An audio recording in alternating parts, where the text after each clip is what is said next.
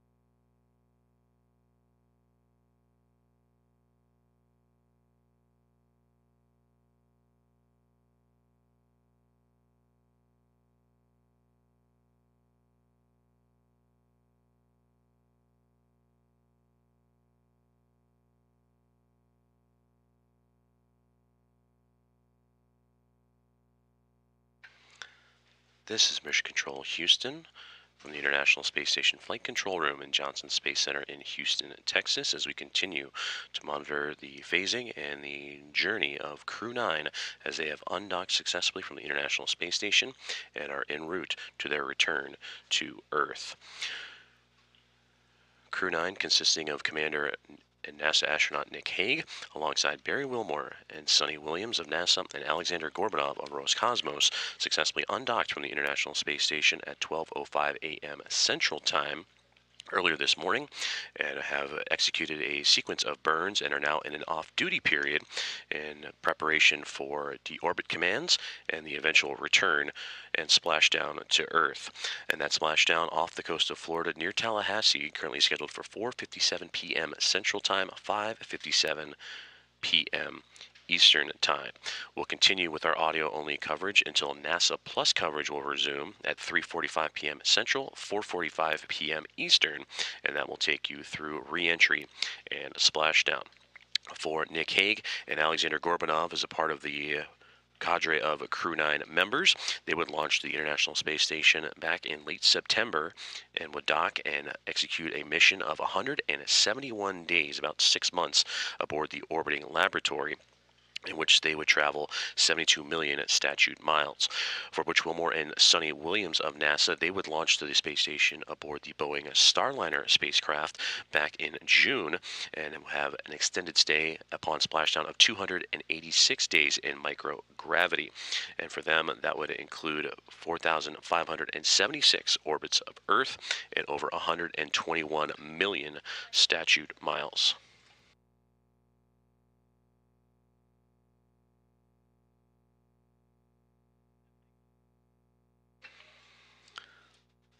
For Hague, Williams, Wilmore, and Gorbanov, they would depart the Expedition 72 crew as back on station and part of Soyuz MS-26 team, and NASA astronaut Don Pettit, the commander of Expedition 72, Alexei Ovchinin, and Roscosmos cosmonaut Ivan Wagner. And then Crew 10, who recently just arrived to station a little more than 3 days ago, they would execute a brief handover period with Crew 9, and transitioning both the science and roles and operations to the Crew 10 team, as Anne McLean, the commander, Nicole Ayers, NASA astronaut, and Takuya Onishi of JAXA, and Kirill Peskov of Roscosmos would take over those roles, and thus paving the way for Hague, Wilmore, Williams, and Gorbanov to return to Earth. We'll continue with our mission audio coverage until the NASA Plus coverage will pick back up, as well as on the agency's website and all social media channels. That again will begin at 3:45 p.m. Central Time, 4:45 p.m. Eastern Time, and that'll cover re-entry and splashdown. For now, this is Mission Control Houston.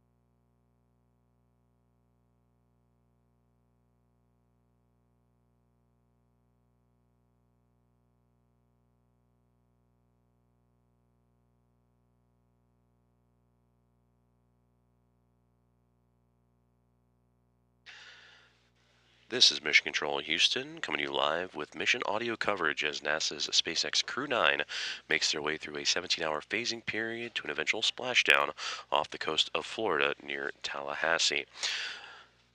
The Crew 9 team, consisting of Commander Nick Hague of NASA, Butch Wilmore and Sonny Williams, also of NASA, and Roscosmos cosmonaut Alexander Gorbanov, have completed their long-duration mission aboard the International Space Station and would have hatch closures and goodbye ceremonies yesterday evening, and then that would lead up to an undocking at 12:05 a.m. Central Time earlier this morning.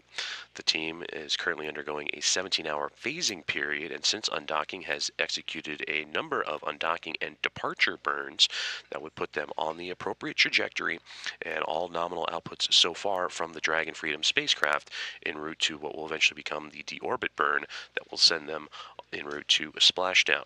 That splashdown, as mentioned, off the coast of Florida near Tallahassee at 4:57 p.m. Central Time, the anticipated time we will see, as well as 5:57 p.m. Eastern Time. The crew aboard the International Space Station, including Crew 9, the Expedition 72 crew overall, with Hague, Wilmore, Williams, and Gorbanov now departing. Remaining on station are NASA astronaut Don Pettit, the commander of Expedition 72, Alexei Ovchinin of Roscosmos, and his Roscosmos cosmonaut colleague, Ivan Wagner. Crew 10 recently arrived to the International Space Station just this past weekend, docking on March 15th, and have been on station for just a little more than 3 days. But with their arrival, with Anne McLean as commander, Nicole Ayers as pilot, Takuya Onishi and Kirill Peskov joining them as mission specialists, they would embrace a brief handover period with the Crew 9 team, and they would hand over both science experiments and overall procedures aboard the International Space Station, and that would also pave the way for Crew 9 to allow for departure and the eventual splashdown. For Sonny Williams and Butch Wilmore, they would launch to the International Space Station back in early June, and it will, upon splashdown, wrap up a 9.5-month stay in microgravity and a mission duration of 286 days and over 4,500 orbits of Earth, resulting in over 121 million statute miles. For both Wilmore and Williams, they are completing their third space flight, and for Wilmore, now a career total of 464 days in space, and he would complete one EVA as a part of Expedition 72. That was US EVA number 92, and overall in his career now 5 EVAs. For Sonny Williams, she is also wrapping up her third flight in microgravity, her 286 days aboard this mission, 608 in her career. She would also participate in EVAs, 2 of them, US EVA 91 and 92, and now has conducted 9 EVAs in her career for a total of 62 hours and 6 minutes. And that is 4th most EVA time ever, and the most by a woman. Nick Hague and Alexander Gorbanov, as a part of a Crew 9, would again launch to the International Space Station back in late September, completing 171 days in microgravity and a 6-month long-term duration aboard station, completing 2,736 orbits of Earth upon splashdown and over 72 million statute miles. For Nick Hague, this is his third space flight and will now have a career total of 374 days in space, and he would conduct 1 EVA as part of Expedition 72. He and Williams were members of the US EVA number 91 back in the middle of January, and he has now conducted 4 EVAs in his career for a total of 25 hours and 56 minutes. For Roscosmos cosmonaut Alexander Gorbanov, he is completing his first ever flight to microgravity into the International Space Station, totaling 171 days. While aboard the orbiting laboratory, this team of Crew 9 would complete over 900 hours and over 150 unique science experiments, and now bringing that all back to a conclusion with the splashdown of the anticipated time of 4:57 p.m. Central, 5:57 p.m. Eastern, off the coast of Florida near Tallahassee. We'll continue with our mission audio only coverage up until 3:45 p.m. Central. That is when we will return to NASA Plus, the agency's website, as well as social media for the live coverage of re-entry and splashdown. Again, that is 3:45 p.m. Central Time, 4:45 p.m. Eastern Time. And we'll continue with updates up until then. For now, this is Mission Control Houston.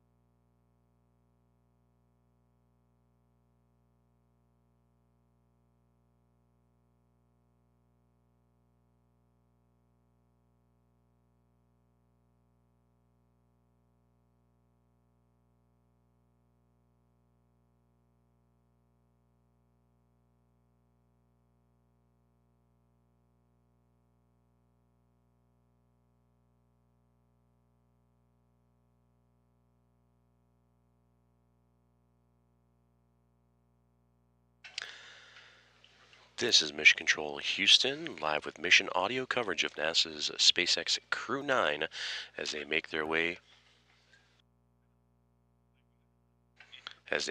through a 17-hour phasing period to splashdown off the coast of Florida.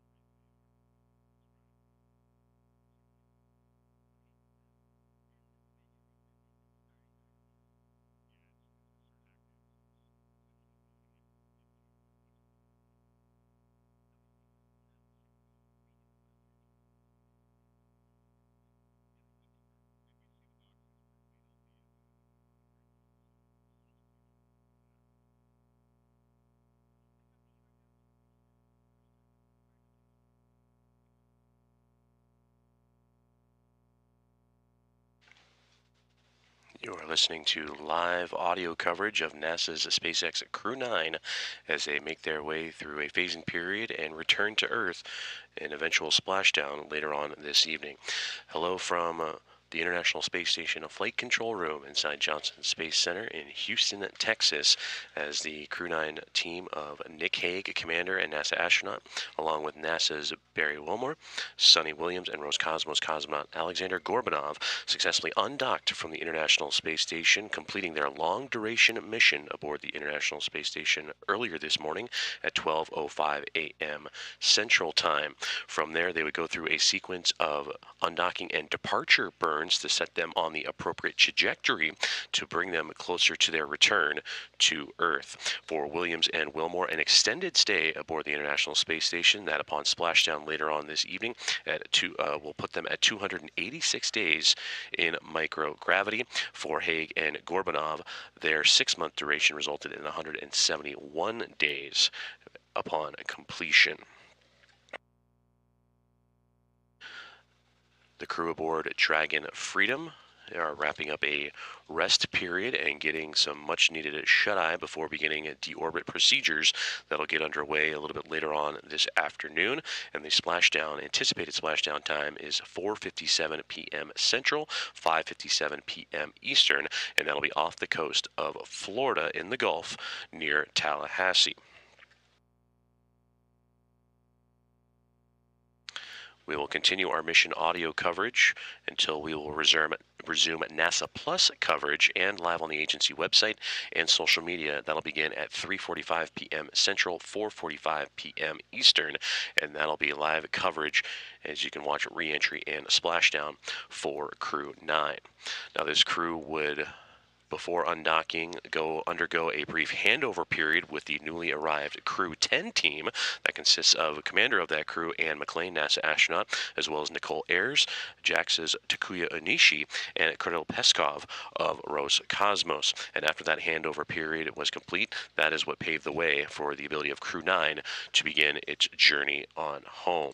Now, aboard the International Space Station, Crew 9 was able to participate in over 900 hours and 150 unique science experiments aboard the orbiting laboratory, including stem cell technology that'll potentially address blood diseases, autoimmune disorders, and cancers. They also tested lighting systems to help astronauts maintain a circadian rhythm while aboard Space Station, which could also reveal ways to improve conditions for shift workers here on Earth in those extreme or remote environments. They would also work on plant growth and quality for support of future missions to the Moon and Mars. They would assist and load up JAXA's first wooden satellite and also collect swabs outside of the International Space Station during a spacewalk, US EVA 92, in which Bill Wilmore and Sonny Williams would exit out of the orbiting laboratory and collect samples from around the space station's exterior to study the survivability of potential microorganisms in space. And again, the Crew 9, this Dragon Freedom capsule that would launch the International Space Station back in late September, carrying Haig and Gorbanov. Their trajectory, everything at nominal so far, as they begin what will be the deorbit burn process a little bit later on this afternoon, en route to the splashdown time of 4:57 p.m. Central. For Butch Wilmore and Sonny Williams, they would launch to the space station aboard the Boeing Starliner spacecraft back in June and complete their 286 days in microgravity upon splashdown. For Wilmore and Williams, completing their third space flights each respectively. For Wilmore, his total career in space, 464 days. He would join Sonny Williams on an EVA, US EVA 92, as just mentioned, collecting those samples outside of the station, and now has 5 EVAs in his career. For Sonny Williams, she would participate in 2 EVAs as a part of Expedition 72, and those 2 EVAs would add to her career total of now 9, and that brings her to an hour outside of the orbiting lab to 62 hours and 6 minutes in her career, 4th most EVA time ever, and the most by a woman. For Nick Hague and Alexander Gorbanov, they launched to the International Space Station back in late September, and upon splashdown will complete 171 days aboard the orbiting laboratory and in microgravity. For Hague, completing his 3rd flight and 2nd mission to the International Space Station, and a career total now of 374 days, and would also participate in 1 EVA, that was EVA 91, joining Sonny Williams back in mid-January. And for Alexander Gorbanov, this was his first flight to microgravity and the International Space Station. The Roscosmos cosmonaut will complete his mission of 171 days. And again, we'll pick back up NASA Plus live coverage, as well as everything here on the social media channels and nasa.gov, the agency website. That'll all pick back up at 3:45 p.m. Central, 4:45 p.m. Eastern, and that'll have everything from re-entry to splashdown. And again, that splashdown anticipated at 4:57 p.m. Central Time, 5:57 p.m. Eastern, in the Gulf off the coast of Florida near Tallahassee. We'll continue with our audio-only coverage and all updates involving Crew 9's return to Earth throughout these same channels. Until then, this is Mission Control Houston.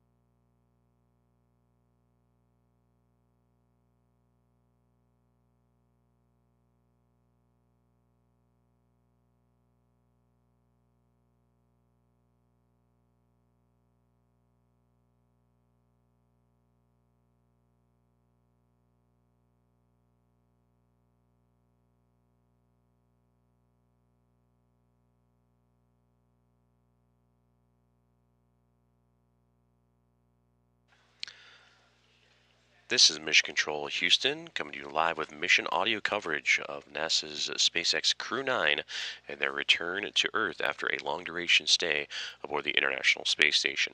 Hello from the International Space Station Flight Control Room inside Johnson Space Center in Houston, Texas, as the live audio coverage continues on after a successful undocking for the quartet of the Crew 9 team. That is Commander Nick Hague of NASA, along with Butch Wilmore and Sonny Williams, also of NASA, and Roscosmos cosmonaut Alexander Gorbanov.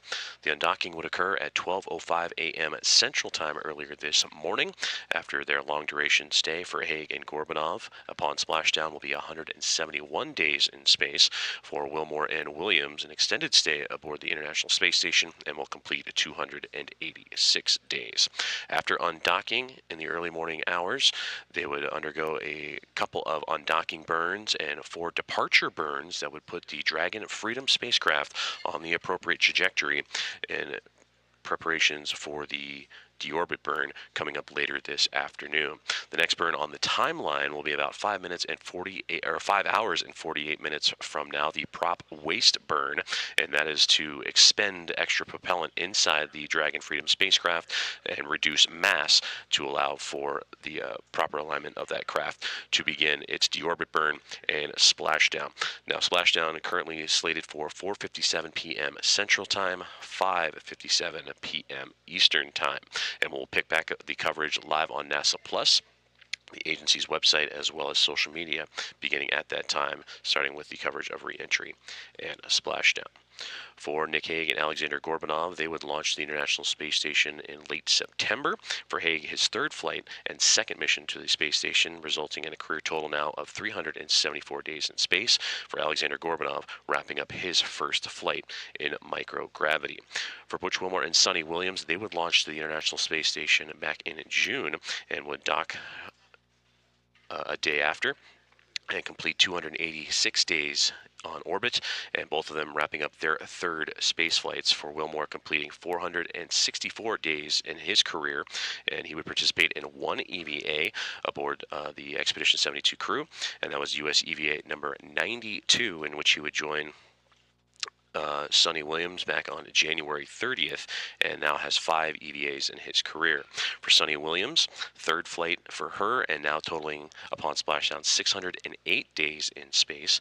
She would participate in 2 EVAs, US EVA 91 and 92, in quick succession on January 16th and January 30th, joining Nick Hague for the first and Wilmore for the second, and that would put her at 9 for her career, and a total of 62 hours and 6 minutes, the 4th most EVA time ever, and the most total by a woman. We'll continue with our audio coverage of all things in the return of NASA's SpaceX Crew 9, and we'll pick back up with the NASA Plus coverage and live coverage on the agency website and social media, again beginning at 3:45 p.m. Central Time, 4:45 p.m. Eastern. For now, this is Mission Control Houston.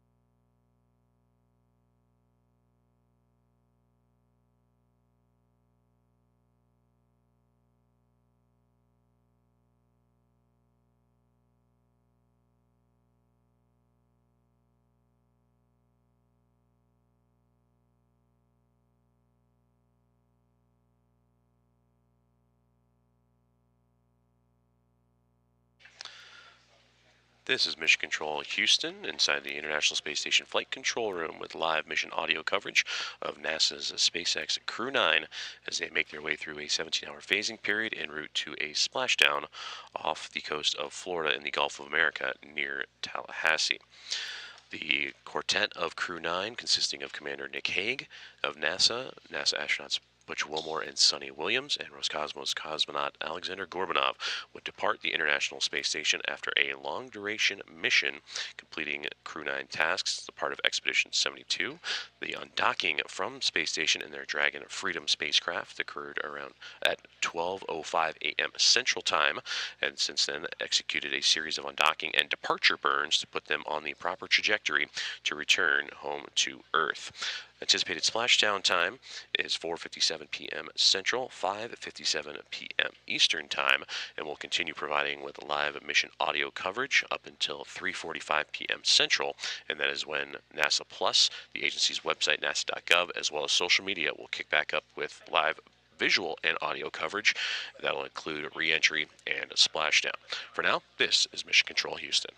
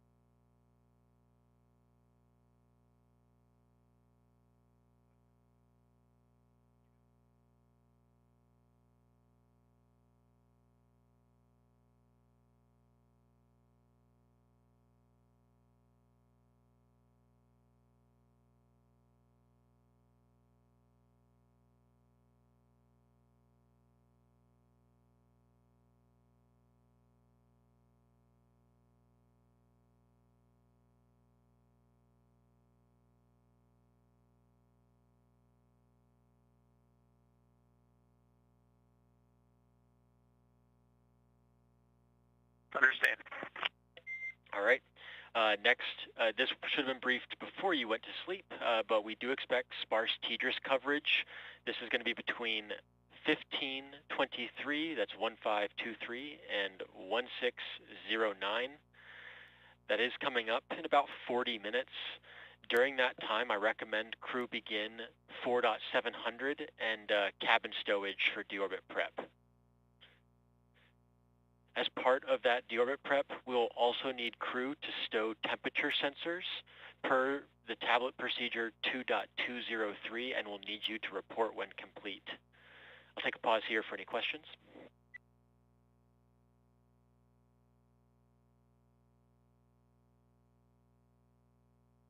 Questions? Makes sense. We're going to have sparse teachers coverage 1723 to 1609. During that time, we'll kick off 4.700, including the temperature sensors stowage, and we'll let you know when those sensors are stowed. All right, sounds good. Next, we are going to try and do the Deorbit Day PMC. We'd like to do it around 15:30. We have about 10 minutes of comm coverage available for that. So if crew desire, we can move that earlier if you want to do it earlier, or if you think more than 10 minutes is going to be required.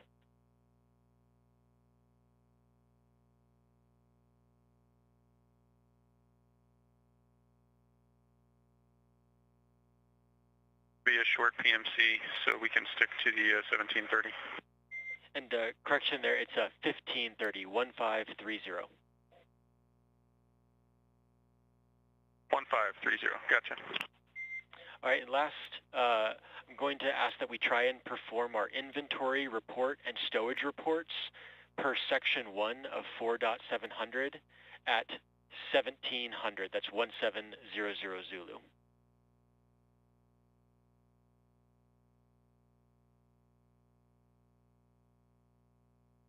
You want our inventory at 1700. Yep, and then last item we're going to try fluid loading start per your timeline at 1705. And that concludes the morning briefing. Do you have any questions?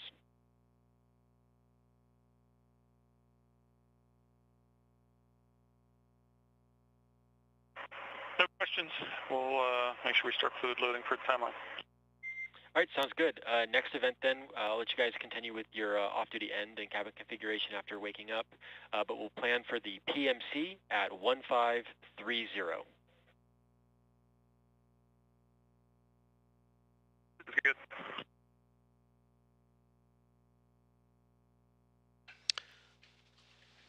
This is Mission Control Houston inside the International Space Station Flight Control Room, where you just heard communications from SpaceX in Hawthorne, California, relaying up to NASA's SpaceX Crew 9 team and Commander Nick Hague as they have woken up from their off-duty period and will now prepare for the Dragon Freedom spacecraft for deorbit preparations and performing inventory reports in anticipation of their continued phasing, deorbit burn, and anticipated splashdown in the Gulf of America off the coast of Florida near Tallahassee. That splashdown looking to occur at 4:57 p.m. Central Time, 5:57 p.m. Eastern Time. The crew woke up just a few moments ago, and that crew, the quartet of Crew 9, including Nick Hague, who you heard on that communications, along with Butch Wilmore and Sonny Williams of NASA, and Alexander Gorbanov of Roscosmos. They would wake up and radio down to Dragon Communications in Hawthorne, and also had a nice welcome music to bring them on back of a coming home variety. So again, the team is awake inside the Dragon Freedom spacecraft and preparing deorbit prep, along with inventory reports, fluid loading, and the like, in preparation for deorbit activities that will occur later on this afternoon. And the approximate splashdown time of 4:57 p.m. Central, 5:57 p.m. Eastern, off the Gulf Coast of Florida near Tallahassee. We are in mission audio coverage, and we'll begin live on NASA Plus once again, as well as the agency's website and social media, beginning at 3:45 p.m. Central Time, 4:45 p.m. Eastern, and that'll provide coverage of reentry and splashdown of the crew of Crew 9. Until then, this is Mission Control Houston.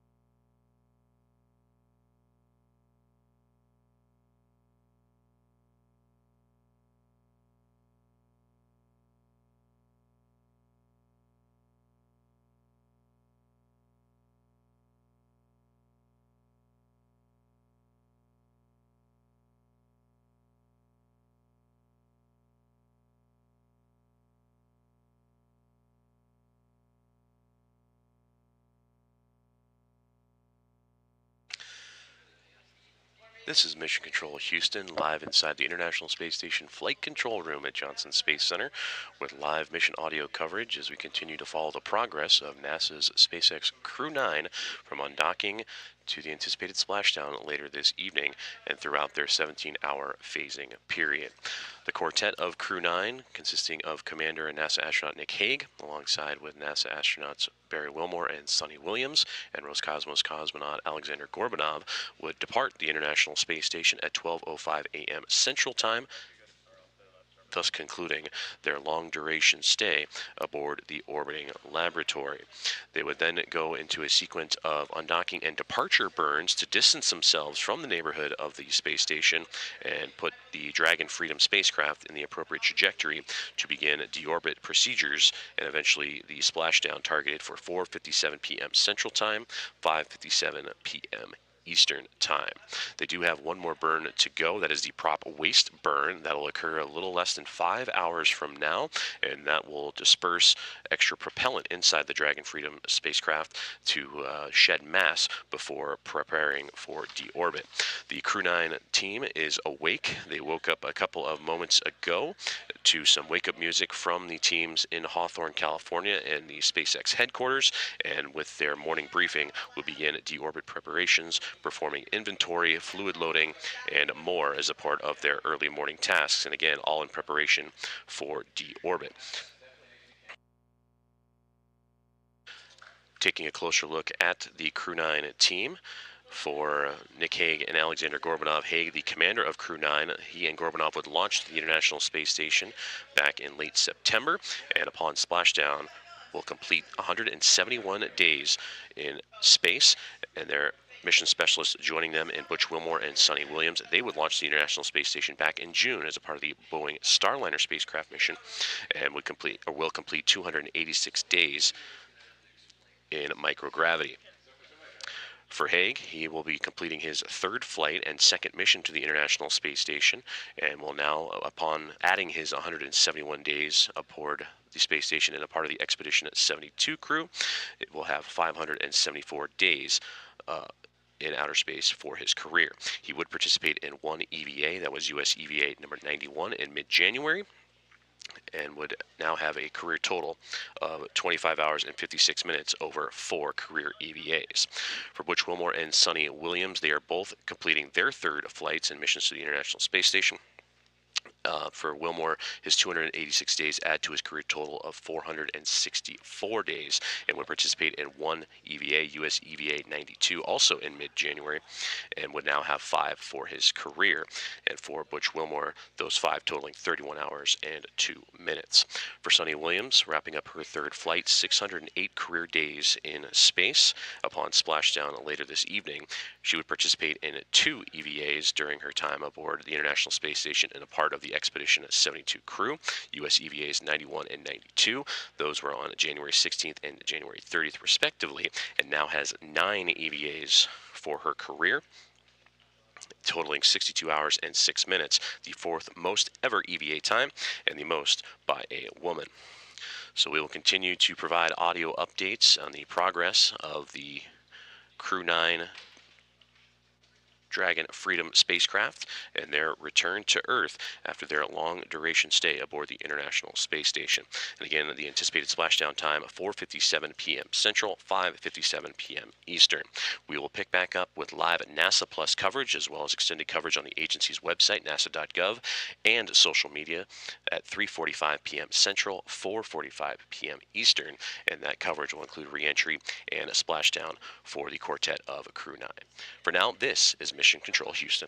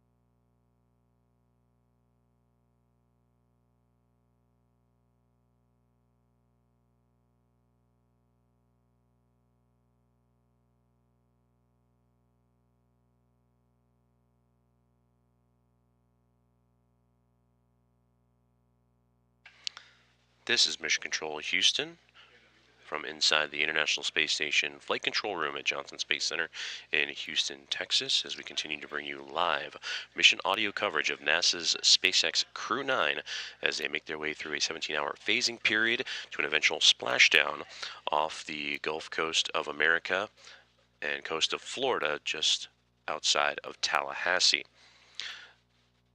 The quartet of Crew 9, consisting of Commander Nick Hague, NASA astronauts Butch Wilmore and Sonny Williams, and Roscosmos cosmonaut Alexander Gorbanov, would depart the International Space Station, completing their long-duration stay aboard the orbiting laboratory in the early morning hours at 12:05 a.m. Central Time, and would execute a series of burns to undock and depart to put the Dragon Freedom spacecraft on the proper trajectory to begin their deorbit and departure away from the International Space Station, and in the right trajectory to bring them home. The anticipated splashdown time of Crew 9, 4:57 p.m. Central Time, 5:57 p.m. Eastern Time. For the Crew 9 team is a part of the Expedition 72 team aboard the International Space Station for Nick Hague, alongside with Butch Wilmore and Sonny Williams, all three NASA astronauts, and all three of them will be completing their third flights. For Hague, 171 days in space for him after launching to the International Space Station back in late September, and for his career, 374 days in space. For Sonny Williams, her third flight will culminate now into a career number of 608 days, and she would perform 2 EVAs while aboard the station and a part of Expedition 72, and now has 9 EVAs for her career, with her time... Dragon, SpaceX, ComCheck.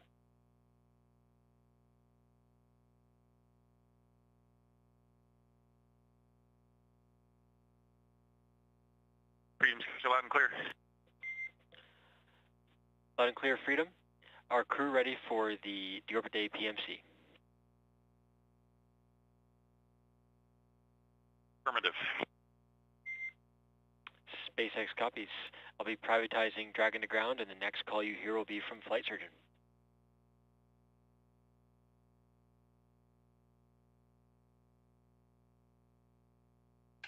And those conversations you just heard from the core team in Hawthorne, California, the SpaceX headquarters, tracking the progress of NASA's SpaceX Crew 9 team. And on the other side, you heard the commander, Nick Hague, relaying down to the team here on Earth as they continue deorbit preparations. Crew 9 awoke not too long ago, only about an hour and a half ago, and that's when they would begin the morning prep session for deorbit, and they would perform inventory checks, fluid loading checks, and now checking in with the team further at the core in SpaceX in Hawthorne, California.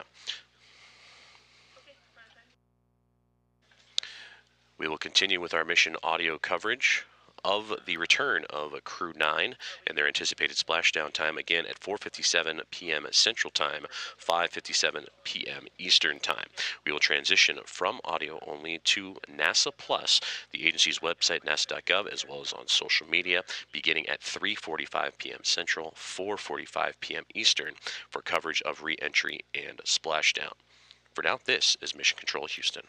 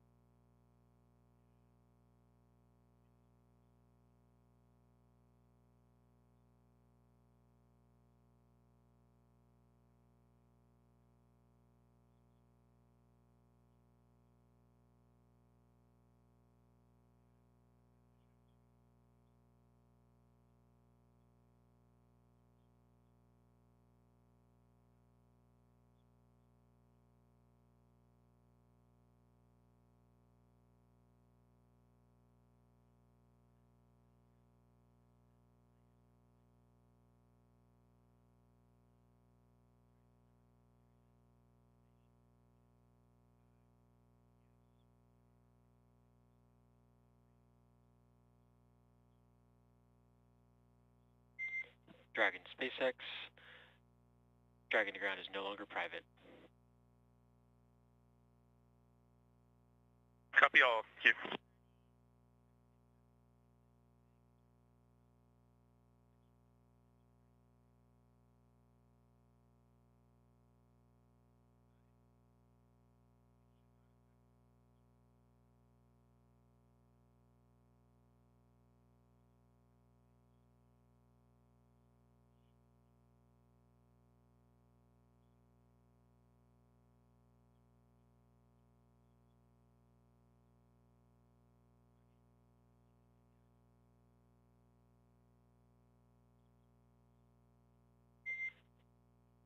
Freedom SpaceX, just a reminder, we are 5 minutes away from a 30-minute expected LOS.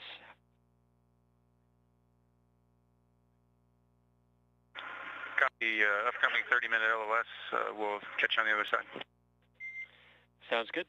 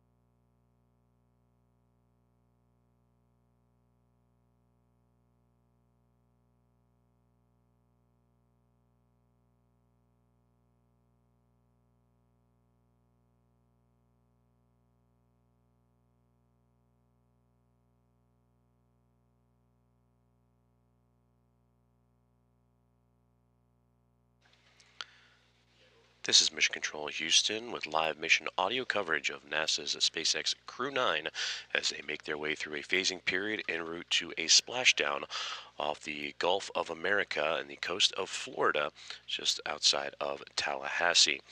For the Crew 9 team, you just heard moments ago the radio down from the communications team at the core at SpaceX in Hawthorne, California, and anticipated LOS or loss of signal for about 30 minutes, and we anticipate hearing back from the crew at roughly 11:10 Central Time, 11:10 a.m. Central Time.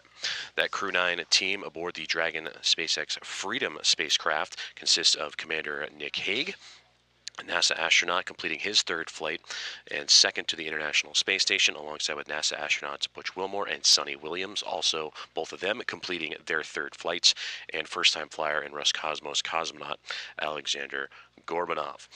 The quartet of astronaut and cosmonauts would undock from the International Space Station, completing a long-duration stay above the orbiting laboratory at 12:05 a.m. Central Time, and are currently undergoing a 17-hour phasing period that'll lead up to the eventual splashdown, with the approximate time of 4:57 p.m. Central, 5:57 p.m. Eastern Time. After undocking and backing away from the International Space Station, after a sequence, they would execute a sequence of undocking burns and departure burns. And the next major milestone for the Dragon Freedom spacecraft is the prop waste burn that'll occur about 4 hours and 20 plus minutes from now, and that is to allow for the spacecraft to shed itself of any excess propellant and mass to prepare itself for the deorbit burn, which will follow shortly thereafter. And after the deorbit burn, the Dragon will close its nose cone and prepare itself for the deorbit procedures and eventual splashdown off the coast of Florida, just outside of Tallahassee. We will continue to provide audio updates throughout this journey for Crew 9 as they make their way back home to Earth, and we will begin NASA Plus coverage, or pick back up NASA Plus coverage later on this afternoon, and the agency's website as well as social media, beginning at 3:45 p.m. Central, 4:45 p.m. Eastern, and that coverage to begin re-entry and splashdown. For now, this is Mission Control.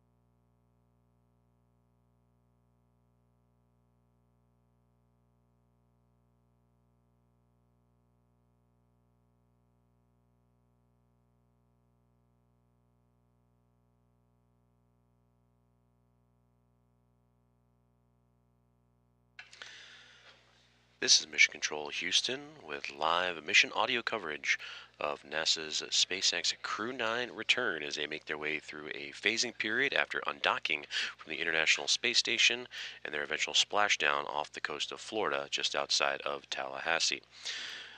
Good morning from the International Space Station flight control room inside of Johnson Space Center in Houston, Texas, where teams here on the ground and in Hawthorne, California continue to monitor the space station as well as the journey of the Crew 9 team and the Dragon Freedom spacecraft. Right now, with about 10 minutes left in an anticipated loss of signal between the core team in Hawthorne, California, the headquarters for SpaceX, the Crew Operations and Resources Engineer, or CORE, the communications team, relaying that up to the Crew 9 crew about 20 minutes ago, and anticipated return of communication around 10 minutes from now. The Crew 9 team aboard the Dragon SpaceX Freedom spacecraft are NASA astronaut and commander of Crew 9, Nick Hague, along with NASA astronauts Butch Wilmore and Sonny Williams, and Roscosmos cosmonaut Alexander Gorbanov. The quartet of astronauts and cosmonaut would undock from the International Space Station earlier this morning at 12:05 a.m. Central Time, pushing back from the zenith port or space-facing port of the Harmony module on the International Space Station, backing away through a sequence of undocking burns and then executing also a sequence of departure burns to put the spacecraft in the proper trajectory to begin the deorbit process. This Crew 9 team would back away from the International Space Station after a handover period with Crew 10, who recently arrived to the International Space Station this past weekend and would dock on March 15th. They are just 3+ days into their duration aboard the orbiting laboratory, and that crew, led by Ann McClain, the commander, along with Nicole Ayers, NASA astronaut, Takuya Onishi of JAXA, and Kirill Peskov. They would join then what was a pretty busy group on station, also including the Soyuz MS-26 team with NASA astronaut Don Pettit, the commander of Expedition 72, Alexei Ovchinin of Roscosmos, and Ivan Wagner, also of Roscosmos. Focusing on Crew 9 for Nick Hague, Alexander Gorbanov, Butch Wilmore, and Sonny Williams. For Hague, he would launch along with Gorbanov on the SpaceX Freedom Dragon spacecraft back in late September 28th, and would dock a day later, and upon splashdown this afternoon will complete a mission duration of 171 days, traveling the Earth and orbiting the Earth 2,736 times and accumulating over 72 million statute miles, and that will complete their 6-month duration. For Sonny Williams and Butch Wilmore, they launched back in June and will complete a 9.5-month stay. They would launch back on June 5th on the Boeing Starliner spacecraft, and upon splashdown this afternoon will complete 286 days in outer space and 4,576 orbits of Earth and over 121 million statute miles.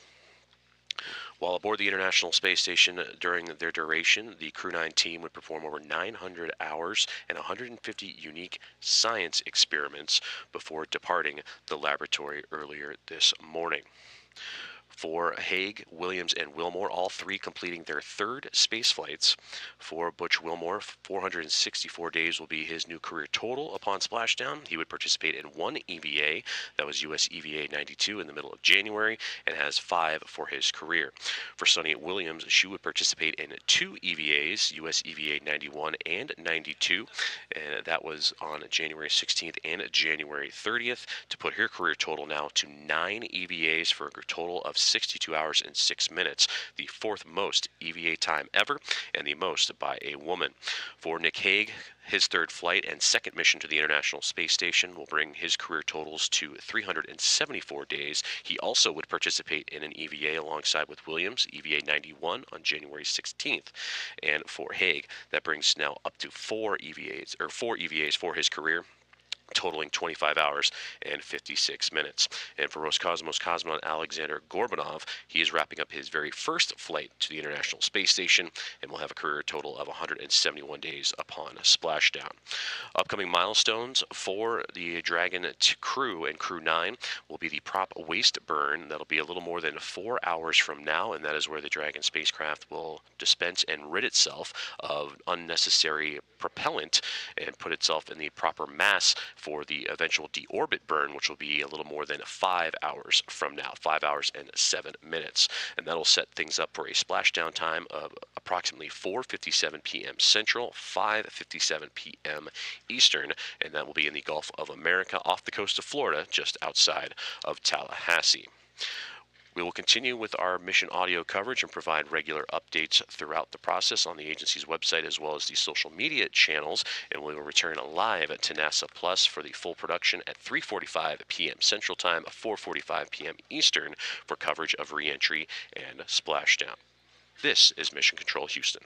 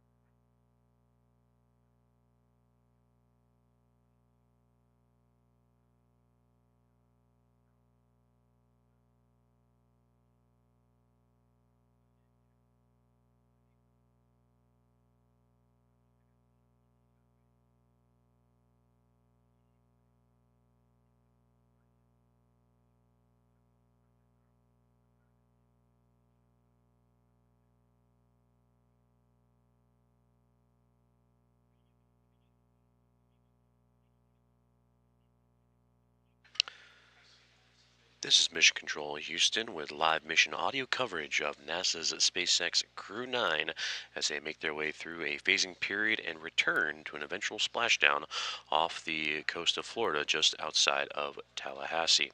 Hello from the International Space Station Mission Control Center inside Johnson Space Center in Houston, Texas, as we continue to monitor the quartet of the Crew 9 crew and their Dragon Freedom spacecraft, led by Commander and NASA astronaut Nick Hague, NASA astronauts Butch Wilmore and Sonny Williams, and Roscosmos cosmonaut Alexander Gorbanov. These four would board their Dragon Freedom spacecraft earlier this morning and receive undocking procedures and back away from the orbiting laboratory at 12:05 a.m. Central Time from the Harmony module and the Zenith port or space-facing port of the International Space Station. The Dragon Freedom spacecraft would execute undocking burns and departure burns to put the craft on the precise trajectory to begin the deorbiting process. They have executed those departure burns and are now awaiting the prop waste burn, which will be about 3 hours and 53 minutes from now, in which the spacecraft will rid itself of excess propellant and reduce mass in preparation for the deorbit burn, which will shortly follow. The splashdown for Crew 9 and the anticipated splashdown zone at 4:57 p.m. Central Time off the Gulf Coast of America in Florida, just outside of Tallahassee. 4:57 p.m. Central, 5:57 p.m. Eastern.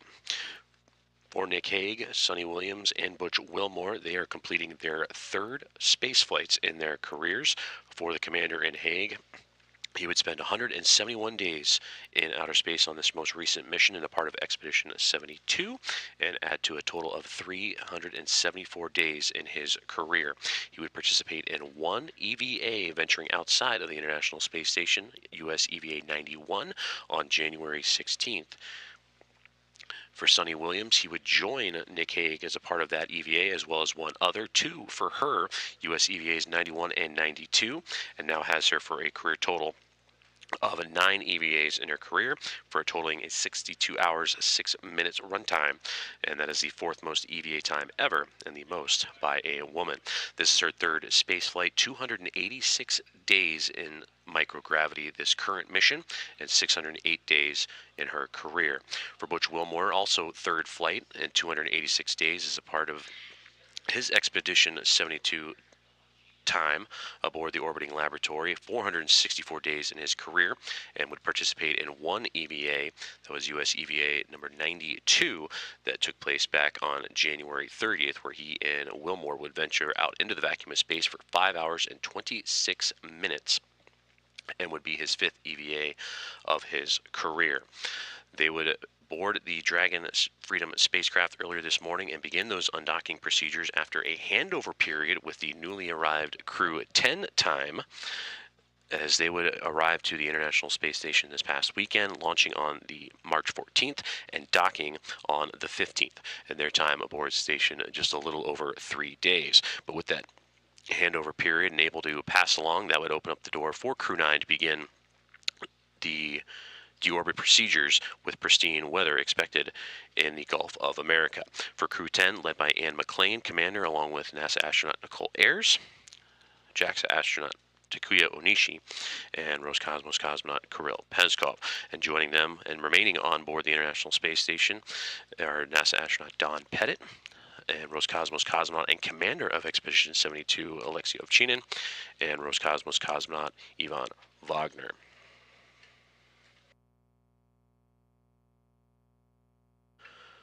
While aboard the International Space Station, Crew 9 would perform over 900 hours and 150 unique experiments before beginning their journey homeward earlier this morning. Again, undocking at 12:05 a.m. Central Time from the Harmony module Zenith port of the International Space Station, and the anticipated splashdown in the Gulf of America off the coast of Florida, just outside of Tallahassee, at 4:57 p.m. Central, 5:57 p.m. Eastern Time. And we will continue with audio updates throughout this phasing period for Crew 9, and we'll pick back up with our live NASA Plus coverage, as well as coverage on nasa.gov, the agency's website, and on social media beginning at 3:45 p.m. Central, 4:45 p.m. Eastern for coverage of re-entry and splashdown. This is Mission Control Houston.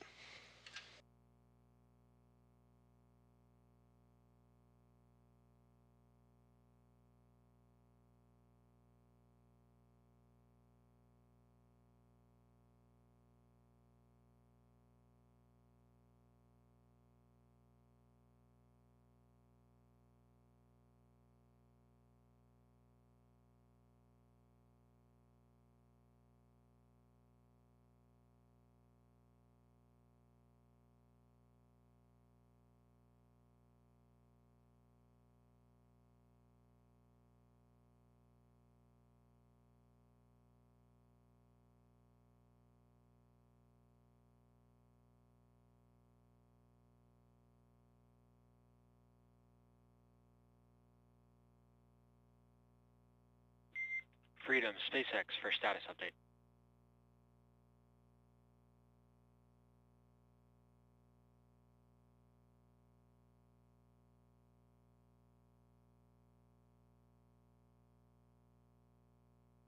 Freedom's with you. Hey Nick, actually I actually had a packing question. Wondering if you had an update on if you were able to stow all the sleeping bags back into C5-4, or if you think you were going to need or did use one of the 4.0 bags. We were able to get all that stuff back into the single storage locker, so we're in a good config. Excellent, good news there. Then I'll just remind that we're going to try and do the inventory report at 1700 Zulu. That's in about 40 minutes from now. And then we do have a ground station right now. We do have cameras external, but if we are welcome back on board, we'll come back on board at any time with cameras. Yeah, I'll let you know. Right now we've got all the lights off and we're looking at stars. I'll let you know when we're finished and invite you back on. Copy, sounds good. Enjoy that. Great communications there from the core in SpaceX in Hawthorne, California, the crew operations and resources engineer communicating with Crew 9, NASA's SpaceX Crew 9 aboard Dragon Freedom as they continue deorbit preparations of the spacecraft and packing up all loose items and stowing properly before re-entering Earth's atmosphere and eventual splashdown at 4:57 p.m. Central Time. And you heard from a commander of Crew 9, Nick Hague, relaying down to the ground of what the crew is currently up to, and that is they are awake. They awoke a couple of hours ago, packed up, and now enjoying the view just outside of the windows of the Dragon Freedom SpaceX spacecraft before, again, beginning the deorbit process. We will continue with our audio coverage of the phasing of NASA's SpaceX Crew 9 as they continue on their journey away from the International Space Station, which they were attached to for multiple months. For Sonny Williams and Butch Wilmore, a 9.5-month stay. For Nick Hague and Alexander Gorbanov, a 6-month long duration mission on the orbiting laboratory. And we'll continue, as mentioned, the audio coverage, but we'll return live to NASA Plus, the agency's website, as well as on the social media channels beginning at 3:45 p.m. Central Time, 4:45 p.m. Eastern. And that will take you right up through re-entry and splashdown, with the splashdown occurring off the coast of Florida in the Gulf, just outside of Tallahassee at 4:57 p.m. Central, 5:57 p.m. Eastern. This is Mission Control Houston.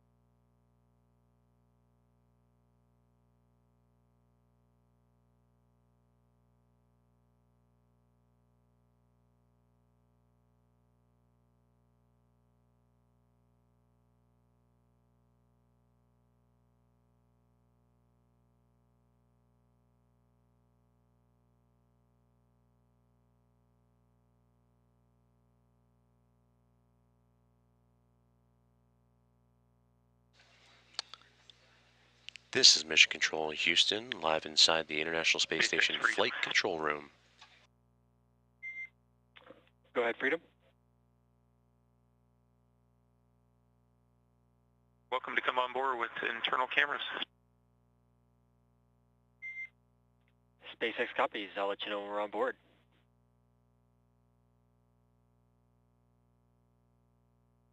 Additionally, per the timeline, I will give you the formal go for deorbit preparation per procedure 4.700.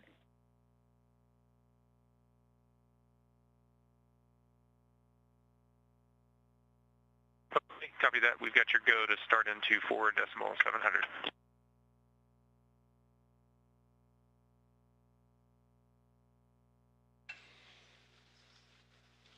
You are listening to live audio there between the SpaceX core, the Crew Operations and Resources Engineer, and NASA's SpaceX Crew 9 and Commander Nick Hague, relaying information of deorbit preparations as Crew 9 undocked from the International Space Station earlier this morning and began their journey, a 17-hour phasing period en route to a splashdown at 4:57 p.m. Central Time, 5:57 p.m. Eastern Time off the coast of Florida.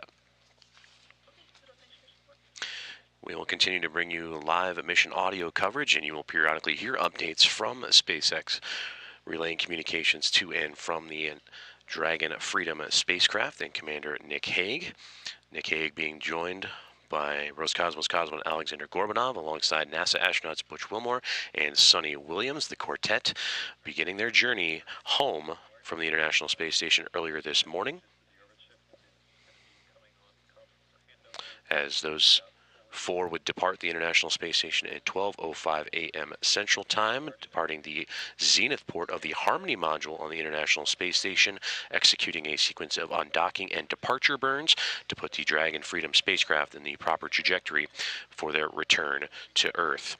For Nick Hague and Alexander Gorbanov, they would launch to the International Space Station on Dragon Freedom back in late September, and upon splashdown later on this evening, will complete 171 days in microgravity. For Butch Wilmore and Sonny Williams, they had an extended stay on the International Space Station and will complete 286 days in microgravity after launching to the orbiting laboratory on the Boeing Starliner back in early June, and would dock a day later to begin their long-duration mission. For Hague, Williams, and Wilmore, all three completing their third spaceflight. SpaceX, I have removed the exterior only camera override, so cameras are back internal, but for your awareness, we do not have a ground station. We'll have a ground station in about 30 minutes, but the exterior camera only override has been removed.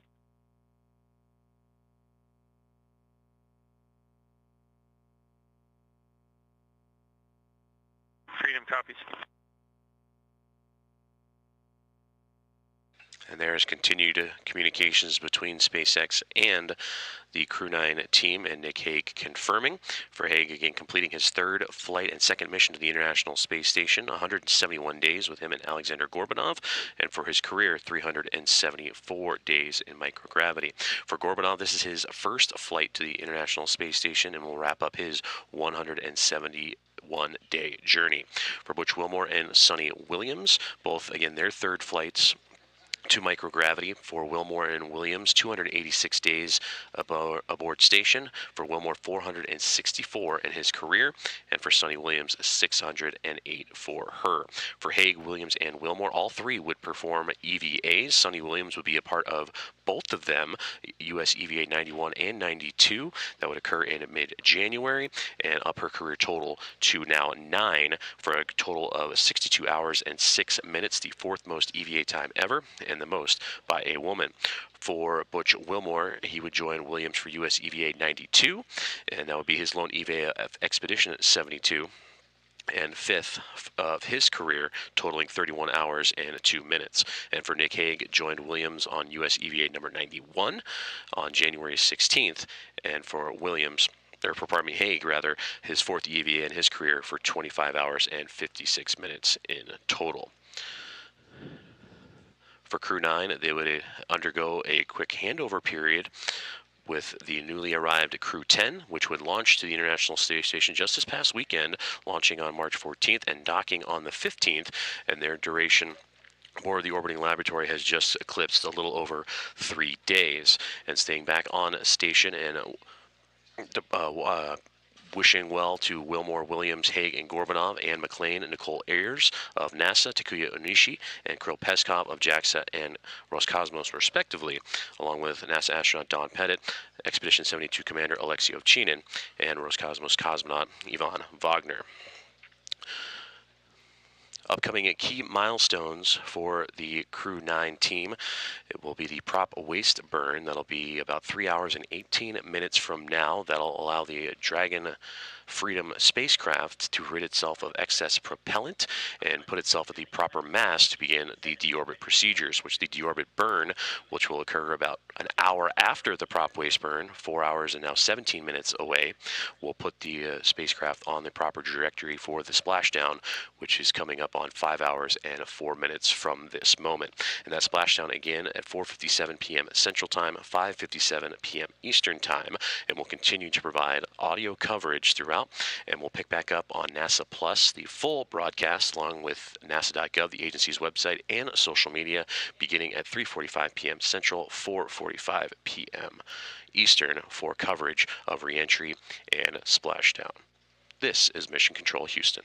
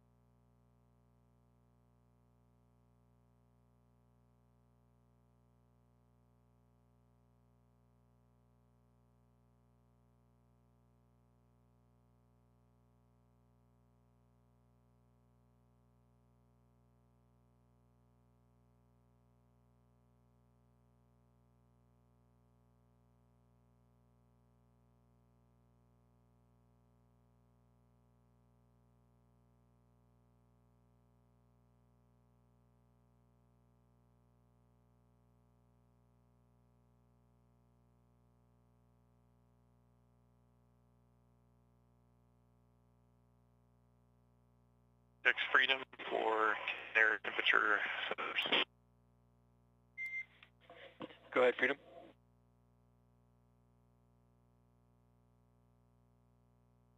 We packed up the 5 temperature sensors. They're back in the CCMK storage location. And the battery levels on the globe sensors were both 96%.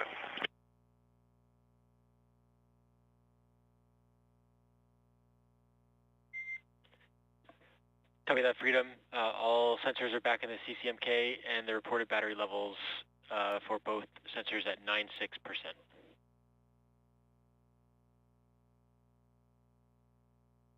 Good readback.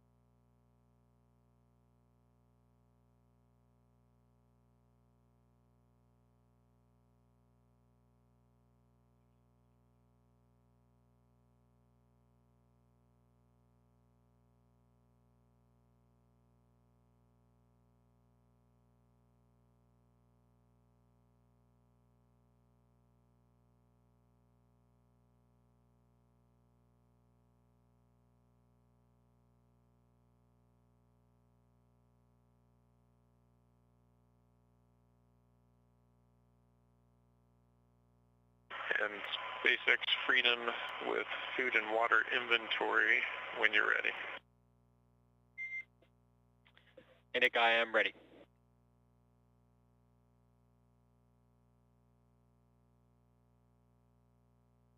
Okay, we're going to start with water, and I'm going to give you the cumulative bottles consumed.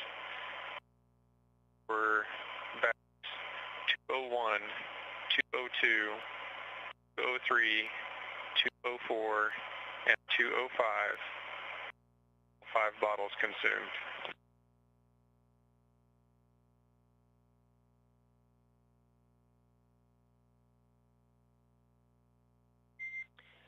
Copy that, all bottles from 201, 2, 3, 4, and 5. It's a good readback. For food,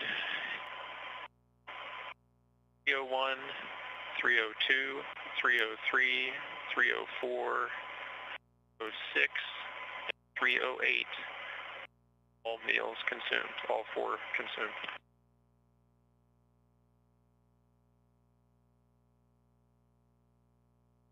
Copy all meals from 301, 2, 4, 6, 8. Did I miss a bag there? 303 as well. Copy 303.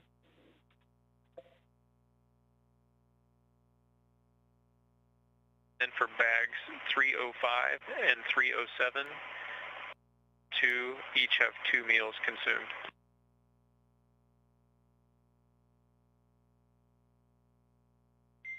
Copy that for 305 and 7, 2 meals consumed. That's it, and that completes the food and water inventory.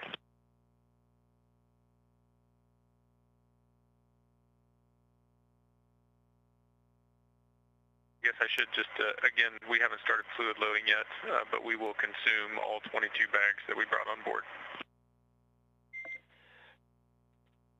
All right, SpaceX copies, that was my follow-up. So that inventory obviously did not include fluid loading, but you are tracking consuming those bottles, and just if you do have any issues and are unable to consume, we'll be ready to report which bottles.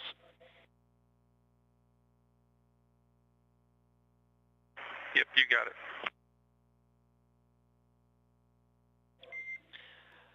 All right, thank you, Freedom. So that is the inventory for Section 1 and 4.700. Just make sure that you guys continue working on cargo stowage per the timeline. When you do get to Section 2, We've determined that we're going to waive the floater camera inspection. So when you report that the cabin is configured, we'll have a couple follow-up questions, but we won't need to do a floater cam inspection. Copy that.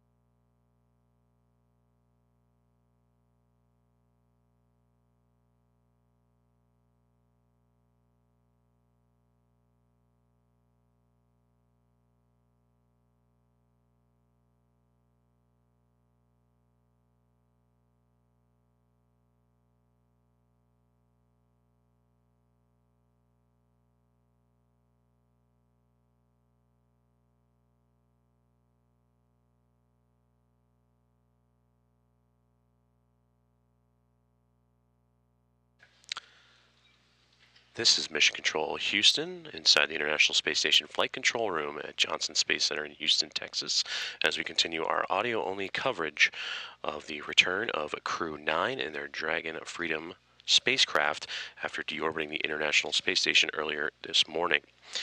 The Crew 9 crew, led by Commander Nick Hague, alongside NASA astronauts Butch Wilmore and Sonny Williams and Roscosmos cosmonaut Alexander Gorbanov, would depart the International Space Station after a multi-month long-duration stay on the orbiting laboratory, undocking at 12:05 a.m. Central Time from the zenith port or space-facing port of the Harmony module. From there, they would execute a series of undocking burns and departure burns to put the Dragon spacecraft on the proper trajectory to begin the deorbiting process. And now the next major milestone for the spacecraft is a prop waste burn that'll occur about 2 hours and 52 minutes from now, in which the spacecraft will disperse and rid itself of unnecessary propellant to again align itself with the proper mass to begin its deorbit run. And that deorbit burn is about 3 hours and 52 minutes from now, and leading to the eventual splashdown of the Crew 9 team at 4:57 p.m. Central Time, 5:57 p.m. Eastern Time. For NASA astronauts Nick Hague, Butch Wilmore, and Sonny Williams, the three will be completing their third space flights, respectively. As for Nick Hague, his third flight and second mission to the International Space Station of 171 days during his Crew 9 stay and 374 over his career.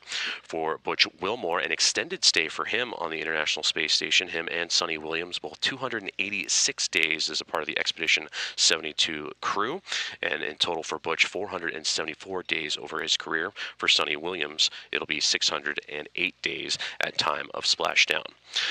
All three, both for Hague, Williams, and Wilmore, would participate in EVAs during their time aboard the station and a part of Expedition 72. For Butch Wilmore, he would participate in one EVA, US EVA 92, in mid-January, and now has 5 EVAs in his career that are totaling 31 hours and 2 minutes. For Sonny Williams, she would perform 2 EVAs in her time aboard station, US EVAs 91 and 92 that came on January 16th and January 30th, working with both Wilmore and Hague. And for Williams, those 2 EVAs adding to her career total of now 9 for a total of 62 hours and 6 minutes, the 4th most EVA time ever and the most by a woman. And for Nick Hague, rounding out the EVAs, he would perform 1 US EVA 91 on January 16th, 2025. And for Hague, now a total of 4 EVAs in his career for 25 hours and 56 minutes. Alexander Gorbanov, this is his first flight to the International Space Station, and he will round out his time in microgravity at 178 days upon splashdown. And that splashdown again, 4:57 p.m. Central Time, 5:57 p.m. Eastern, and we will transition from audio-only coverage to the full production on NASA Plus, nasa.gov, the agency's website, as well as social media, beginning at 3:45 p.m. Central, 4:45 p.m. Eastern for coverage and re-entry and splashdown. The crew aboard Dragon now currently in their deorbit preparations, making sure everything is packaged the way it should be in preparation for, again, the prop waste burn about 2 hours and 50 minutes from now. For now, this is Mission Control Houston.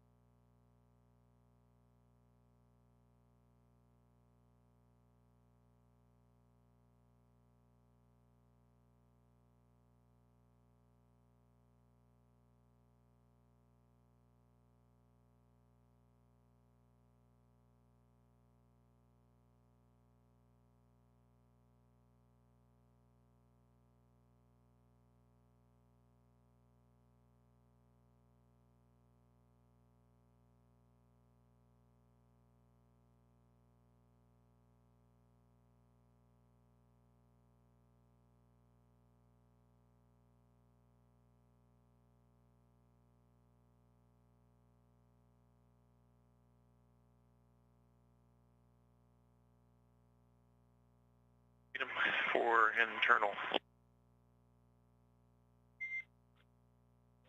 Go ahead, Freedom.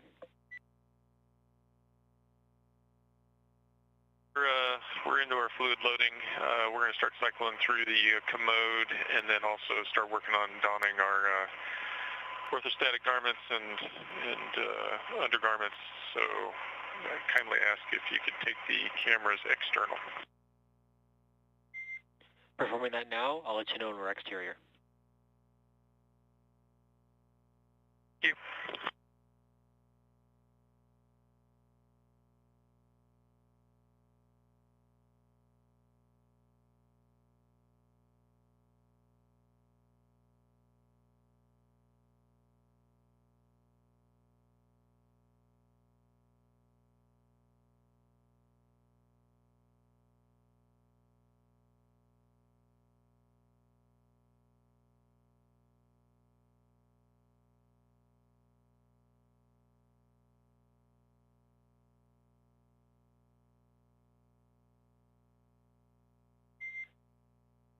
Dragon SpaceX, cameras are external. Freedom copies, thank you.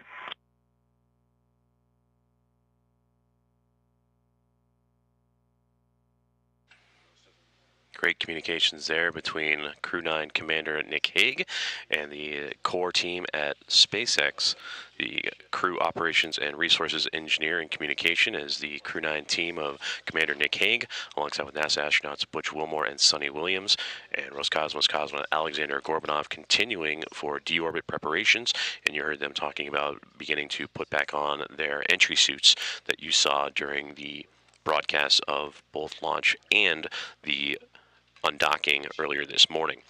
For Crew 9, they are winding down their long-duration stay aboard the International Space Station that saw them undock from the orbiting lab at 2:05 a.m. Central Time. And they would push back with a series of undocking burns and then begin the deorbit process with a handful of departure burns, 4 departure burns in fact, and then a few phase burns later. They would have their Dragon Freedom spacecraft on the proper trajectory moving forward. As we broadcast to you now live, the SpaceX Dragon currently working over Western Europe, and the International Space Station following close behind, crossing over the Atlantic Ocean. The targeted splashdown for Crew 9 this evening, 4:57 p.m. Central Time, 5:57 p.m. Eastern, which will roughly be about 4.5 hours from this moment, and that'll be off the coast of Florida in the Gulf of America. We will continue with our audio coverage up until resumption of our NASA Plus full coverage and the agency's website, nasa.gov, and social media channels beginning at 3:45 p.m. Central, 4:45 p.m. Eastern, and that'll have coverage of re-entry and splashdown. For now, this is Mission Control Houston.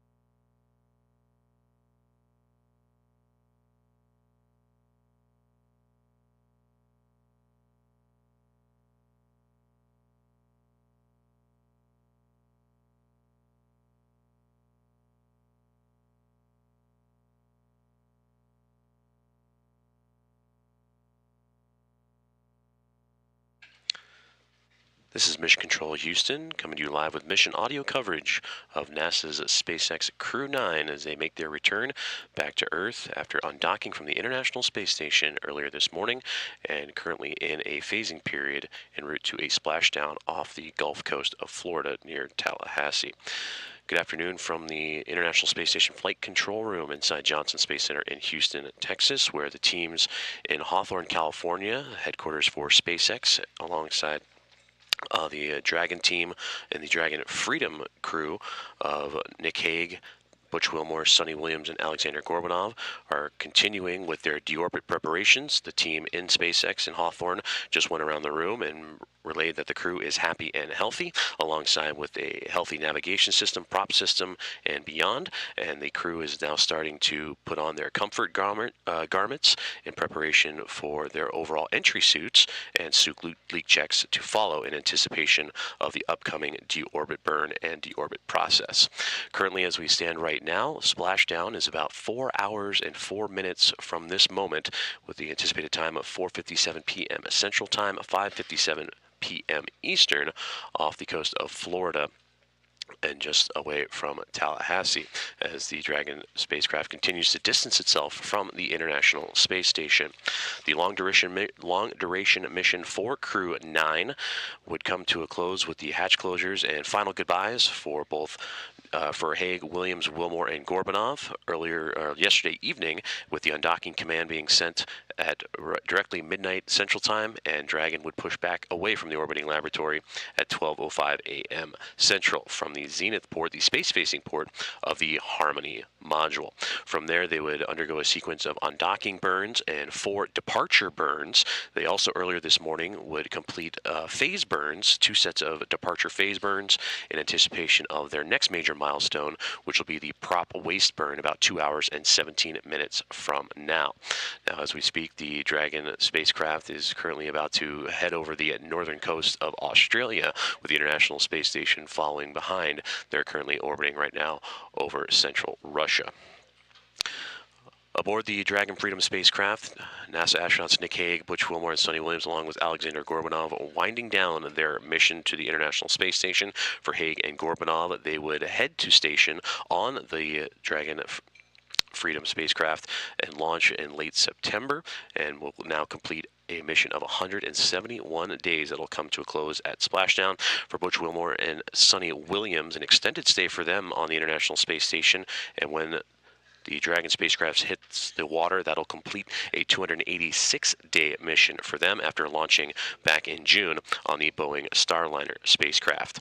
For Hague, Williams, and Wilmore, it'll round out their 3rd flight to microgravity, and for Alexander Gorbanov, his 1st flight overall.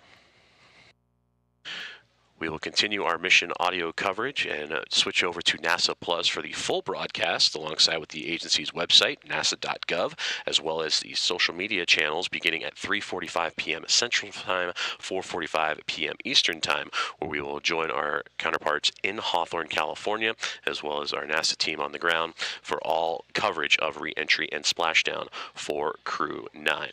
And again, the crew is happy and healthy, as recently reported by the teams at SpaceX, and continue their preparations for deorbit. The deorbit burn about 3 hours and 15 minutes from now, and the anticipated splashdown coming up on 4 hours and 1 minute away. Until then, this is Mission Control Houston.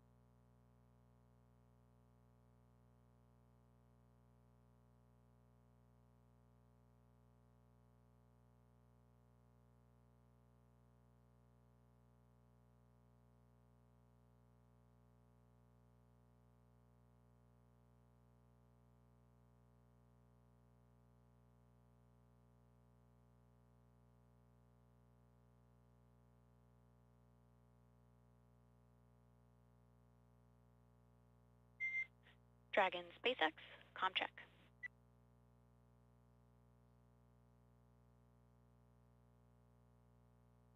Freedom's with you, loud and clear.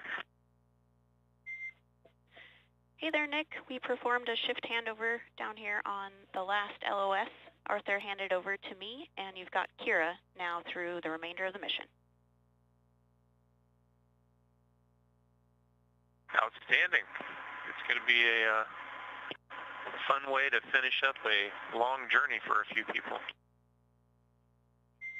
We are all very excited to bring you guys home today.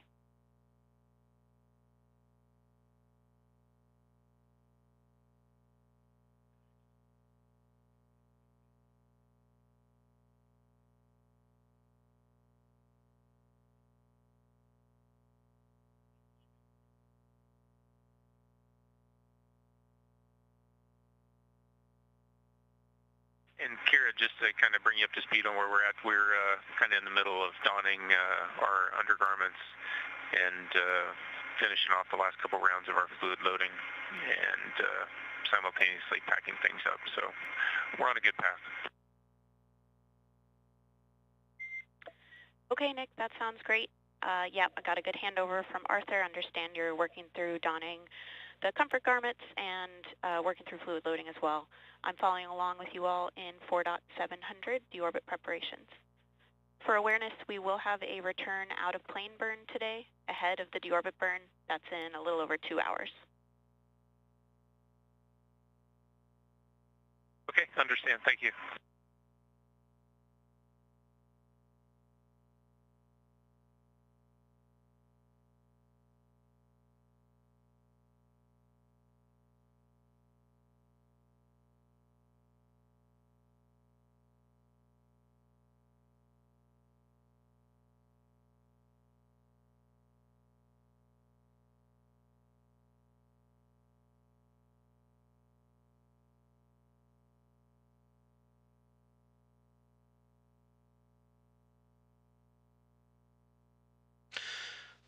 This is Mission Control Houston, where you are hearing live audio conversations between NASA's SpaceX Crew 9 team and Commander Nick Hague with the team on the ground in SpaceX's core, the Crew Operations and Resource Engineer in Hawthorne, California, in headquarters for SpaceX.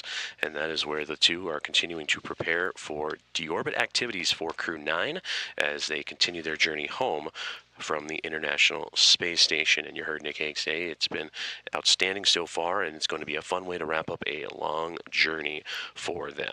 And with that, reflecting back on the Crew 9 journey to the International Space Station for NASA astronaut and Commander Nick Hague and his Roscosmos colleague Alexander Gorbanov, the cosmonaut, they went up to the International Space Station and launched on September 28th, and upon splashdown later this afternoon will complete 171 days in microgravity. For Hague, he is completing his third space flight and second to the International Space Station, and for Alexander Gorbanov, it will be his first, wrapping up his first flight.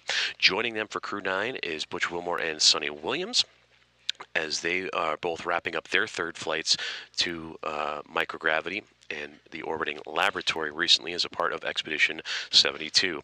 They would launch to the space station back in June 5th of 2024 as a part of the as on the Boeing Starliner spacecraft, and would spend 286 days on the International Space Station as they look to wind down, as you heard Nick mention, a long journey for them. For Crew 9 and the quartet of astronauts and cosmonaut aboard the Dragon Freedom spacecraft, they undocked from the International Space Station earlier this morning at 12:05 a.m. Central Time, 1:05 a.m. Eastern. It would push back from the Harmony module, the Zenith port, space-facing port of that Harmony module on the International Space Station. From there, they would execute a series of undocking burns and departure burns, and also move into departure phase burns as well to help set up Dragon for the right trajectory for deorbit. As of right now, the Dragon spacecraft currently over the southern portions of the Pacific Ocean, being tailed by the International Space Station, about to cross over the northernmost border of Australia. You heard the crew's right now getting prepared for another burn that's coming up in about 2 hours, 2 hours and 1 minute to be exact, the prop waste burn, and that'll continue to help Dragon set itself up for the right trajectory for the deorbit burn. Now that prop waste burn is when the Dragon spacecraft will dispense any extra propellant, unnecessary propellant, so it has the right mass in preparation for the deorbit burn, which will happen about an hour after that. Splashdown is currently targeted for 4:57 p.m. Central Time, 5:57 p.m. Eastern Time, about 3 hours and 46 minutes from now, as the Crew 9 team aboard their Dragon spacecraft will splash down off the coast of Florida in the Gulf, just outside of Tallahassee.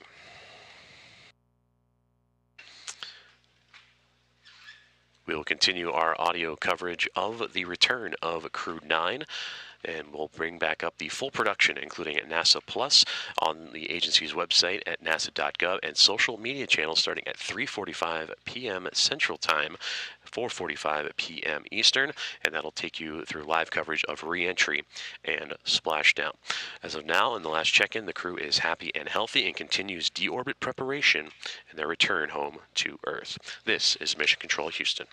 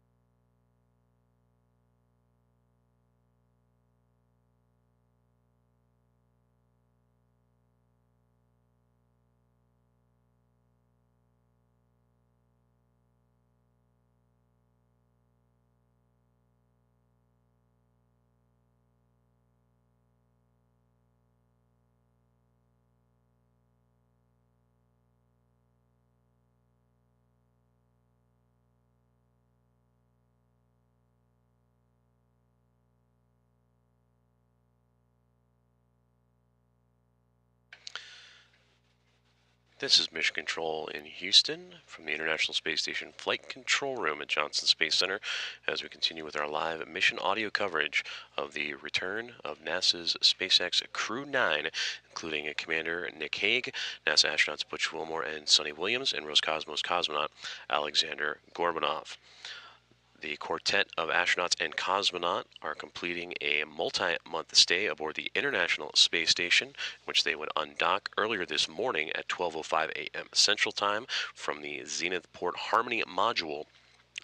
of the Harmony module earlier this morning to begin a 17-hour phasing period, and over that time they would execute a sequence of undocking and departure burns to put the Dragon Freedom spacecraft on the proper trajectory, and are now awake and currently undergoing deorbit preparations. The crew is happy and healthy and continuing to move closer and closer as the clocks are ticking down here inside Mission Control towards the prop waste burn in about an hour and 48 minutes from now, and then after about an hour from there, the deorbit burn that'll help put Dragon on course for a splashdown about 3.5 hours from this moment. The Crew 9 team aboard the Dragon SpaceX craft, Commander Nick Hague, Butch Wilmore, Sonny Williams, and Roscosmos cosmonaut Alexander Gorbanov, again, all wrapping up their long-duration space flights aboard the International Space Station. For Hague, Williams, and Wilmore, all of NASA, they are closing out their third flight in their careers. For Butch Wilmore and Sonny Williams, they would launch to the International Space Station back on June 5th aboard the Boeing Starliner spacecraft and would be on station for 286 days. For Butch Wilmore, that would add to his career total of 446 days, and for Sonny Williams, 608 days over her 3 flights to microgravity. For Nick Hague and Alexander Gorbanov, they would launch the International Space Station aboard the Dragon SpaceX, the Freedom spacecraft they are on right now, and they would launch at the end of September, the 28th of September, and will be winding down 171 days in orbit. For Sonny Williams and Butch Wilmore, their 9.5-month stay would see them travel 4,576 orbits of Earth and over 121 million miles. For Hague and Gorbanov, 171 days for them, covering over 72 million statute miles. For Williams and Wilmore, they would see the arrival and departure of 8 visiting vehicles. Hague and Gorbanov would see 4 of those 8 in their time aboard the International Space Station. Here, teams on the ground inside the International Space Station Flight Control Room continuing to work. The crew aboard the space station that saw the Crew 9 team depart earlier this morning. That includes NASA astronaut Don Pettit, Roscosmos cosmonaut and commander of Expedition 72 Alexei Ovchinin, and Roscosmos cosmonaut Ivan Wagner, along with the Crew 10 team of NASA astronauts Anne McLean and Nicole Ayers, along with JAXA astronaut Takuya Onishi and Roscosmos cosmonaut Kirill Peskov.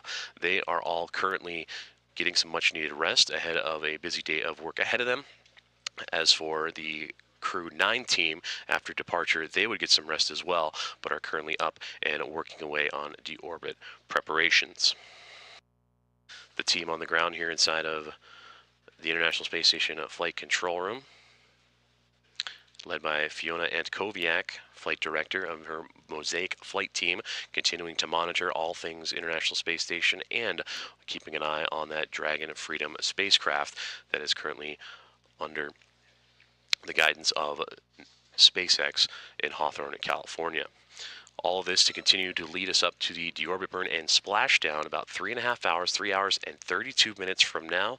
Scheduled splashdown time of 4:57 p.m. Central Time, 5:57 p.m. Eastern Time off the coast of Florida, just outside of Tallahassee. We'll continue our mission audio coverage and then expand to NASA Plus, the agency's website, nasa.gov, as well as the social media channels beginning at 3:45 p.m. Central, 4:45 p.m. Eastern, where the full production team of NASA and SpaceX will come together in coverage of re-entry and splashdown. But for now, the crew happy and healthy as they continue to go through their deorbit preparations and prepare for deorbit burns and ultimate splashdown later on this evening. But for now, this is Mission Control Houston.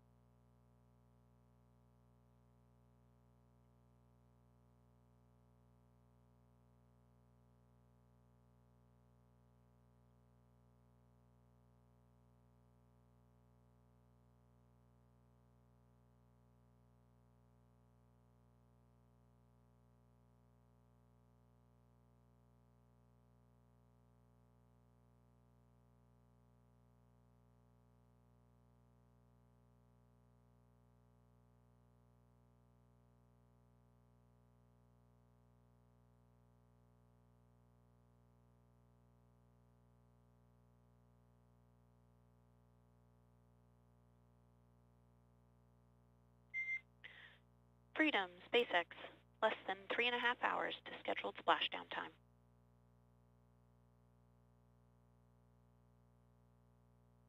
Copies.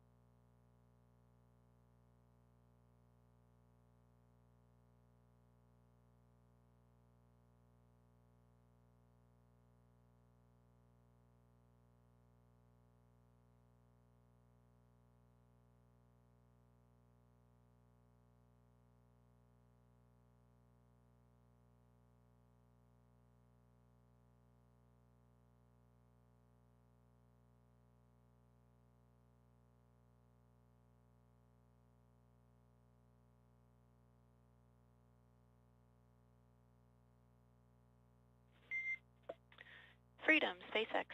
Status check on 4.700.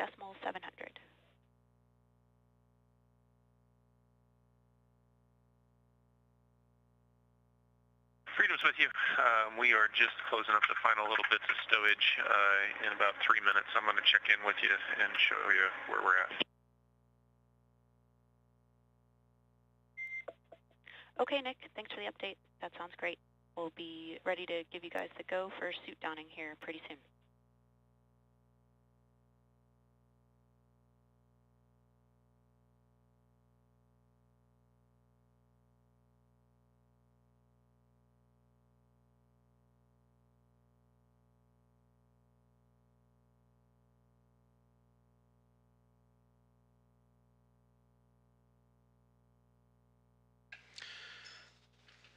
You are listening and watching to live audio coverage of NASA's SpaceX Crew 9 return as they continue their phasing and journey and return home from Earth after a long-duration mission to the International Space Station. Hello from the International Space Station Mission Control Room, Flight Control Room inside of Johnson Space Center in Houston, Texas, as the Crew 9 team of Commander and Pilot Nick Hague, along with mission specialists Butch Wilmore, Sonny Williams, and Alexander Gorbanov, continuing their preparations for deorbit. And you just heard communications between Hague and the core at SpaceX headquarters in Hawthorne, California, the crew operations and resources engineer, as they are closing up the stowage of supplies aboard the Dragon Freedom spacecraft and are getting ready to give the go for suit donning here in just a couple of moments. Those re-entry and ascent suits, essentially, that the crew has been wearing during key operations aboard the Dragon spacecraft. 4.700. Freedom, go ahead.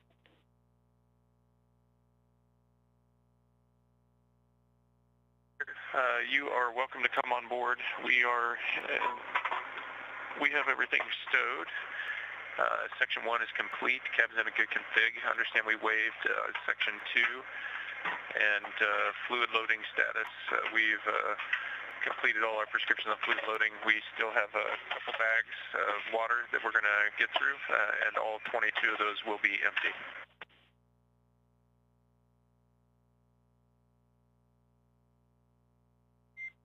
Okay, copy. Section 1 is complete. Section 2 for the floater camera inspection was waived. You are still working through fluid loading. You've completed your prescriptions, but still have 2 bags left that you are going to work through consuming.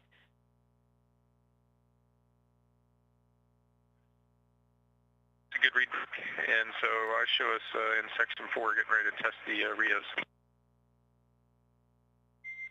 Okay, very good. We'll bring cameras back on board, and then we'll move into suit donning after that, and I can take them external again for you.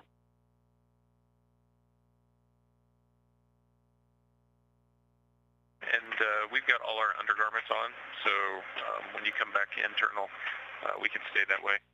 We'll be on to don suits. Okay, excellent. We'll bring cameras back on board now.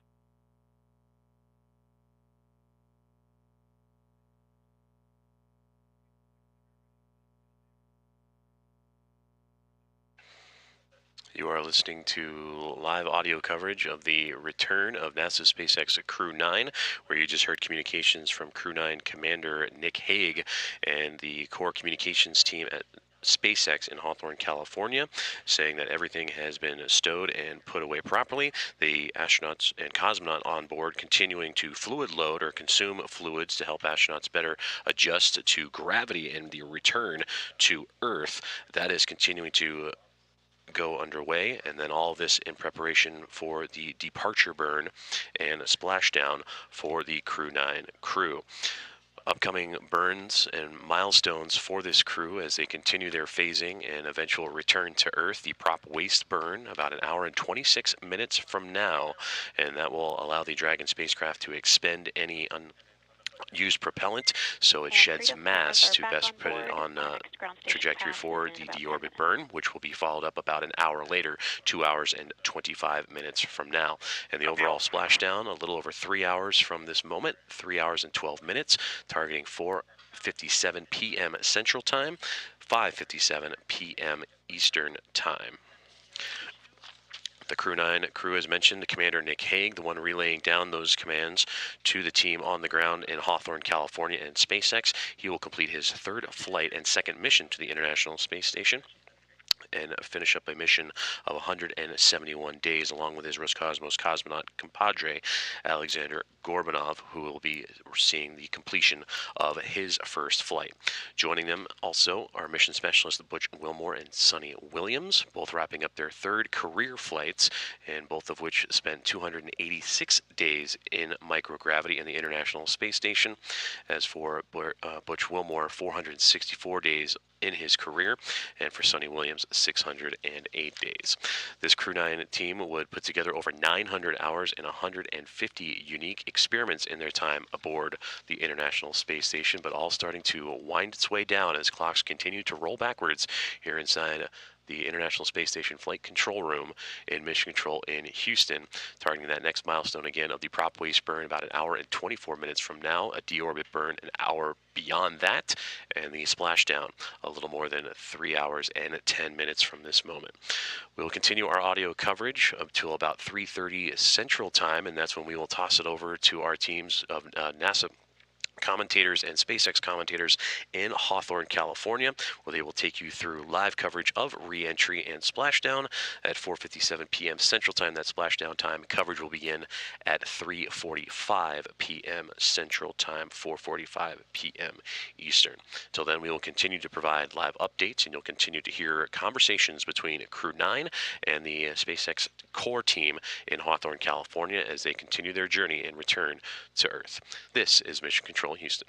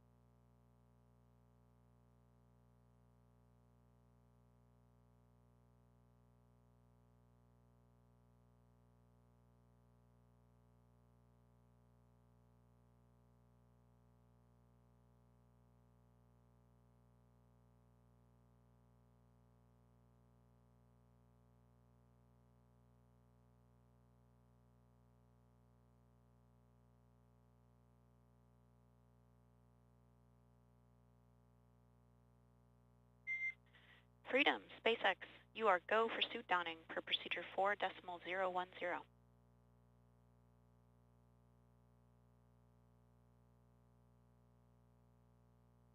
Copy, go for suit donning.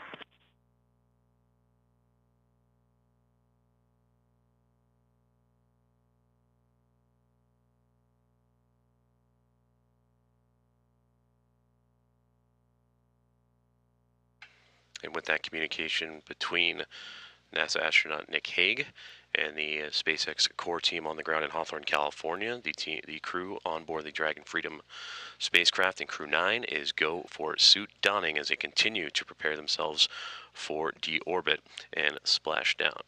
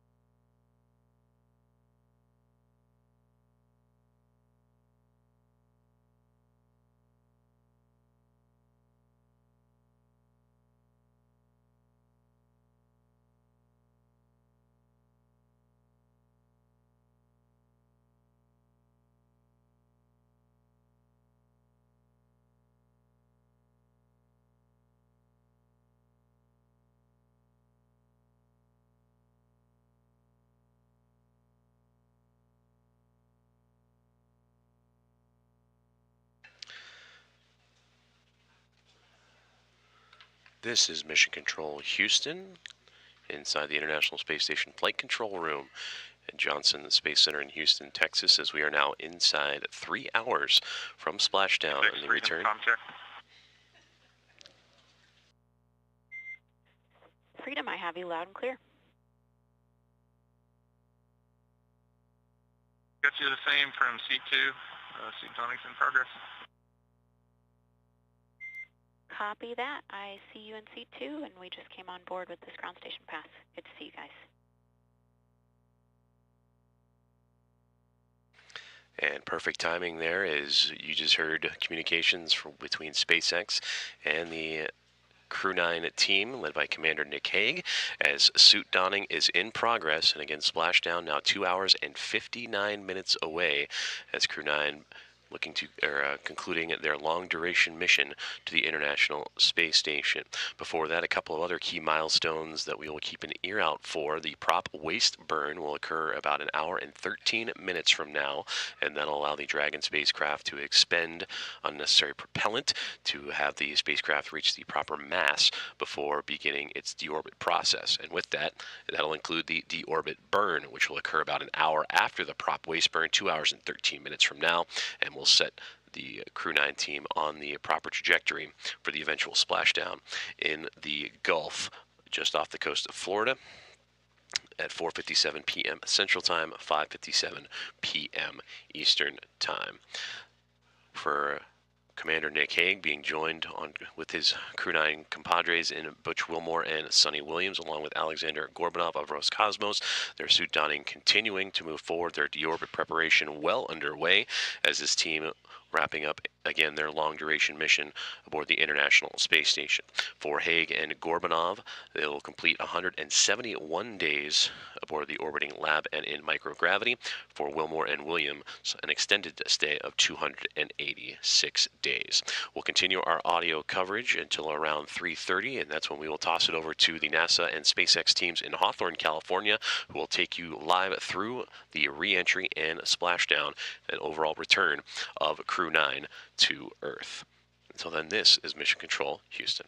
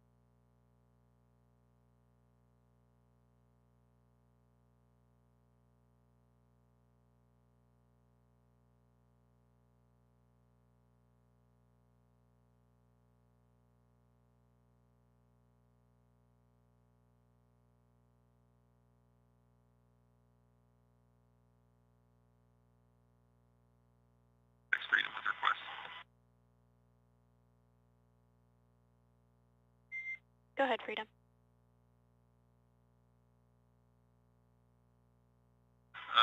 Can you take the cameras external? We're going to do one more quick bathroom break, make some adjustments, and then we'll finish up getting in seats. Yep, no problem. I'll do that right now.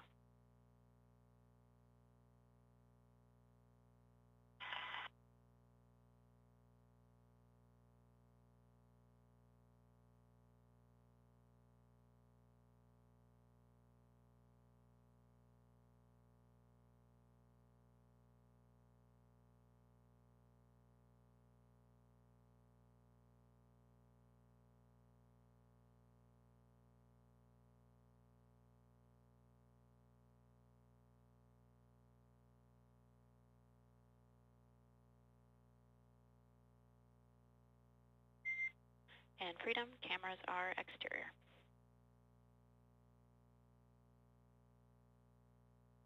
Copies.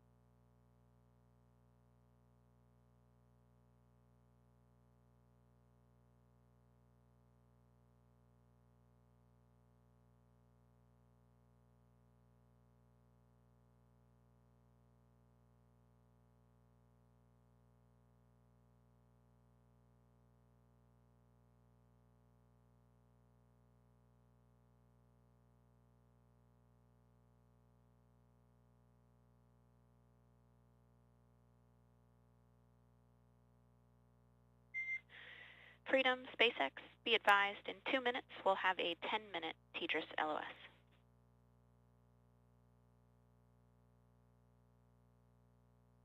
Copies. 2 minutes to a 10-minute LOS.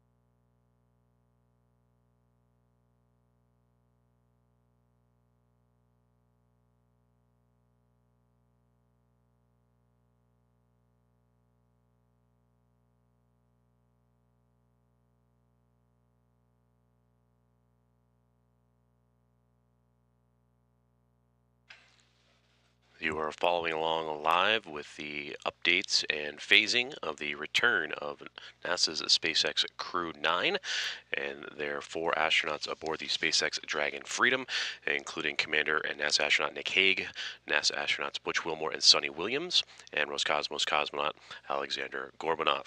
Good afternoon from the International Space Station Flight Control Room inside the Mission Control Center at Johnson Space Center, Houston, Texas, as we have continuously monitored the progress of the Crew 9 team as they undocked from the International Space Station, wrapping up their long-duration mission aboard the orbiting laboratory earlier this morning at 12:05 a.m. Central Time.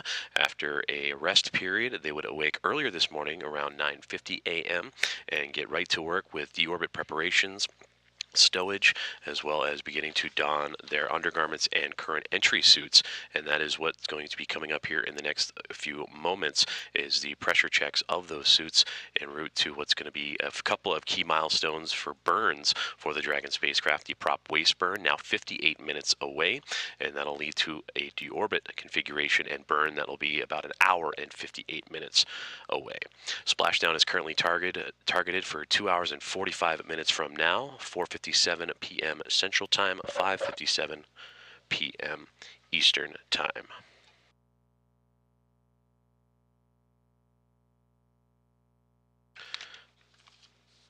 Crew 9 led by Commander Nick Hague, who will be completing his 3rd flight to microgravity and 2nd mission to the International Space Station.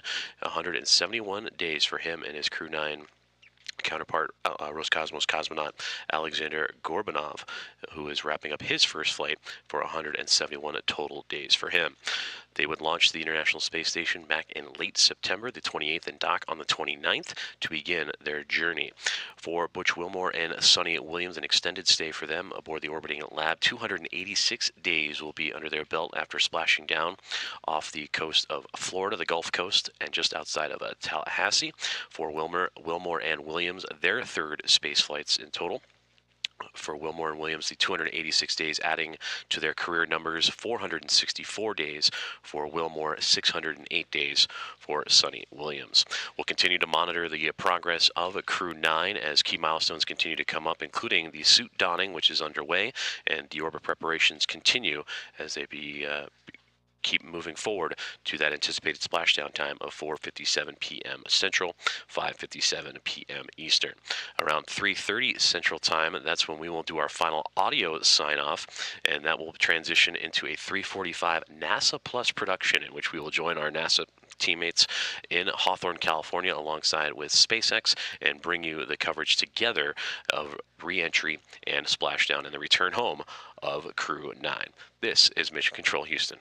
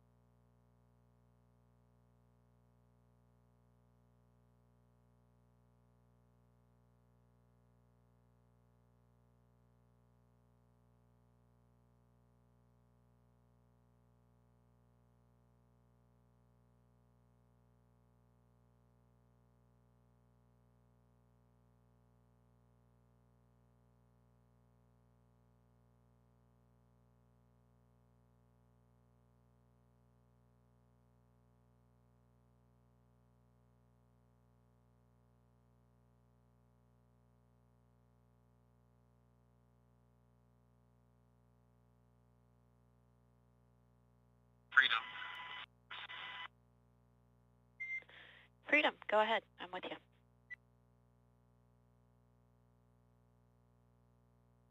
4.010 and to deorbit prep 4.700. We're holding at the suit leak check, waiting for your go.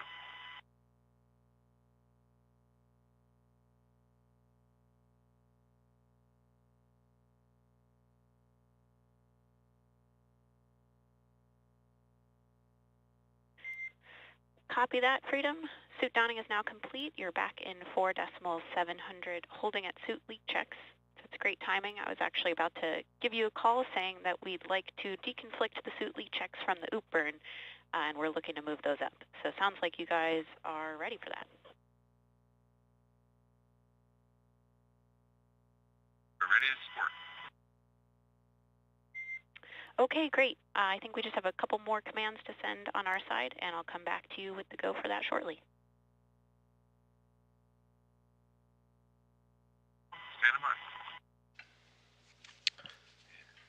You are listening live to audio of Crew 9 and their journey and return to Earth after undocking from the International Space Station. Communications between Crew 9 Commander Nick Hague alongside his Roscosmos cosmonaut counterpart Alexander Gorbanov and NASA astronauts Butch Wilmore and Sonny Williams preparing for the go command for suit leak checks as they have completed their stowage of items necessary for deorbit prep aboard their Dragon SpaceX Freedom spacecraft. And that is where they are waiting for that go command for leak checks. And following that, in about 44 minutes from now, the prop waste burn will be executed on the Dragon spacecraft. And an hour after that waste burn, in which the craft will rid itself of unnecessary propellant and match a mass that is necessary for the deorbit burn, that'll be about an hour shortly after the prop waste burn. The targeted splashdown is exactly now 2.5 hours from this moment, 2 hours and 30 minutes from now, targeting 4:57 p.m. Central Time, 5:57 p.m. Eastern Time. We'll keep tuned in as the Crew 9 team of Hague, Williams, Wilmore, and Gorbanov continue their phasing forward to that splashdown and return after a long-duration mission to the International Space Station. SpaceX, you are go to begin suit leak check procedure 4.011.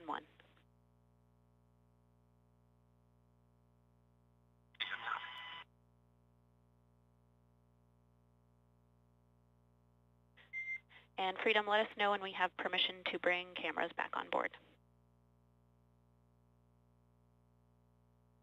You're welcome to come aboard anytime. Okay, copy that. Coming back on board now.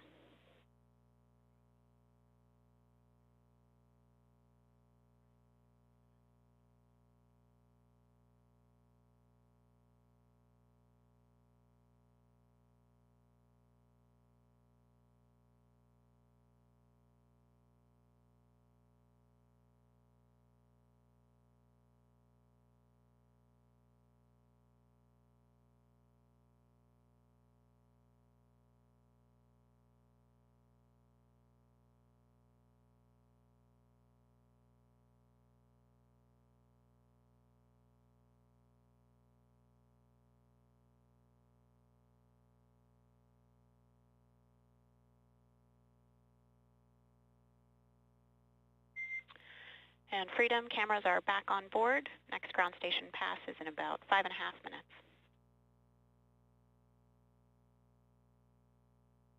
Copy, Kara. Thanks.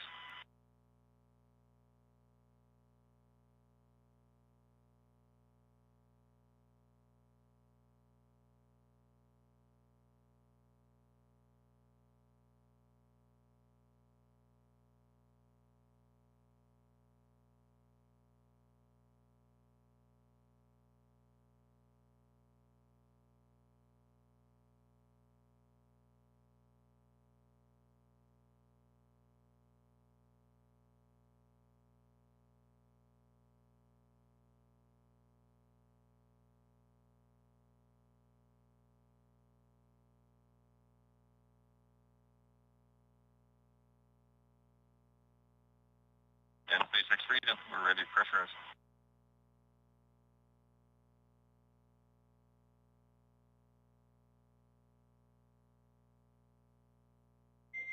Freedom SpaceX, go to initiate suit leak check.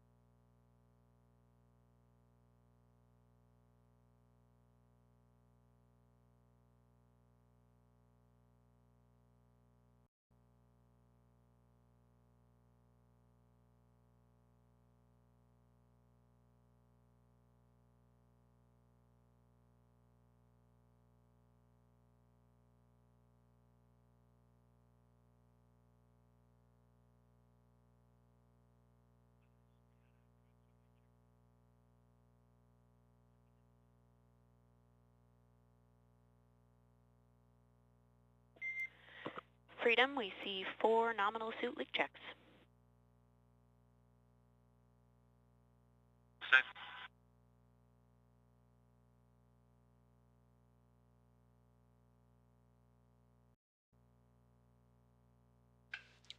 This is Mission Control Houston, coming to you live with audio coverage of NASA's SpaceX Crew 9 as they continue to make their way closer and closer to their anticipated splashdown off the coast of Florida near Tallahassee. You just heard communications between Crew 9 Commander Nick Hague and the core at SpaceX in Hawthorne, California, the Crew Operations and Resources Engineer, confirming 4 good suits for the astronauts on board the Dragon Freedom spacecraft. NASA astronaut and commander of Crew 9, Nick Hague, relaying that information and speaking on behalf of also his crewmates and NASA astronauts Butch Wilmore, Sonny Williams, and Roscosmos cosmonaut Alexander Gorbanov. The 4 of them are completing a long-duration mission to and aboard the International Space Station, in which for Wilmore and Williams, 286 days in microgravity for them upon 286 days in microgravity for them upon completion of their mission. And for Hague and Gorbanov, 171 days. For Wilmore, Williams, and Hague, the NASA astronauts, they are completing their 3rd space flight. And for Hague, a career total now of 374 days in microgravity. Williams, 608 days. And for Wilmore, 464 days. And for Alexander Gorbanov, this is his first space flight and return home. and will clock in at 171 days for him. For Haig and Gorbanov, they would launch on the Dragon spacecraft back in late September and spend that time aboard the International Space Station. For Wilmore and Williams, aboard the Boeing Starliner that would launch back in early June. The Crew 9 quartet, would undock from the International Space Station after fond farewells and goodbyes early this morning at 12:05 a.m. Central Time, 1:05 a.m. Eastern. And they would depart the zenith port of the Harmony module on the International Space Station. That is the space-facing port in which the Dragon would maneuver up, around, and underneath the station on a series of undocking burns and departure burns to back away in the neighborhood of that station, and then complete a series of departure burns and phasing burns to put the Dragon spacecraft on the appropriate trajectory to begin its journey home. We are 35 minutes away from the next burn sequence for the Dragon spacecraft, the prop waste burn, and that is going to allow the spacecraft to expend unnecessary propellant and have the spacecraft reduce its mass in preparation for further deorbit activities, and that would lead right into the deorbit burn an hour and 34 minutes from now. Splashdown, again targeted off the coast of Florida in the Gulf near Tallahassee. 2 hours and 21 minutes from this moment. 4:57 p.m. Central, 5:57 p.m. Eastern. We'll continue our audio coverage until about 3:30 p.m. Central Time, and that's when we will hand over to both our NASA colleagues and SpaceX partners over in Hawthorne, California. That'll take us live on NASA Plus, the agency's website, nasa.gov, as well as the social media channels beginning at 3:45 p.m. Central, 4:45 p.m. Eastern for all the coverage of reentry and splashdown. So far, so good, and the crew happy and healthy aboard the Dragon spacecraft. 4 good suits after the recent suit check, and they continue their progress in their journey home to Earth. This is Mission Control Houston.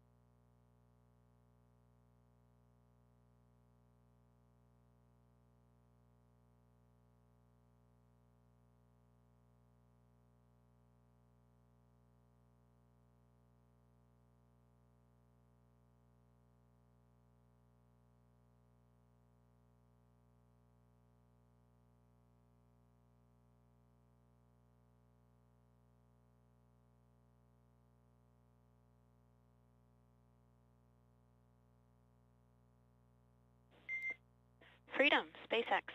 We are go for the upcoming out-of-plane burn in about 25 minutes per your displays.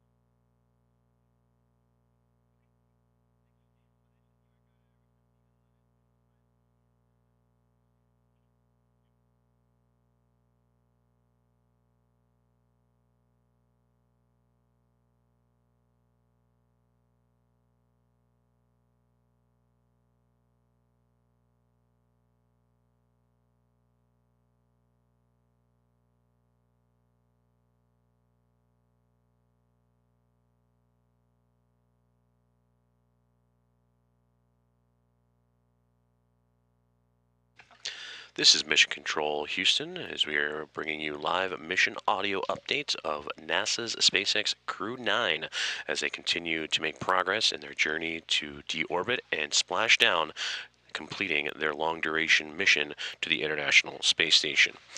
Good afternoon from the International Space Station Flight Control Room and Mission Control Center, Johnson Space Center, Houston, Texas, as crews on the ground both here in Houston and in Hawthorne, California, and SpaceX continue to monitor the progress of Dragon and their 4 crew members aboard, led by Commander and Pilot Nick Hague, NASA astronauts Barry Wilmore, Sonny Williams, and Roscosmos cosmonaut Alexander Gorbanov. Currently, the Dragon spacecraft is orbiting around Earth and just passing over the South Pacific Ocean, as teams also here in Houston monitoring the International Space Station as it crosses over now the western border of Australia. But taking a look ahead at key milestones coming up for the Dragon spacecraft, that now 20 minutes away from an out-of-plane burn that will see them remove excess propellant and continue to fine-tune Dragon's mass and trajectory en route to its splashdown target off the coast of Florida in the Gulf, just outside of Tallahassee. You're hearing communications frequently now, and more so as we get closer to deorbit, between Commander Nick Hague and the core at SpaceX in Hawthorne, California. That is the Crew Operations and Resources Engineer, as Dragon under the command and guidance autonomously of that team in Hawthorne, California. For Nick Hague, Alexander Gorbanov, Butch Wilmore, and Sonny Williams, they recently just completed their suit pressurization checks. 4 good suits, it was good to go, and they were just notified a few moments ago that they are now inside of 20 minutes away from that burn coming up. That burn will then lead into about an hour after that, the deorbit burn that'll put Dragon on the path to return home into that splashdown zone, as mentioned, off the coast of Florida, just outside of Tallahassee. Splashdown time 4:57 p.m. Central, 5:57 p.m. Eastern time, and that splashdown a little more than 2 hours and 5 minutes away, as the crew and the countdown clocks continue to roll along in progression of their return back to Earth. For Nick Hague and Alexander Gorbanov, it'll complete a 171-day mission in microgravity and aboard the International Space Station. For Butch Wilmore and Sonny Williams, 286 days for both of them. We will continue to bring live updates through the audio platforms and national social channels up until about 3:30 p.m. Central Time, and that's when we will hand it over to our counterparts and teammates at NASA and SpaceX in Hawthorne, California. That'll bring you live production of the reentry and splashdown on NASA Plus, nasa.gov, the agency's website, as well as on the social media channels. And again, that'll begin at 3:45 p.m. Central, 4:45 p.m. Eastern. Everything continues to move forward for Crew 9 and their return to Earth. And again, splashdown 2 hours and 4 minutes away. This is Mission Control Houston.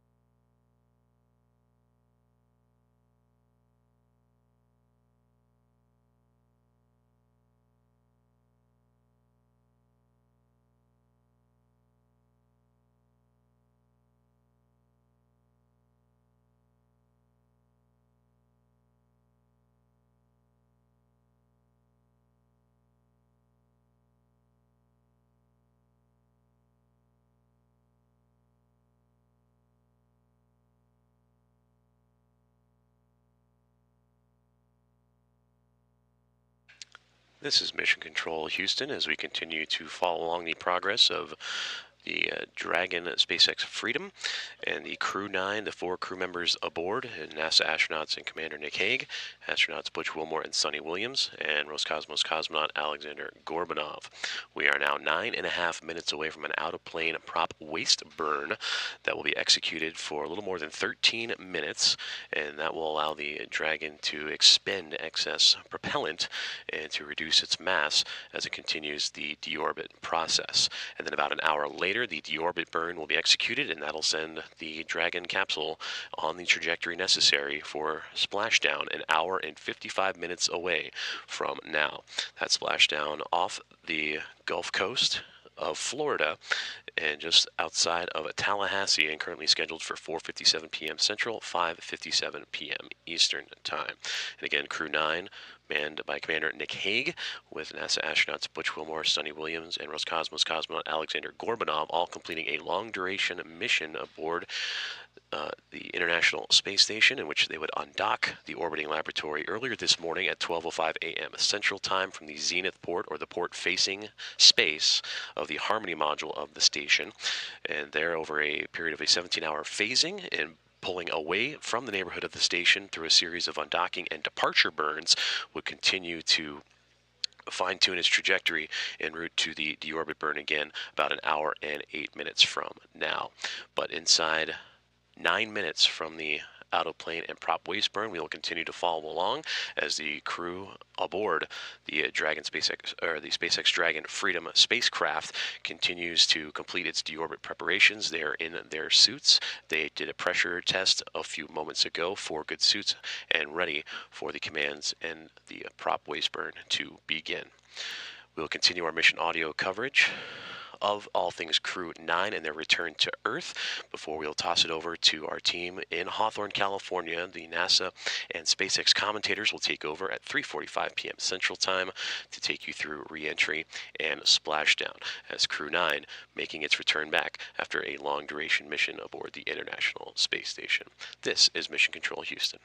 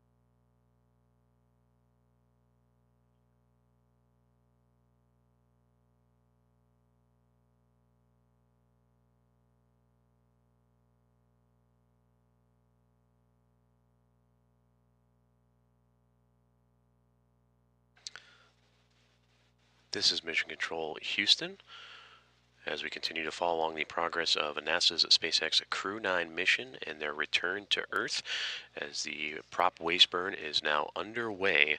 That'll go for about 13 minutes and allow the Dragon Freedom spacecraft to expend excess propellant and have the mass necessary to complete the deorbit burn and then eventual splashdown off the coast of Florida in the Gulf an hour and 45 minutes from now. Hello from the International Space Station Flight Control Room in Mission Control Center, Johnson Space Center, Houston, as we have been monitoring Dragon's progress since undocking in the early morning hours today, as they undocked from the International Space Station at 12:05 a.m. Central Time and began a 17-hour phasing period that has led us to this moment, now inside an hour and 45 minutes away from splashdown. Crew 9, consisting of Commander Nick Hague, NASA astronauts Butch Wilmore and Sonny Williams, and Alexander Gorbanov of Roscosmos, the 4 astronauts together in that Dragon spacecraft, continuing their journey and about to wrap up their long-duration mission that saw them with extended time on the International Space Station. For Wilmore and Williams, will have spent 286 days in microgravity upon a splashdown. As for Nick Hague and Alexander Gorbanov, they'll complete their mission of 171 days.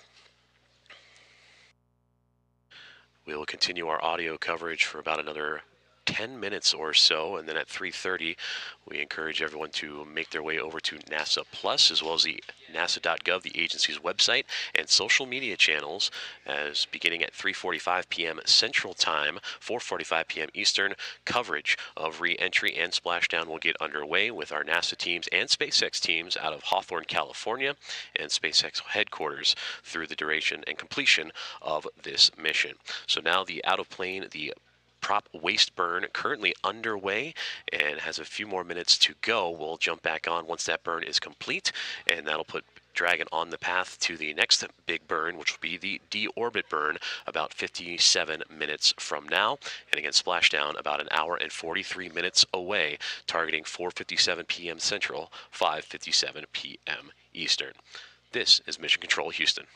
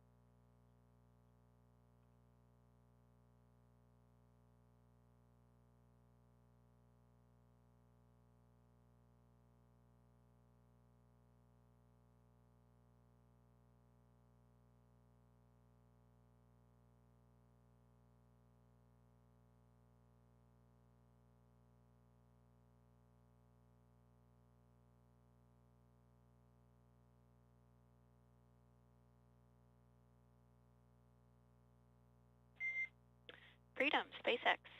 Prop waste burn complete. Performance nominal. Freedom copies nominal.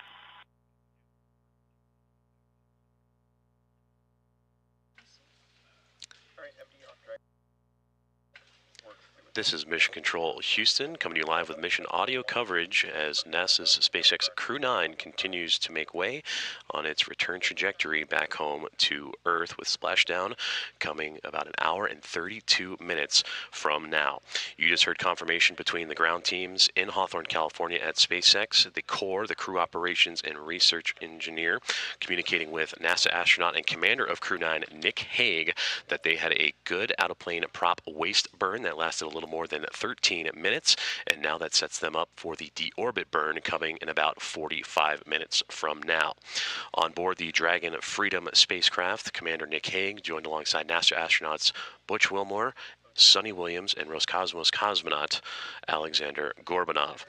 After a long-duration mission aboard the International Space Station for Wilmore and Williams, 286 days in microgravity. For Nick Hague and Alexander Gorbanov, 171 days will be coming to a close, and again about an hour and 31 minutes from now, with the targeted splashdown of 4:57 p.m. Central Time, 5:57 p.m. Eastern Time. This will be our last audio update, and we encourage those that have been tuned in on the NASA social channels to move on over to NASA Plus, or you can follow along on the NASA YouTube channel as well, the agency's website at nasa.gov, and social media beginning at 3:45. We will team up the NASA teams and SpaceX for joint coverage of reentry and splashdown. That is 3:45 p.m. Central Time, 4:45 p.m. Eastern Time. As Commander Nick Hague, Butch Wilmore, Sonny Williams, and Alexander Gorbanov entering that last leg before the deorbit burn and eventual splashdown and return home for Crew 9. This is Mission Control, Houston. Jim is with you. All right, we are 37 minutes out from deorbit sequence start and an hour and a half from splashdown. Through splashdown, I'm tracking no deltas to your crew timeline larger than a minute, so you can expect those times to be accurate. We're not tracking any issues on board Dragon. Recovery vessel Megan is standing by off the coast of Tallahassee, and we're tracking no issues on the boat. Weather out there continues to look excellent. Winds are just under 4 knots, waves just over 1 foot with an 8-second period.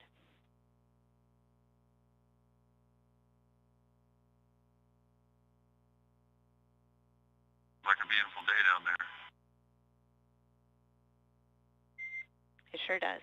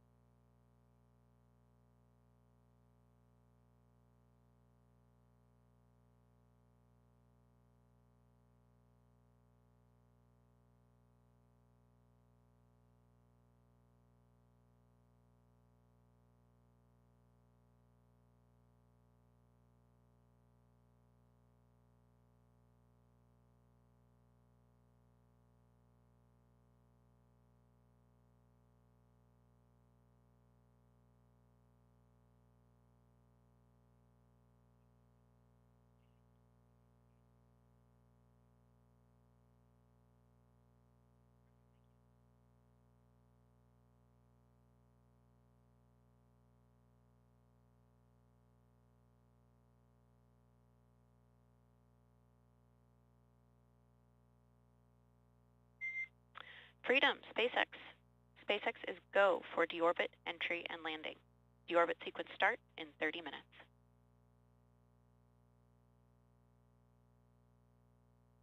Copies go for deorbit sequence and landing.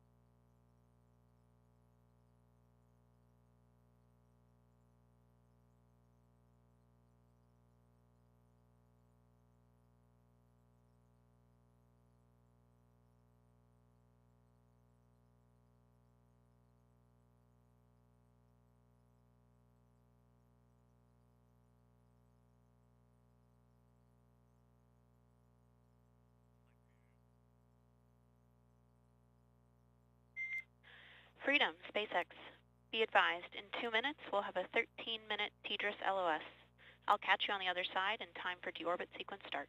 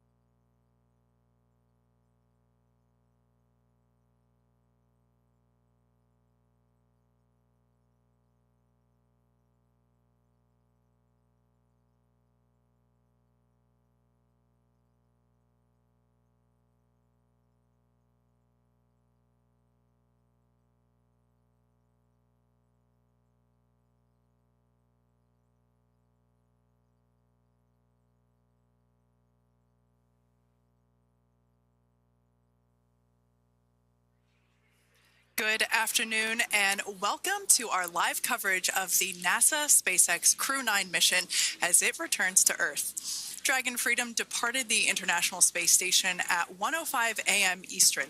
That was 10:05 p.m. Pacific time on March 17th for those of us here in California. On board Crew 9 are NASA astronauts Nick Hague, Sonny Williams, Butch Wilmore, and Roscosmos cosmonaut Alexander Gorbanov. And they are now on their way to the targeted splashdown site off the coast of Tallahassee, Florida. My name is Kate Tice, Senior Quality Systems Engineering Manager here at SpaceX. And joining me today from NASA Communications is Sandra Jones. Thanks, Kate. It's always such a pleasure to be here.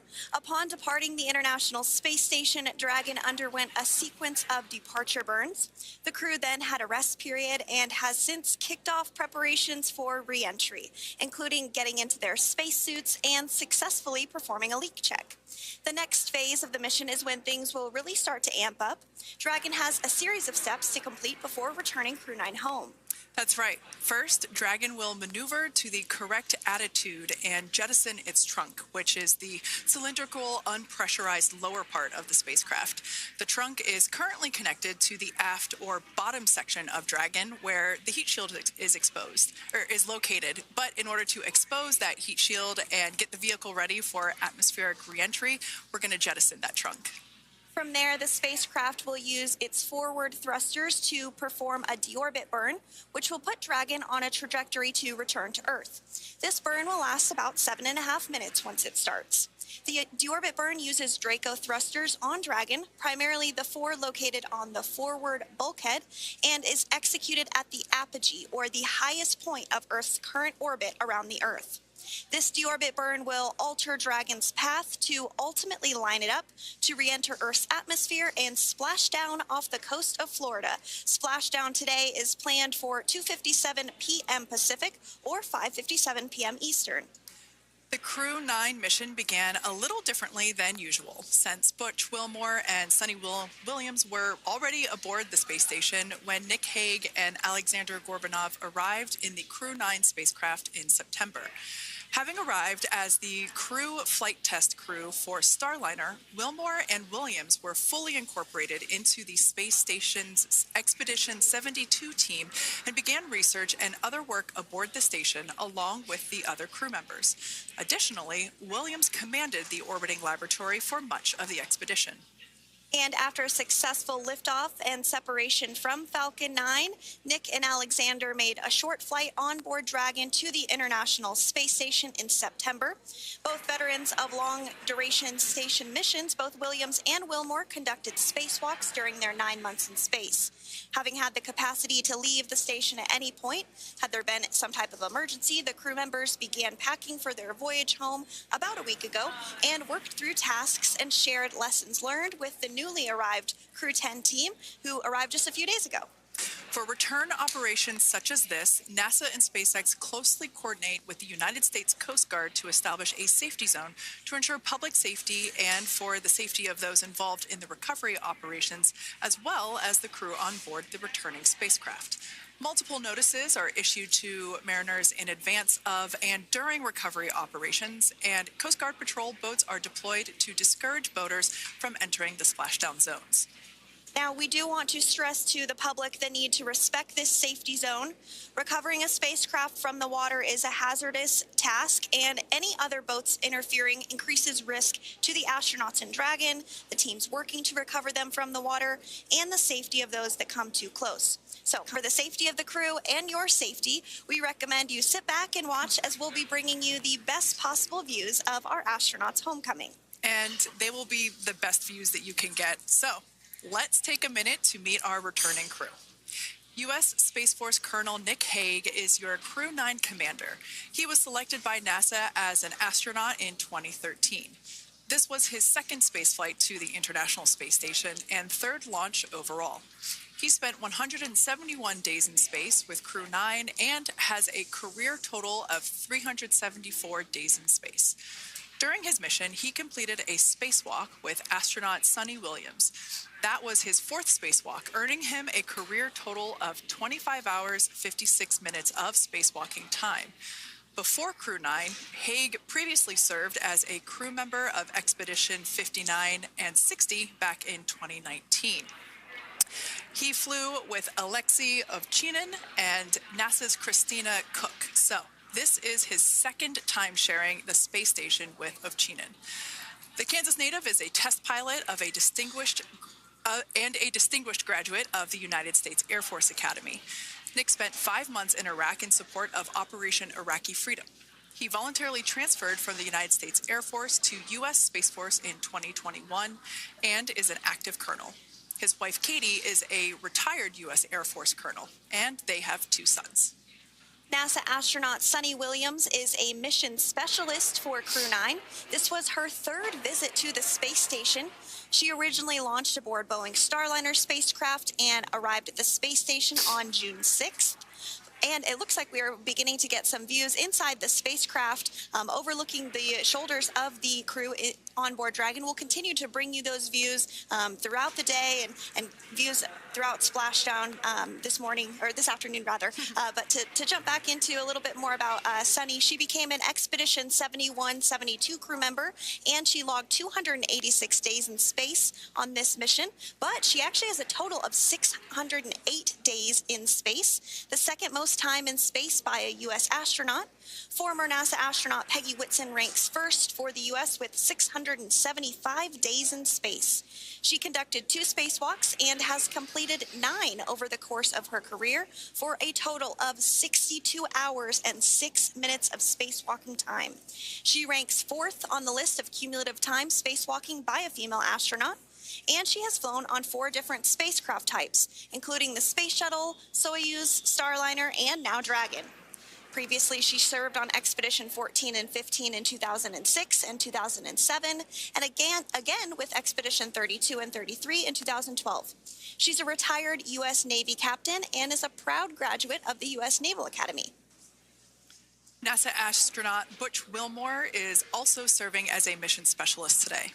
This is his 3rd spaceflight and, just like Suni, logged 286 days in space. He conducted 1 spacewalk and completed 5 over the course of his career, earning him a total spacewalking time of 21 hours, 2 minutes. He's flown on 4 different spacecraft types throughout his career: the Space Shuttle, Soyuz, Starliner, and now Dragon. Previously, the Mount Juliet, Tennessee native served on STS-129 in 2009 and Expedition 41 and 42 from 2014 to 2015. Wilmore is also retired, a retired captain in the U.S. Navy. And Alexander Gorbanov is a 3rd mission specialist serving on today's mission. Crew 9 was his very first space flight to the space station, earning him a total of 171 days in space over the course of his career. Gorbanov, along with Nick Hague, saw the arrival of 4 visiting vehicles and saw the departure of 4 as well. The duo orbited the Earth more than 2,700 times during their mission. Before his cosmonaut selection in 2018, Gorbanov worked as an engineer for a rocket space corporation and helped support cargo spacecraft launches from the Baikonur Cosmodrome in Kazakhstan. To prepare for upcoming events, Dragon is currently doing a couple of things autonomously. First, it's isolating the thermal control system fluid loops from the radiator.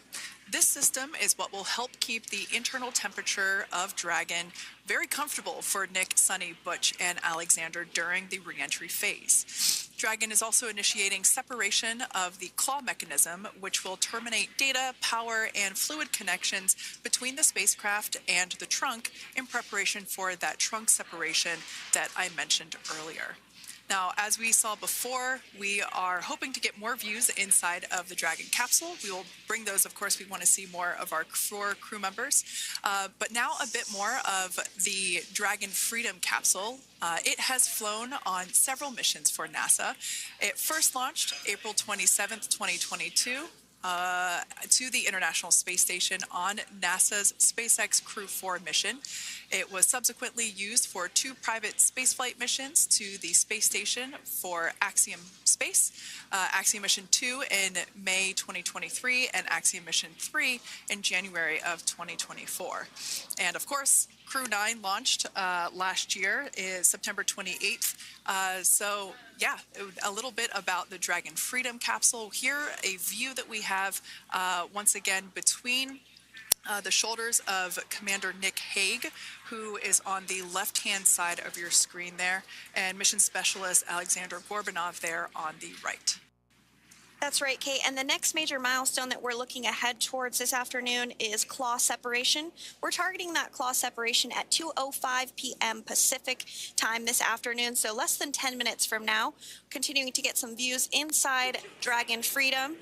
To the far left there is NASA astronaut Butch Wilmore, and as you can see, the crew is suited up in their space suits.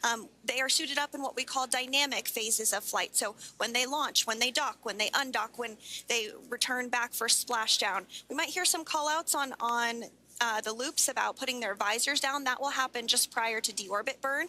And you'll hear us pause when some of those communications happen. That's because we want to make sure that we are relaying the best information to you all, and so that you hear it as well.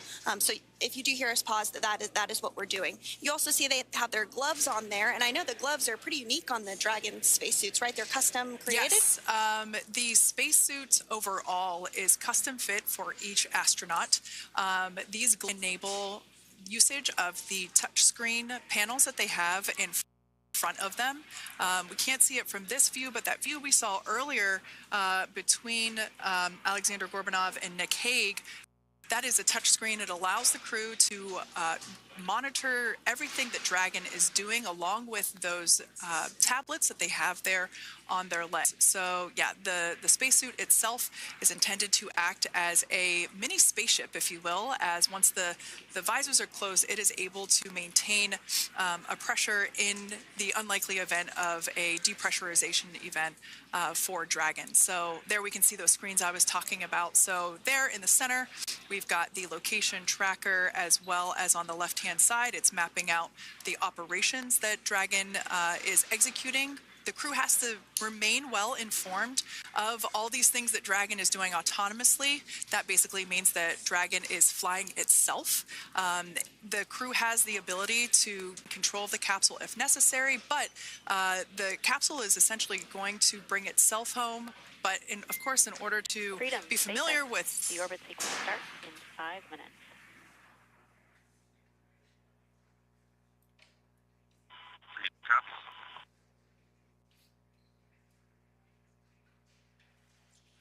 So we did hear that call out for the deorbit sequence start to begin here in 5 minutes. That call from the ground came from the core, or Crew Operations Resource Engineer here in Hawthorne, Mission Control just behind us, and that went up to Commander Nick Hague. He's going to be doing the majority of the communications during the flight downhill today through splashdown, and they'll be communicating with the core all along the way.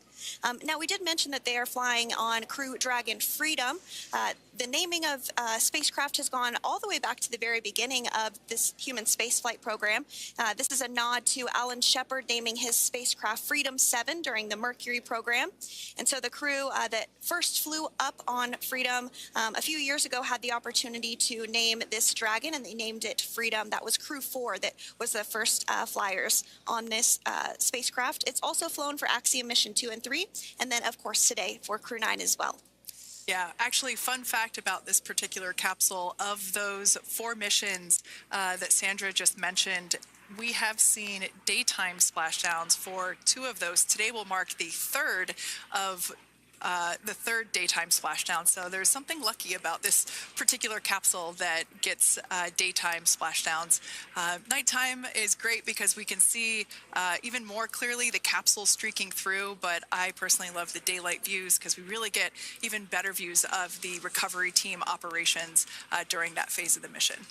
Yes, absolutely. And if you follow along with our missions, you'll know that sometimes weather is a watch item when it comes to undocking and splashdown. We do splashdown in the water, so we want to ensure that parameters like wave heights and wind speeds and precipitation, lightning, all of that is looking good for the crew and the safety of those recovery personnel. And today the weather is just pristine. We got off of space station on the very first attempt.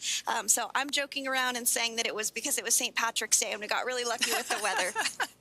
I wouldn't disagree with that. Speaking of weather, we will be hearing from core probably around 2:20-ish. Typically, before we enter the period of loss of signal, or LOS, we will hear an entry briefing from the core, the Crew Operations Resource Engineer, and they will deliver important information like updated anticipated splashdown and loss of signal times to the crew, as well as the wave height and wind speed. So we'll be standing by to listen in on those. Like I said, that will happen shortly after. Typically after trunk separation. I can't quite remember if it's before or after deorbit burn. It must be before. But in any case, we'll be hearing all of that coming from core. In fact, that individual is seated there in the room on your screen. That is SpaceX Mission Control in Hawthorne, California. That room is located just over our shoulders, and that is where Dragon operators are standing by on console, monitoring the progress of Dragon as it continues its way home. It's been, at the point of splashdown, it'll be about 17 hours since Dragon undocked from the International Space Station. The team there in Mission Control, there are multiple teams, in fact, and they cycle through shifts to ensure that everybody gets the required rest and sleep periods, just like the astronauts on board. And that Crew Operations and Resource Engineer is seated there in the room, and that, like Sandra said, is the primary voice that we'll be hearing communicate from the SpaceX team to the crew on board. That's right. And so it looks like we're about 3 minutes or so from the claw separation portion of today's flight. The claw is a portion on the spacecraft that holds the trunk to Dragon. Following claw separation, we're going to jettison or remove that trunk because it's no longer needed. The trunk has solar arrays on it that provides power to the Dragon spacecraft. But now that we're beginning the reentry process, we need to go ahead and jettison that trunk and able to expose the heat shield, which is really going to do the heavy heavy lifting as Crew 9 re-enters the Earth's atmosphere. They come in at 17,500 miles per hour, so they really need to ensure that that heat shield absorbs that heat, and there's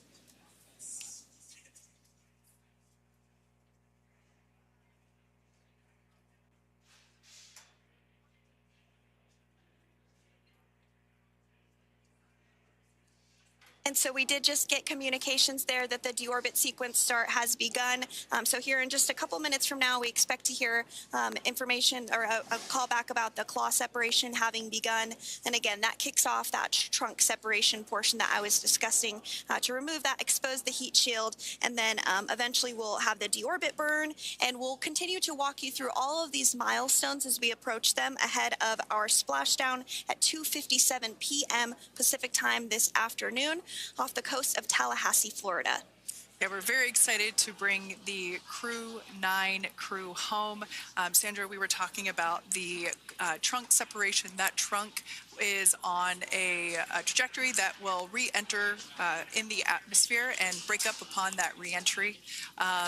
The heat shield itself is one of my favorite parts of the Dragon capsule. It is the workhorse of the re-entry phase. It will work to protect the Dragon capsule and the crew members on board during the re-entry phase as the temperatures outside of the capsule build up to, I believe, about 3,000 degrees Fahrenheit in excess of. And meanwhile, the interior of Dragon stays a very comfortable temperature. That heat shield does a lot of the work, and we'll see that plasma build up on the exterior of the capsule. As a result of the plasma that builds up, we will lose communications with the crew. This is known as loss of signal, or LOS.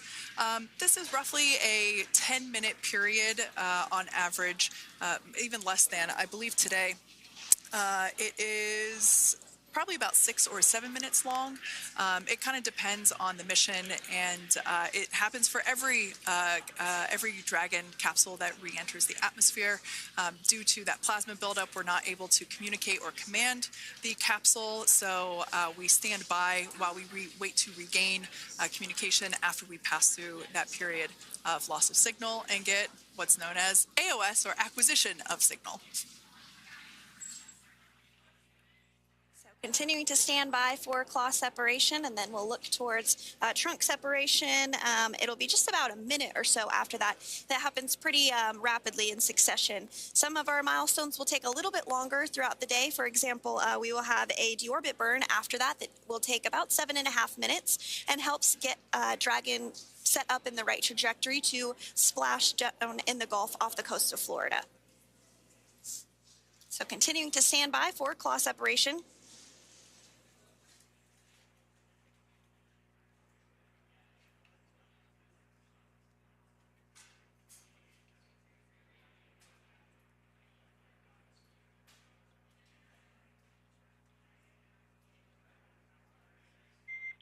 Nominal trunk jettison.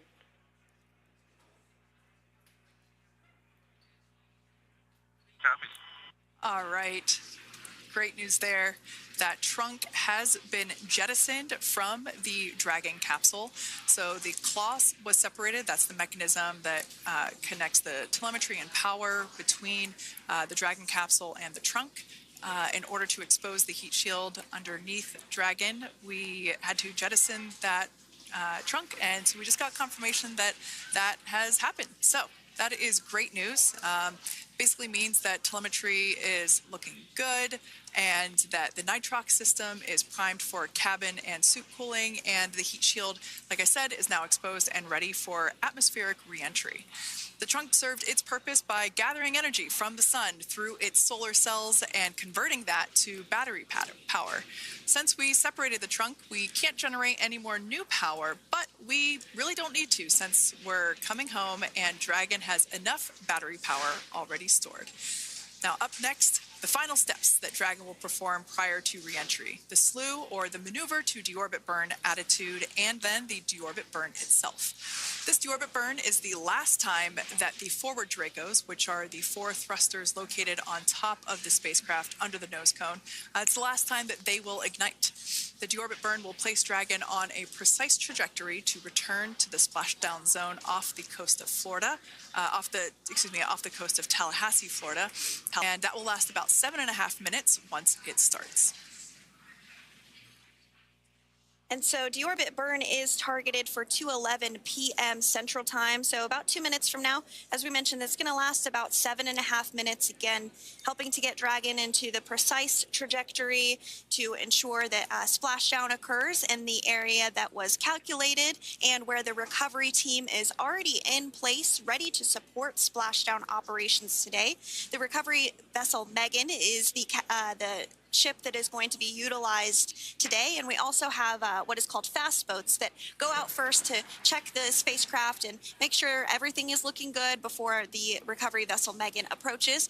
So that whole recovery process takes about an hour, I would say, from the time the crew splashes down to the time they're on the boat and the crew gets out of the capsule, and we'll continue to bring you live coverage through every step of the way today as Crew 9 returns home.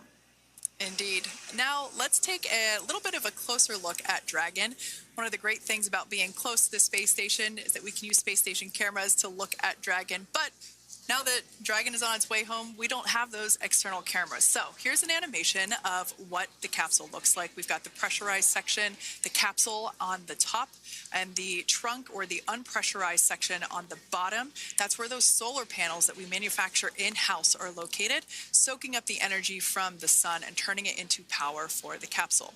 At the very top of the capsule is the nose cone. That is where the Dracos, the forward Dracos, are located. That nose cone is currently open, not closed like we saw in that animation.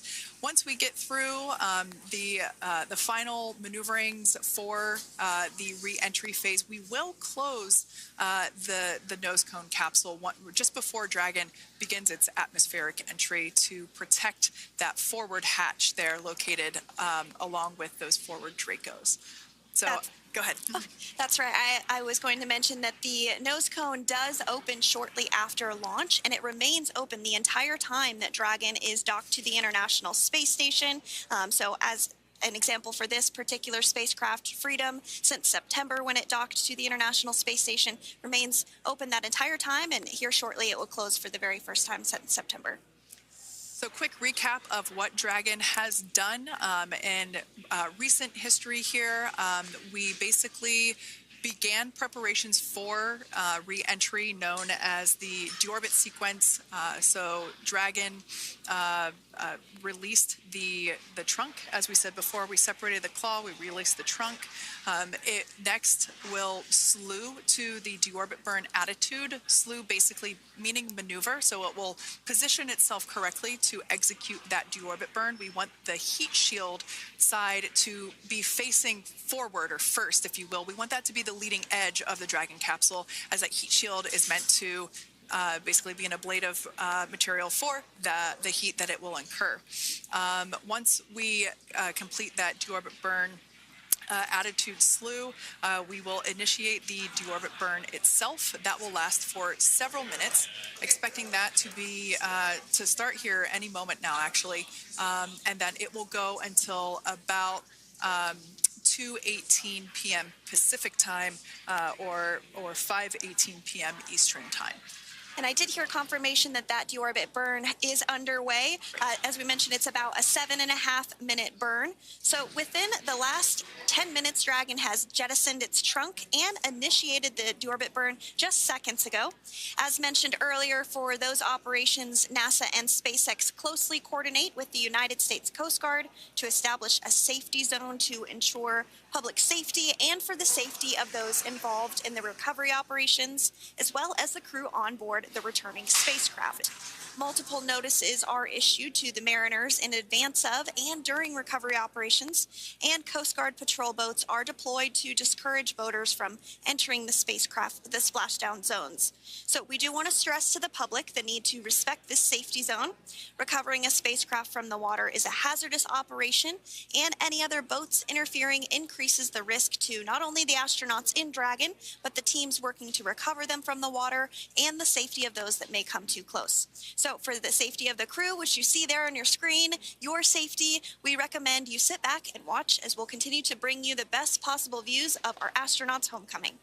Yeah, as I mentioned earlier, this deorbit burn is the last time that we will utilize our 4 forward Draco thrusters. Forward basically meaning at the top of the Dragon capsule. Dragon Freedom has not yet entered the Earth's atmosphere. This deorbit burn is what will line the vehicle up and put it on its final trajectory to the landing site right off the coast of Tallahassee, Florida. So basically, it is the last burn that the Dragon spacecraft executes and is what really locks it in for that precise landing. As you can see on your screen right now, Nick, Sunny, Butch, and Alexander are using their screens to keep tabs on the burn duration, the Draco firings, and trajectory details such as entry angle, spacecraft perigee, and how much distance remains until deorbit burn termination. As I mentioned earlier, Dragon is flying itself. So all the crew has to do is stay strapped into their seats and keep tabs on things. Although I must say, if I had one of those window seats, it would be pretty difficult to restrain myself. Now, with Nick, Sunny, Butch, and Alexander ready to deorbit and splash down back on Earth, they will be heading to one of 8 targeted sites supported by SpaceX and NASA. All of these sites are located off the coast of Florida, either in the Gulf of America or the Atlantic Ocean.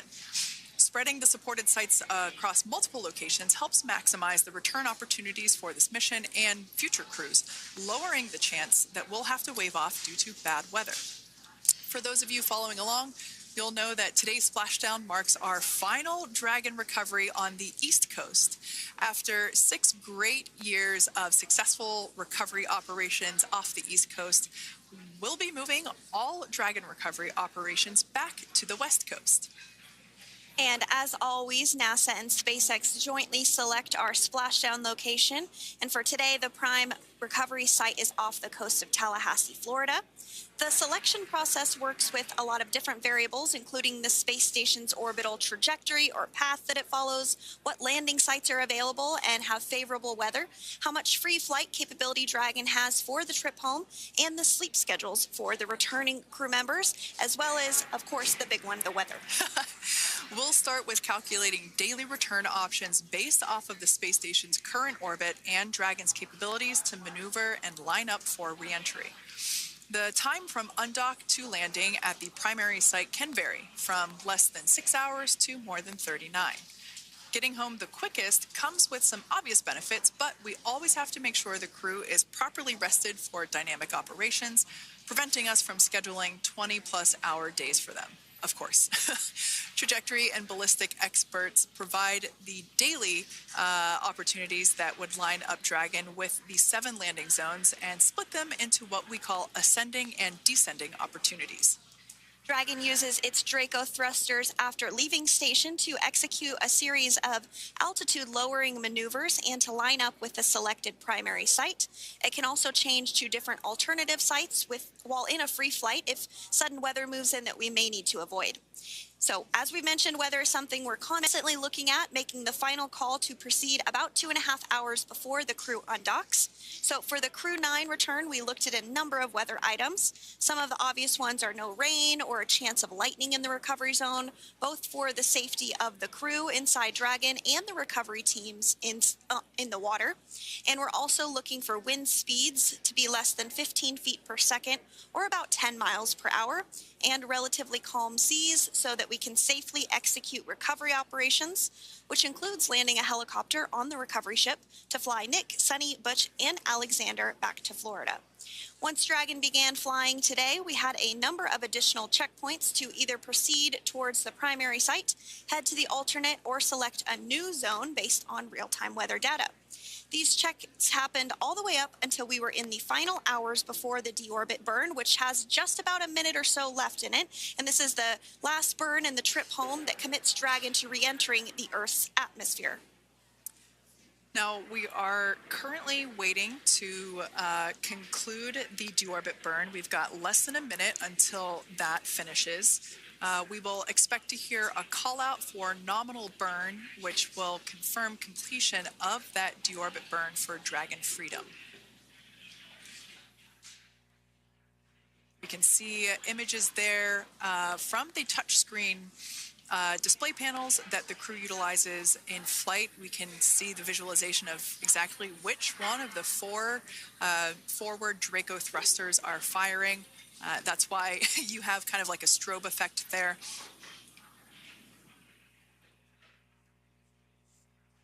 And if you're just joining us, you are looking at live views of the Dragon Freedom. On your left is Commander of Crew 9, Nick Hague. To his right is Roscosmos cosmonaut Alexander Grabenkin. And also in Gorbanov, excuse me, that is Alexander Gorbanov. And then also in the capsule today is NASA astronauts Sunny Williams and Butch Wilmore. We're awaiting confirmation that their deorbit burn is complete, which is the last burn that's going to help set them up on a trajectory to splash down off the coast of Florida.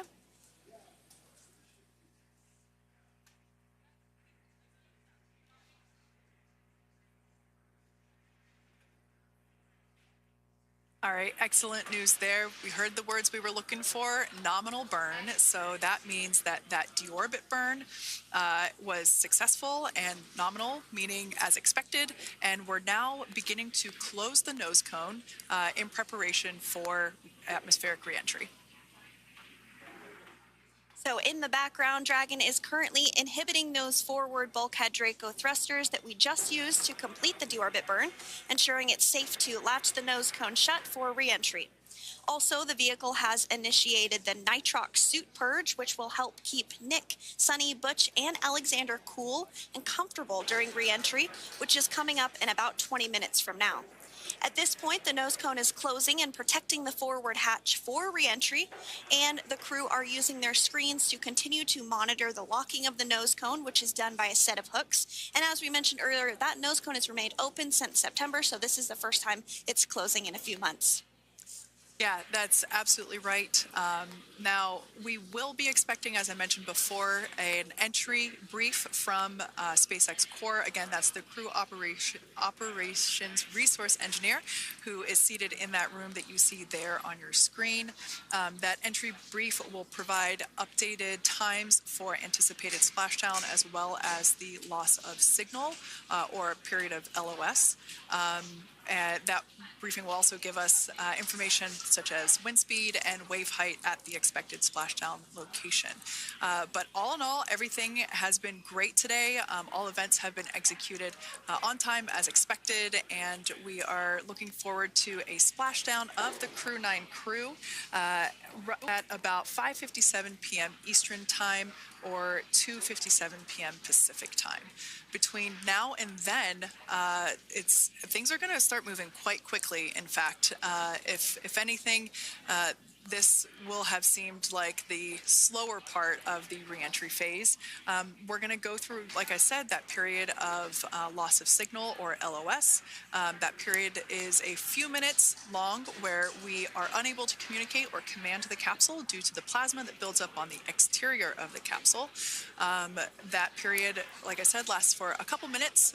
You will start to hear SpaceX Core hail the Crew 9 crew a little bit earlier than expected because we, in the past, have actually regained communications a couple minutes earlier than initially anticipated. So we'll go through that period of loss of signal, that entry period, that specifically when the Dragon spacecraft is re-entering through the atmosphere, approximately at about 18,000 feet when the capsule is traveling at 350 miles per hour. We will see our first views of parachutes for the day. It's one of my favorite moments of return sequences is when we get to see the drogue parachutes. We'll see the drogues come out. Those drogues will help slow the vehicle down to about 119 miles per hour. And then that is when the main parachutes will come out from the Dragon spacecraft and then ultimately end in splashdown. And we are hearing confirmation that the nose cone is closed and everything was nominal or as expected with that closure. So as we begin the second half of entry, Dragon is now beginning to inject cooled nitrox into the air being delivered to the spacesuits worn by Nick, Sunny, Butch, and Alexander. Again, this is what will allow the crew to remain comfortable while external temperatures reach 3,500 degrees Fahrenheit as they re-enter the Earth's atmosphere. So the heat shield is pointing forward, leading Dragon to the landing site. Yeah.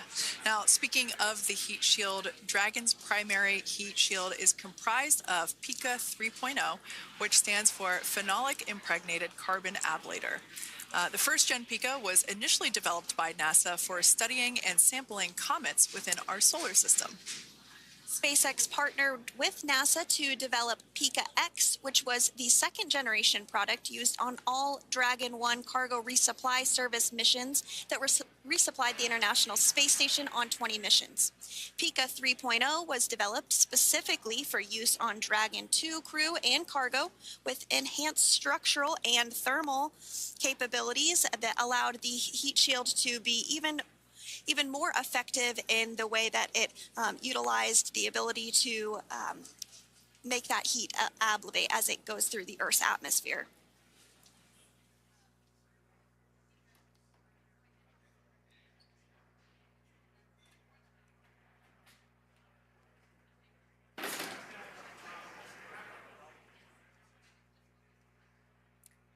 The remainder of Dragon is composed primarily of a SpaceX proprietary ablative material. It's another class of thermal protection which is lighter weight versus PICA and protects the underlying composite structure during reentry to ensure the structural capabilities are maintained. While Dragon will experience temperatures well over 3,000 degrees during peak reentry conditions, the characteristics of the thermal protection system coupled with the environmental control and life support system in the pressurized interior will ensure that Nick, Sunny, Butch, and Alexander stay cool and comfortable during all phases of reentry through splashdown. Now, if you've just recently joined us, we hope to regain views of our crew members inside Dragon Freedom, but we don't have those available at the moment due to ground station coverage. So we will bring those back to you as soon as we can. Now, after Dragon Freedom has re-entered the Earth's atmosphere, a series of parachutes will deploy to slow the crew's descent. First will be the 2 drogue parachutes, followed by the 4 main parachutes, and those will guide Dragon to its first contact with Earth since it launched back in September. Dragon will automatically deploy these parachutes when different pressure and positioning sensors on the spacecraft detect that they're at the right speed and altitude. Vehicle velocity at drogue deploy is approximately 350 miles per hour, and they deploy at about 18,000 feet. Now, when the vehicle velocity at main deploy is approximately 119 miles per hour, and they deploy at about 6,500 feet. When Dragon splashes down in the water, the vehicle velocity will be about 16 miles per hour, so you can really see how those parachutes help to slow down the crew inside the capsule. The highest G-load the crew is expected to experience today is about 3 to 5 Gs.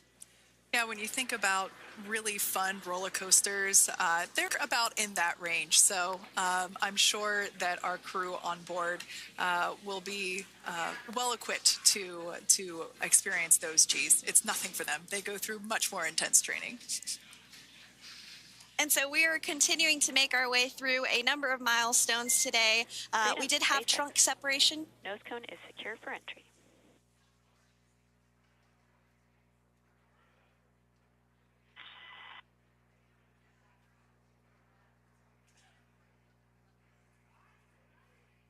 All right, great news there. That tells us that the final physical configuration change for Dragon is complete. We have closed that nose cone. This is the last physical change that Dragon undergoes prior to re-entering the Earth's atmosphere. It's important that that nose cone is completely closed because underneath it is not only where the 4 forward Draco thrusters are located, but it's also because that is where the forward hatch is located. That is the hatch that is utilized for the crew to ingress and egress from the station while it is docked on board. And since our capsules are flight proven and we reuse them on future space flights, we want to make sure that all of the integrity of that hardware remains intact. So that nose cone is successfully closed, and we're going to start moving pretty quickly here. As I mentioned before, we'll go through loss of signal. We'll get that signal back several minutes later, and then we'll see the parachute action. Yep, and then that's all ahead of splashdown off the coast of Florida. We're targeting Tallahassee as our splashdown zone today at 2:57 p.m. Pacific time this afternoon. Now, you did mention the call to the crew.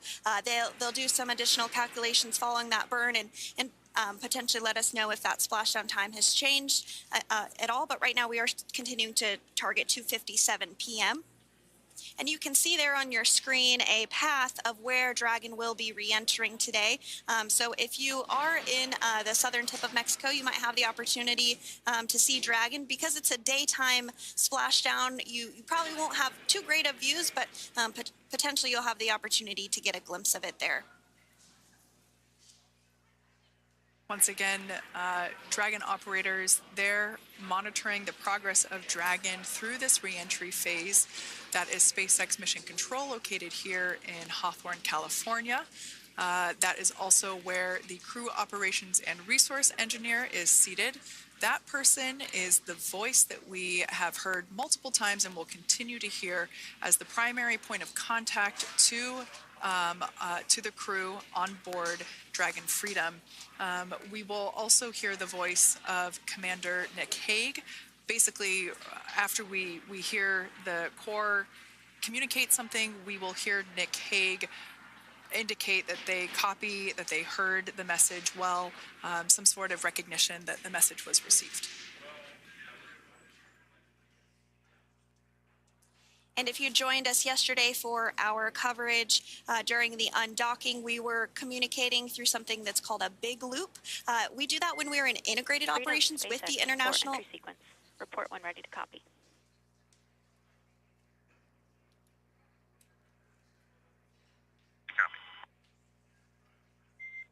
All right, I've got some updated times for you. Our comm blackout start time is 2144.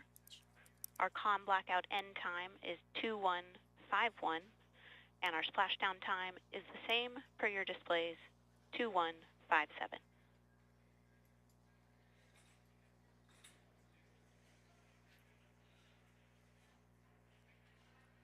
Okay. CNCOM blackout start 2144, stop 2151, splashdown per display. That's a good readback. And with that, please report when tablets are secured behind the elastic bands, restraints are tight, and visors are down.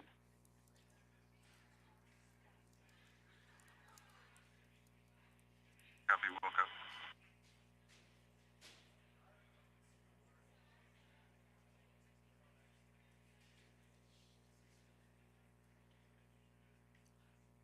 And with that communication from the Corps or Crew Operations Resource Engineer here in Hawthorne to Commander Nick Hague of Crew Dragon Freedom, we did hear that the loss of signal period is still at 2:44 p.m. Pacific, but we had a 1-minute adjustment to the acquisition of signal. That's going to now be at 2:51 p.m. Pacific time. However, our splashdown time remains the same at 2:57 p.m. Pacific time this afternoon off the coast of Tallahassee, Florida. So all good news there as Dragon continues to make its way home with the Crew 9 crew. As we've mentioned before, we are splashing down on the Gulf Coast. We have ability to splash down on either side of Florida, but the location site just outside of Tallahassee, Florida is the site that was selected today due to best recovery conditions. And as Sandra mentioned before, weather is always a watch item, but everything is looking great for that particular recovery location. So I'm sure once we start getting views from the recovery vessel, I have a feeling it's going to be a pretty beautiful afternoon. And we did mention that, of course, this is a daylight splashdown, so we should be getting some great views. We do have a couple of spacecraft called the WB-57, which are high-altitude planes that NASA utilizes during splashdown operations. Those are en route and going to be tracking the capsule as it makes its way through the atmosphere and should be providing some good views for us. Kate and I were just chatting about how we haven't had a daytime splashdown in a little while, so we're looking forward to the views along with you. Yeah. Nighttime views are also great because we can see that capsule streaking through the night sky quite brightly. So like Sandra, you said earlier, daylight will be a little bit less bright, but we will definitely be able to see the SpaceX recovery team operations much clearer. I could also imagine it's probably a little bit easier for the team themselves to do their work in daytime than at nighttime. We'll see them rush in really quickly with a couple of fast boats as they begin the initial safety checks and sweeps of the Dragon capsule, while also retrieving the parachutes from the surface of the ocean. The recovery vessel, the main recovery vessel, will continue to make its way closer to the Dragon capsule. It is stationed a couple miles away from the actual recovery location, the splashdown location, for obvious safety purposes. So it takes a little while for that vessel to make its way over, but once it's closer, we'll have even better views of those recovery operations. And you may be wondering why sometimes we splash down in the daytime versus the nighttime. And believe me, we would all love for these operations to happen during regular daytime working hours. But unfortunately, orbital mechanics just doesn't quite work out that way. So it has to deal with the location of the International Space Station, as well as where the splashdown zone is on Earth and that trajectory, as well as the phasing. So as we mentioned earlier, sometimes we have phasing as short as 6 hours, sometimes in excess of 30+ hours. It just depends on where the targeted area is that the capsule is going to splash down. So today's phasing has been 17 hours since undocking occurred at 10:05 p.m. Pacific yesterday evening for us here in Hawthorne. Early wee hours for folks on the East Coast and other areas of the United States. Yeah, but regardless of whether it's daytime or nighttime, the SpaceX recovery team has trained and practiced and rehearsed for it all. So regardless of daylight, they are really efficient with those operations. And but like you said, Sandra, it has been a minute since we have seen a daytime splashdown on a NASA SpaceX crew mission. The last daytime recovery was on Crew 4, which was the debut flight for the capsule flying today, the spacecraft known as Dragon Freedom. And so yeah, kind of a fun fact there in terms of the timing of that daylight splashdowns. Once again, standing by for more communication with the crew. The next event that we have coming up is the start of that period known as loss of signal. That is the period still expected at 2:44 p.m. Pacific time. This lasts for several minutes while the capsule is making its way through the Earth's atmosphere. The heat shield located at the bottom of the capsule, really doing all the work at that point in time in terms of using the atmosphere to slow the capsule down from its orbital speeds of 17,500 miles per hour. Are secure, the restraints are tightened, visors down. Figured for entry. Freedom, I copied. Tablets are secured, restraints are tight, and visors down.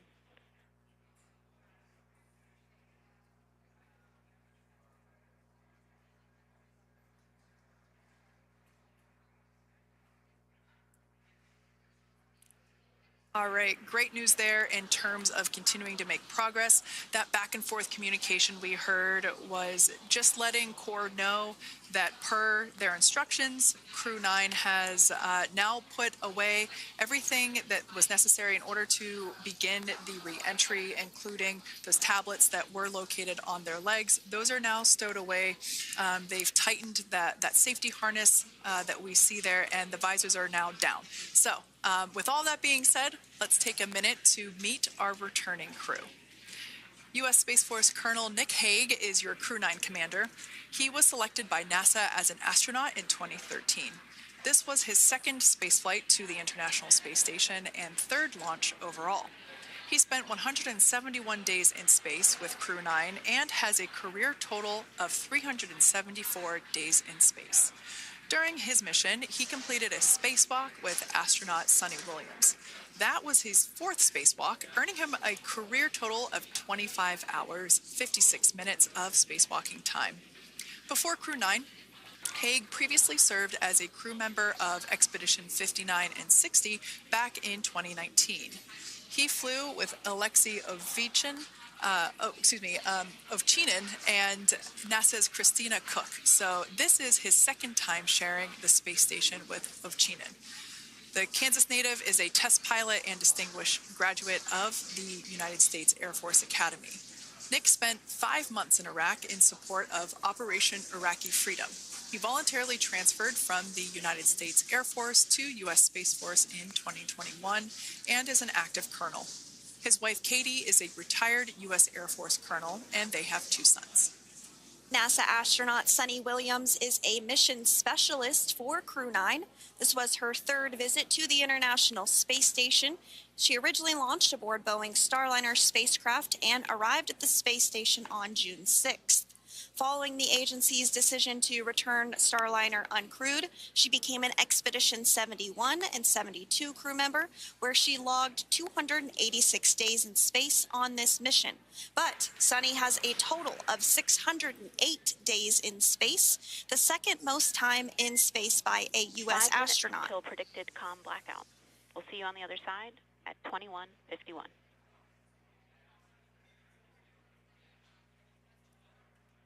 51, talk to you soon.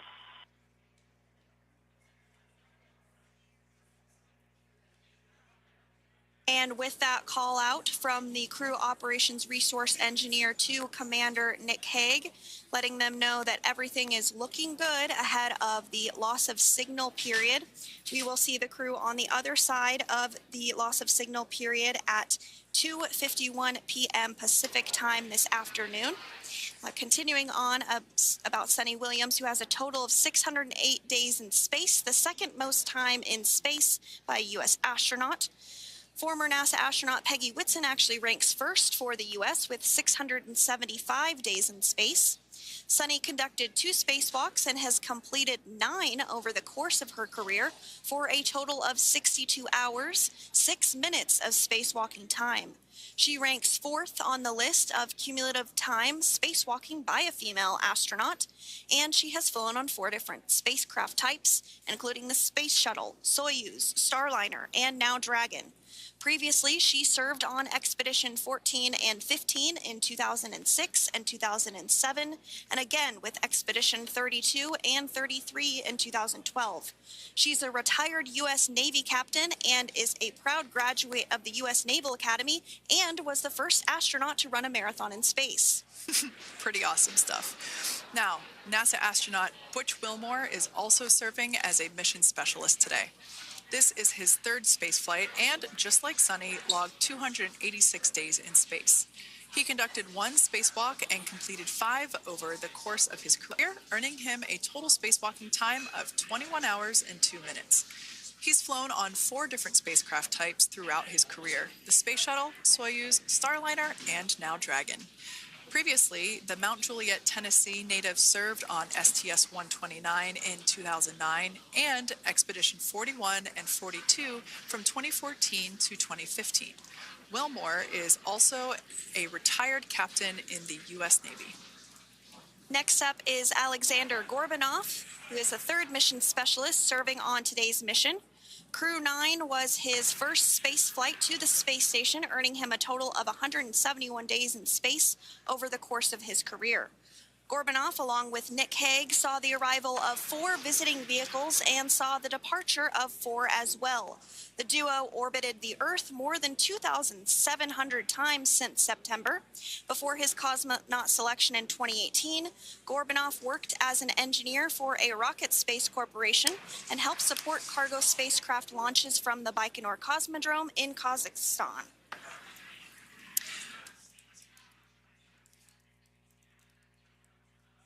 So if you are just joining us, we are continuing to bring you live coverage of Crew 9's return to Earth following their mission aboard the International Space Station, where they completed science and research investigations. We are targeting splashdown off the coast of Florida at 2:57 p.m. Pacific time. The next major milestone that we'll look ahead towards is what we call loss of signal, or LOS, when we won't have communications with the crew because they will be re-entering the Earth's atmosphere. And during this process, there is plasma that builds up around that heat shield, so we are not able to communicate with the crew, but we are anticipating to regain communications with the crew at a short time from now at 2:51 p.m. Pacific time today. As we said before, everything continues to look good for the return of the Crew 9 team. We are about to go into that period of loss of signal. Once we get views of the crew inside the capsule, once again, we will be sure to bring those to you. But that period of time is when plasma is building up on the exterior of the capsule, generating heat in excess of 3,500 degrees Fahrenheit. So we are unable to communicate or command the spacecraft at that time.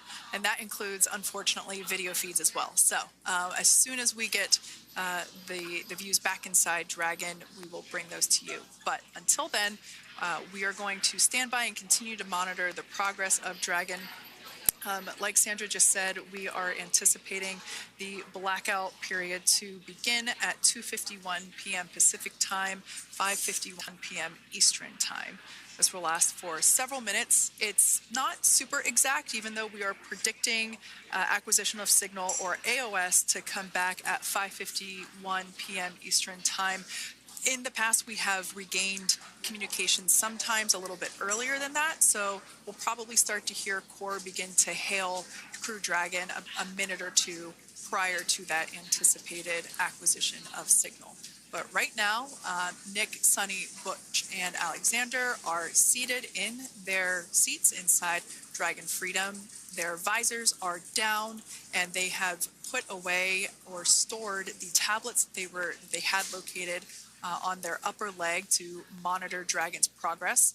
Now they will be utilizing the touchscreen displays, where the current operation and future operations will be displayed as they are able to monitor Dragon's progress continually. As I said before, Dragon is autonomous, meaning it is flying itself. So the crew stands by and monitors, and those touchscreen displays are what will be allowing them to do so and prepare for events such as parachute deploy.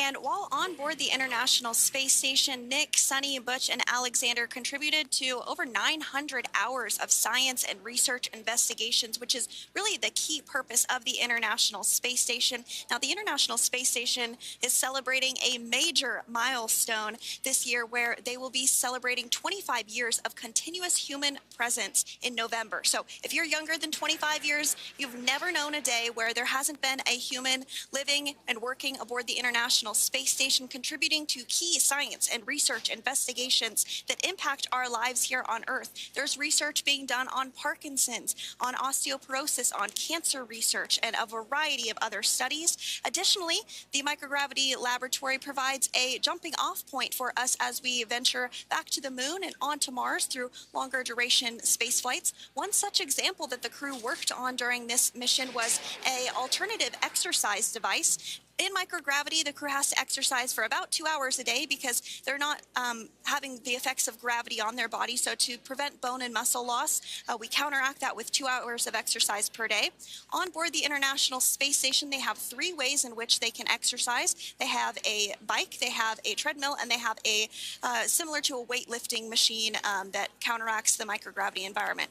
But a particular experiment that this crew tested out was a combination of all 3 of those in one smaller device, and this is really critical as we continue on to the moon, Mars, and beyond, because space is really important in spacecraft. So if we have something smaller that the crew might be able to utilize, that can potentially help us venture out even further into the solar system. So science is really the name of the game when it comes to the International Space Station. Some of the other science highlights that took place during this increment that are particularly interesting to me was we had the first wooden satellite that was deployed. This is a study to see if other materials might be more resourceful or renewable in space. So I'm really excited to see the results of that one as well. Additionally, we had a couple of spacewalks that took place to not only provide maintenance to the International Space Station, but also where we swabbed the outside of the space station near vents to see if any microbes that we all have microbes on us, to see if any of those could survive in the harsh environment of space, which again is very important for us to know and understand as we continue to the moon, Mars, and beyond. Very exciting stuff. Now, at this point, we have now entered the communications blackout period for the Dragon spacecraft. This lasts approximately 7 minutes due to plasma formation around the spacecraft itself. During this time, no vehicle telemetry is received by mission control or the recovery team, and no external commanding of the vehicle or voice communication is possible.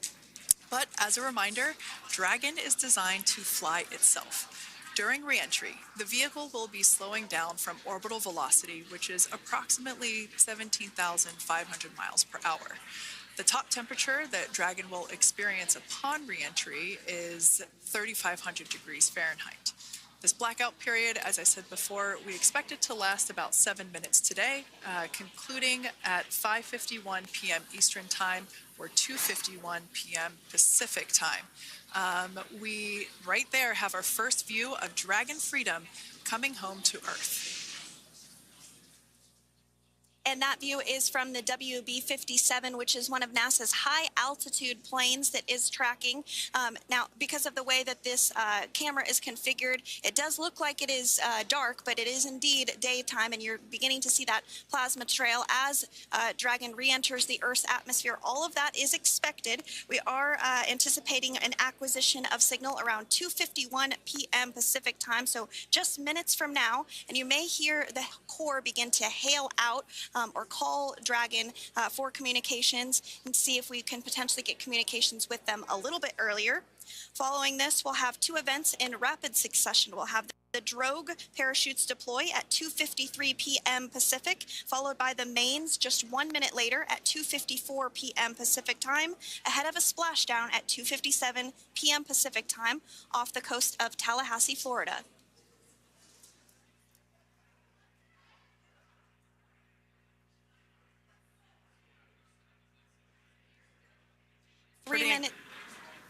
Pretty incredible views of the Dragon spacecraft making its way home back to planet Earth with the Crew 9 astronauts on board. Once again, this view is coming from the WB-57 plane. That heat shield we can see doing magnificent work as it works to SpaceX contract.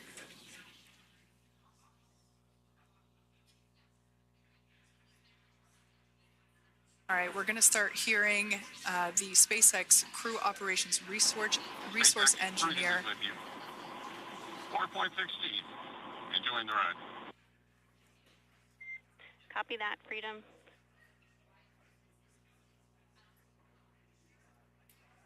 Great news there from Commander Nick Hague reporting back. Expect automated chute deployment. Freedom copies.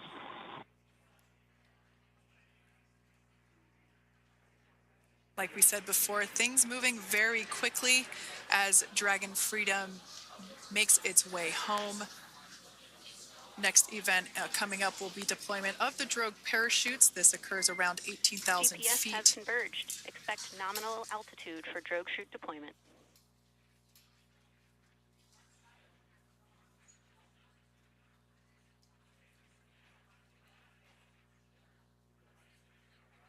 We're about 2 minutes away from deployment of those drogue parachutes. Now the heat shield is continuing to work to slow the vehicle down. That entry period, the Dragon spacecraft went from orbital velocity about 17,500 miles per hour down to about 350 miles per hour. So that really gives you a sense of why that plasma builds up on the exterior of the capsule thanks to the heat shield and the work that it does. Those drogue parachutes will slow it down from 350 to about 119 miles per hour. We can see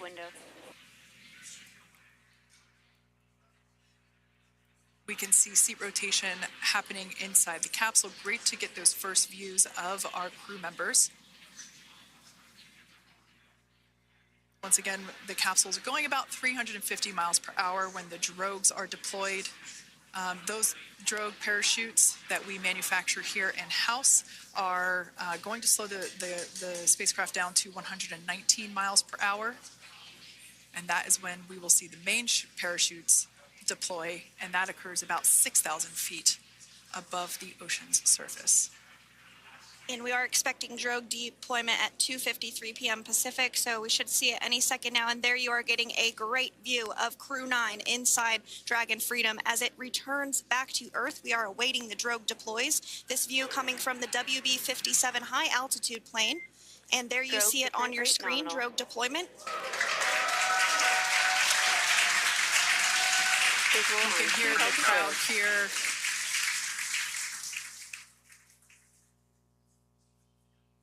The crowd here very excited as Dragon Freedom continues to make its way back to planet Earth.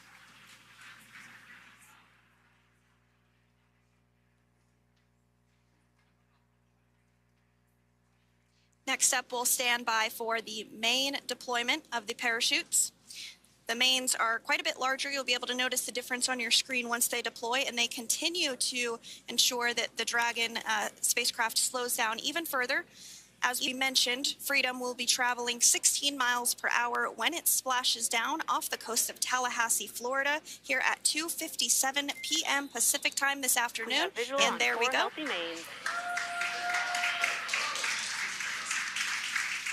That view was from inside. That view was from inside one of the buckets where the parachutes are located. So we see a great view there of the reefing on those parachutes. And as those main parachutes begin to inflate fully, 4 beautiful, healthy mains. Now awaiting visuals of splashdown. We'll start to hear Commander Nick Hague. As we heard right there, Commander Nick Hague will be calling out the altitude of the Dragon capsule from here on out. Landing in water is simpler and provides more margin against unlikely parachute issues. You can see those parachutes continuing to slow the Dragon capsule down. And if you're just joining us, 800 meters. You're looking at a live view of Crew 9, just minutes away from splashing down off the coast of Tallahassee, Florida. Splashdown 2 minutes from now at 2:57 p.m. Pacific. We do have 4 healthy mains really doing the job there. Just breathtaking views of a calm, glass-like ocean off the coast of Tallahassee, Florida. Crew 9 just minutes away from splashing down. This is really such an incredible shot. Copy, 600. That was a live view from our recovery vessel, Megan, which is stationed a couple miles away from the splashdown site. We can see the crew there using their restraints as resting places for their arms. They were just in space moments ago, so their arms were able to float freely. 400 meters.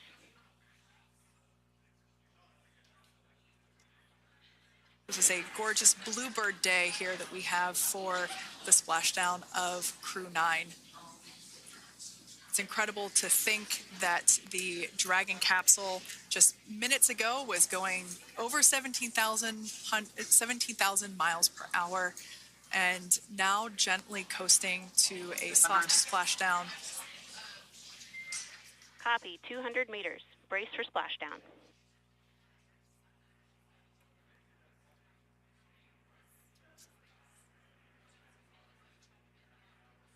As you can see there on your screen, continuing to monitor progress of the Dragon spacecraft. And we're going to stand by for splashdown. located in the Gulf of America off the coast of Tallahassee, Florida.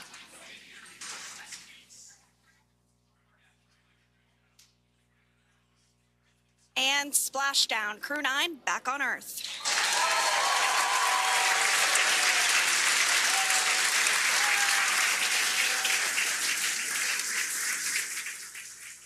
And SpaceX Freedom, splashdown, main release. Copy, splashdown. We see main chutes cut. Nick, Alex, Butch, Sunny, on behalf of SpaceX, welcome home.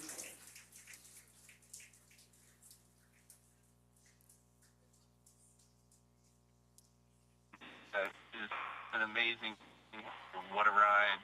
I see a capsule full of grins ear to ear.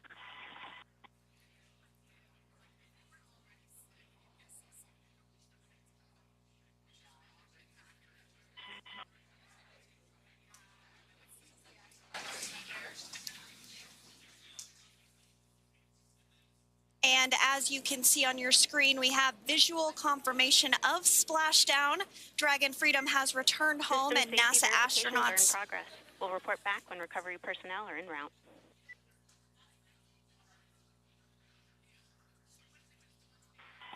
Understand. And we're section 2, 4.800 response. Look for your words. I'm just going to.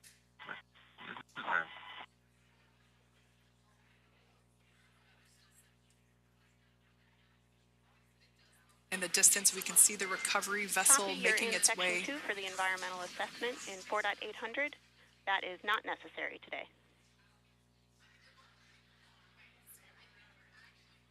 Dan,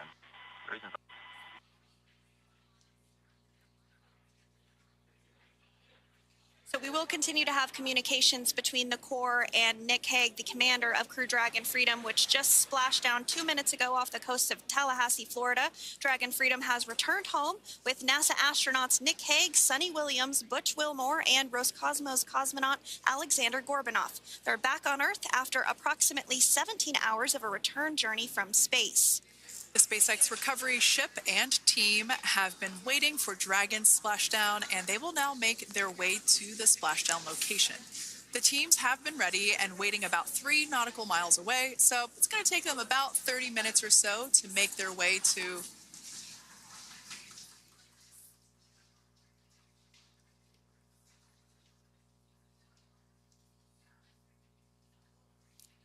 It's going to take about 30 minutes for the recovery team to make their way over to Nick, Sunny, Butch, and Alexander, who are still seated and secured inside that Dragon spacecraft there on your screen. Incredible views there of that thermal protection system, or TPS. That Dragon capsule was pristine, white color before it departed the station, and we can see how the reentry phase, the thermal protection system did its job.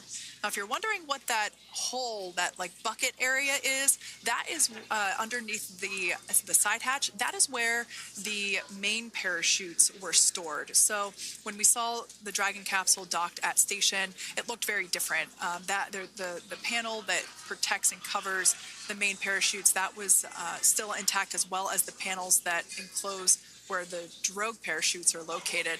We can see those fast boats.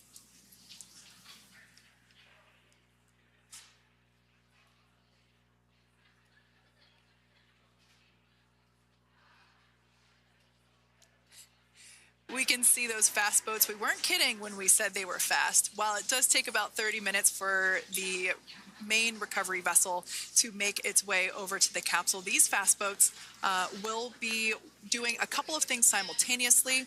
A couple of them are going to be working to retrieve the parachutes that you see in the background there of this drone shot.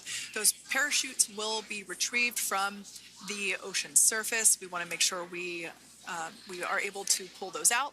The recovery vessel there closest to the spacecraft is going to be performing some safety checks.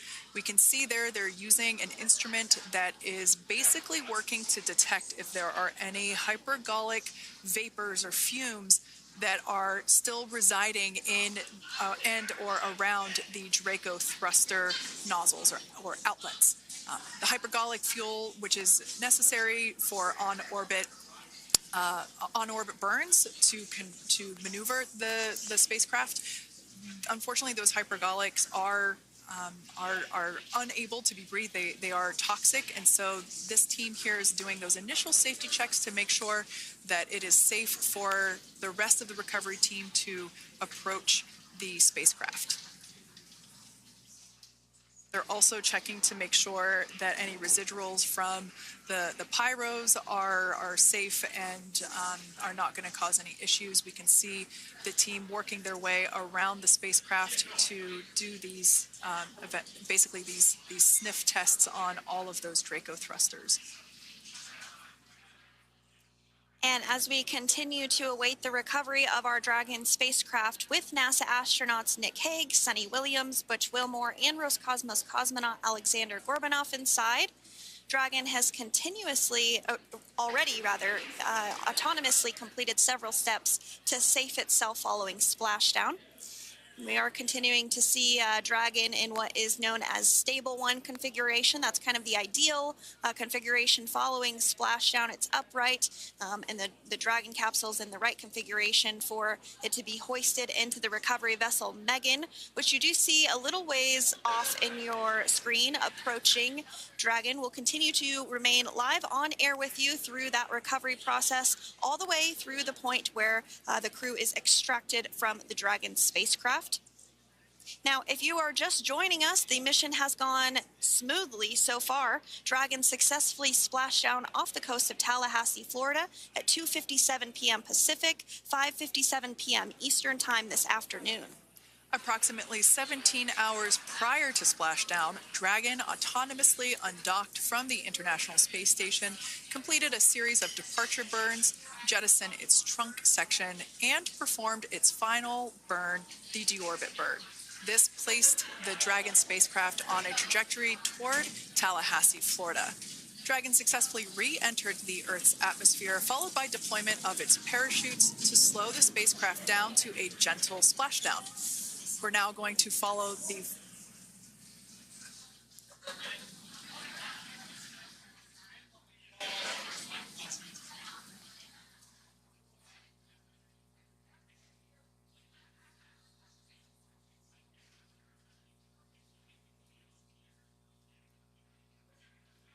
And so what we did just hear there was communications that those hypergol checks were complete. They didn't find any of that upon those checks, so we'll continue to move through the timeline. Next up is a process called rigging, which you see happening right now on your screen. This is when a SpaceX recovery personnel actually works to climb aboard the capsule and work through procedures ahead of lifting onto the nest of the recovery vessel Megan. We heard it's going to be about 25 minutes or so until that lift actually takes place.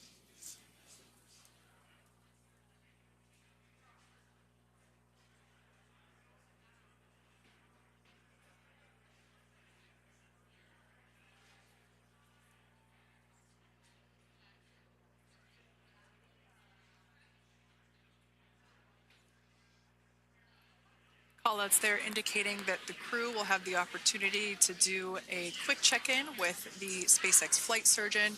This is standard procedure for every Dragon spacecraft when it returns to Earth. It's just an initial check-in, make sure everybody is doing okay. They will also have another check-in with the flight surgeon once they are on board that recovery vessel that you see there in the background.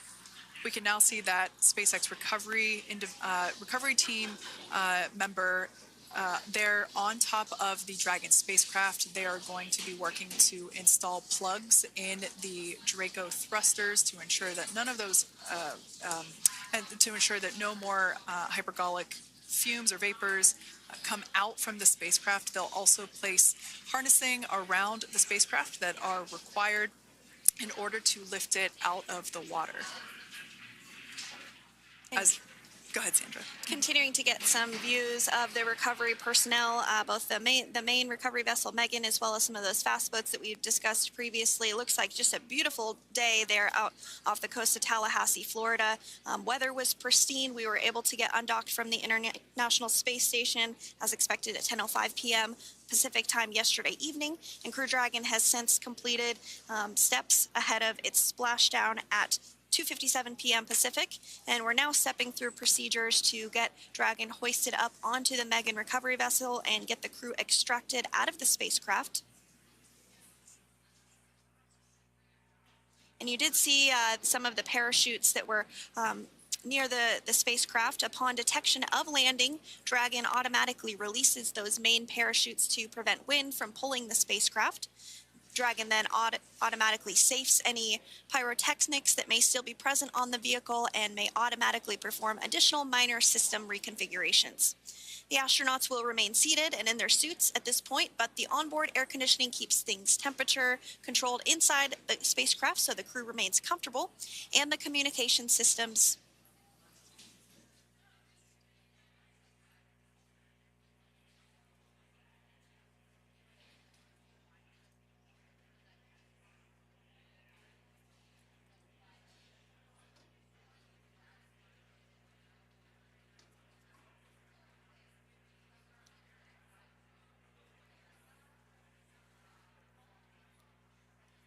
As we saw there on the screen, we have a couple of fast boats in the recovery fleet that have quickly moved into the splashdown location.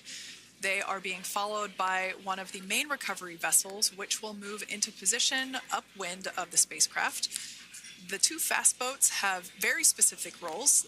Excuse me. The first approach is focused on immediate safety inspection, as we saw. They do this for spacecraft integrity and checking for any presence of those hypergolic propellant vapors. And this ensures that it is safe for the recovery vessel to approach Dragon.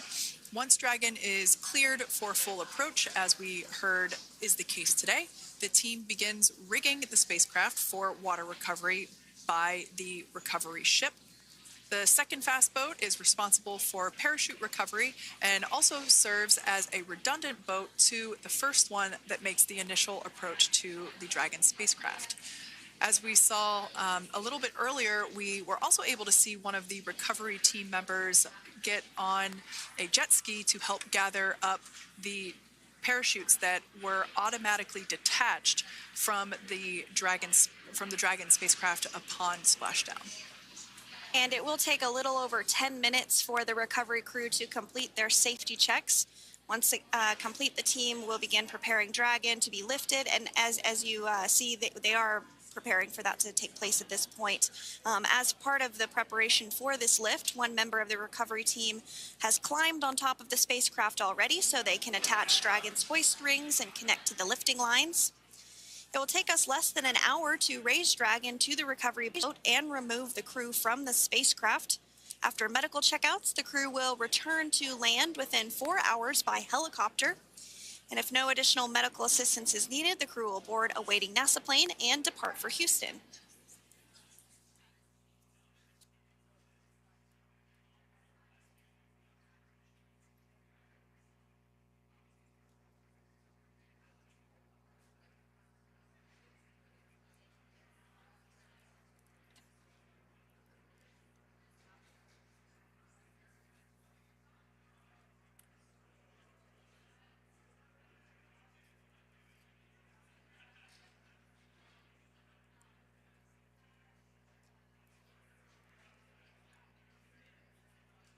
And as we continue to await Dragon to be hoisted up onto the ship, we have a very special treat. NASA Public Affairs Officer Jaden Jennings, who is actually on the recovery vessel and had a bird's eye view of the splashdown today. Jaden, how are you? How was the view from the recovery vessel?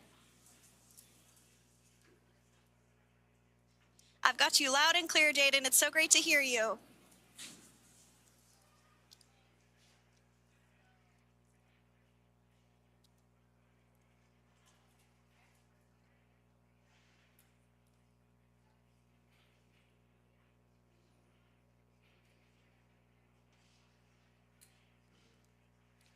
Thanks so much, Jaden. We did just have some communications letting us know that we'll have about a 5-minute period where we won't be able to hear from the crew. So please go ahead, tell us, how was the view from the recovery vessel?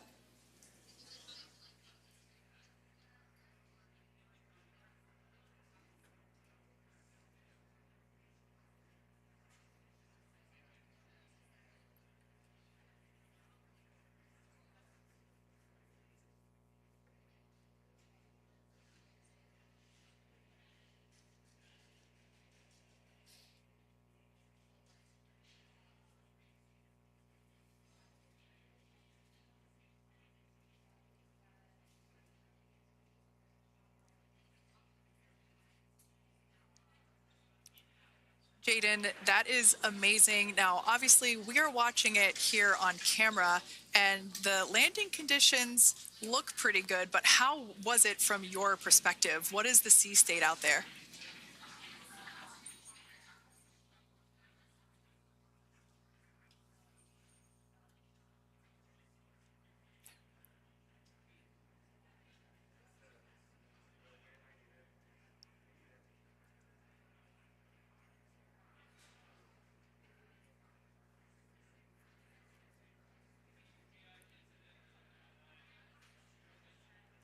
Thanks so much, Jaden. It certainly looks like a beautiful day. Can you tell us a little bit about the journey of the recovery forces to get to this point?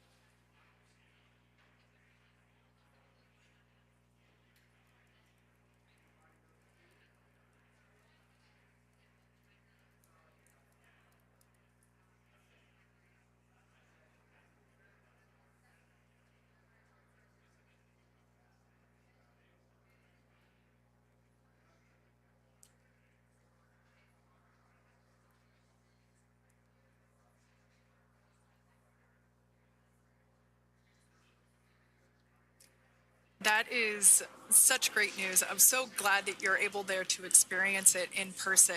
Now, can you tell us a little bit about what's next to retrieve the crew for the recovery personnel on board?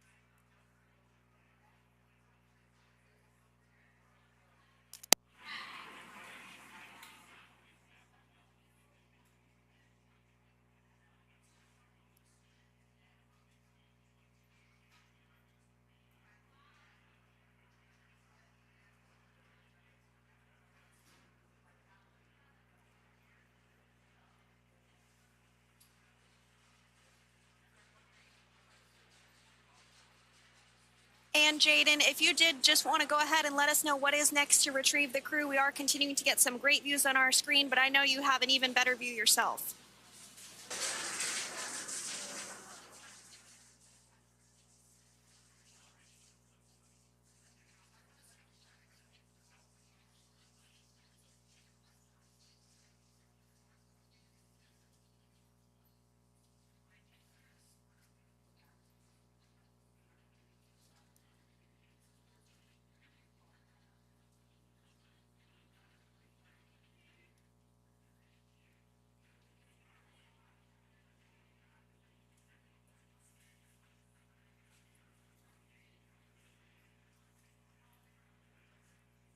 Thank you so much. That was Jaden Jennings, NASA Public Affairs Officer, who watched Freedom splash down firsthand from the recovery vessel. Megan, thanks so much, Jaden.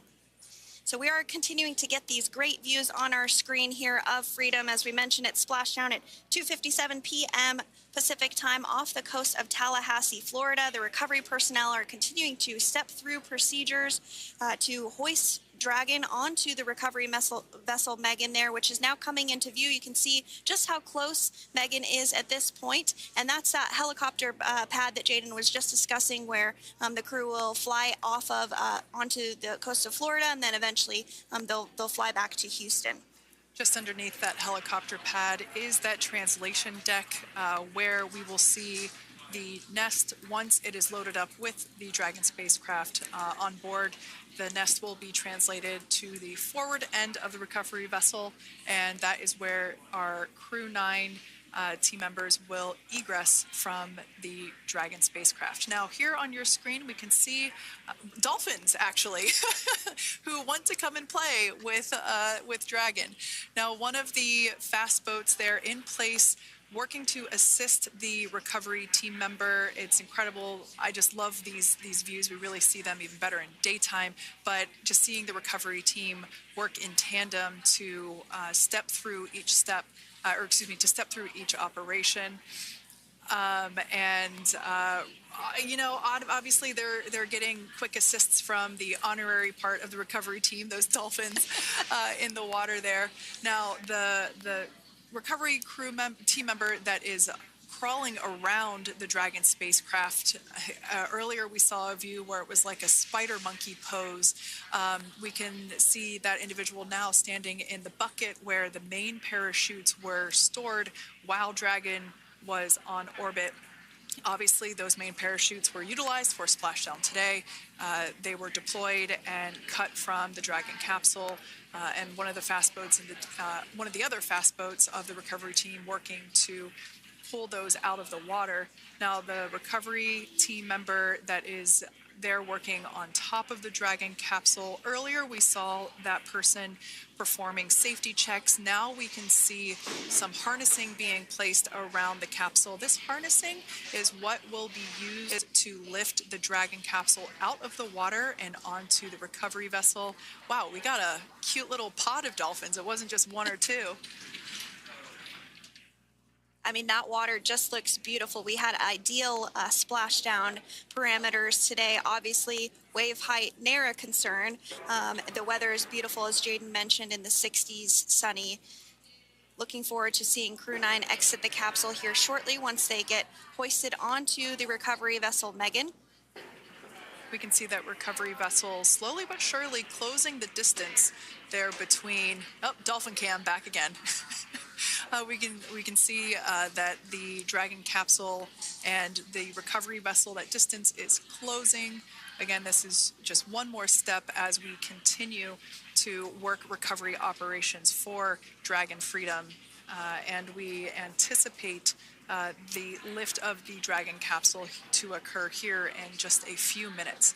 Now, once all of the rigging is on the capsule and it's hooked up to the recovery vessel, we will see the hydraulic arm, which is that kind of like bridge-like structure there at the aft end of the recovery vessel. We'll see that articulate backwards, and that's a good sign that we're getting even closer to pulling the capsule out of the water. It will then move forward, and the capsule will be placed inside of what you can see there is basically a basket. We call it the nest, Dragon nest, where that's where the capsule will be placed in order for it to be translated to the forward end of the vessel and for the astronauts to egress.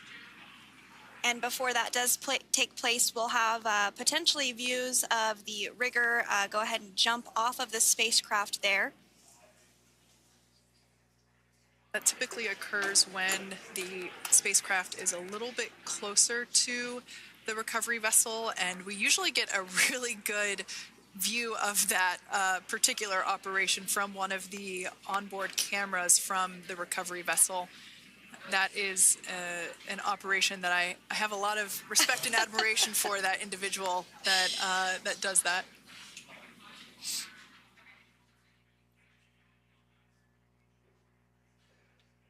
So again, Dragon continuing to get closer and closer to the recovery vessel Megan. You see some of those ropes now coming into view as well.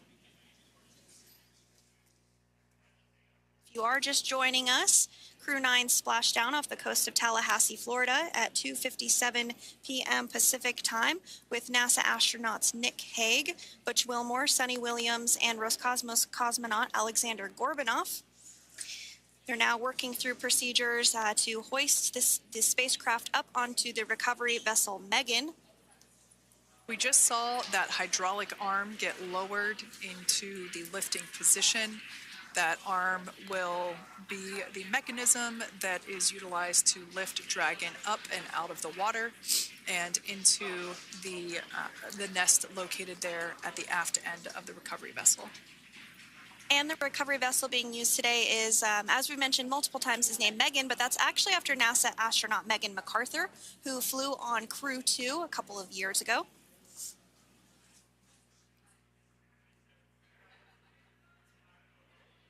We're getting some views now from actually inside the boat. Yeah, you're exactly right. This view is straight down the recovery vessel. That platform that was closest to the camera, that is the egress platform.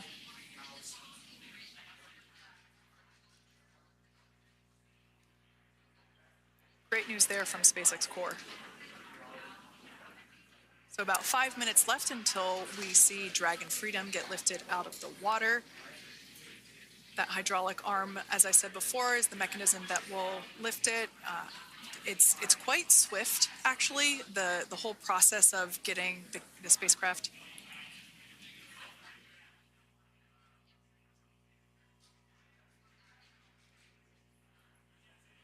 There it goes, Dragon Freedom being lifted out of the water and onto our recovery vessel, Megan.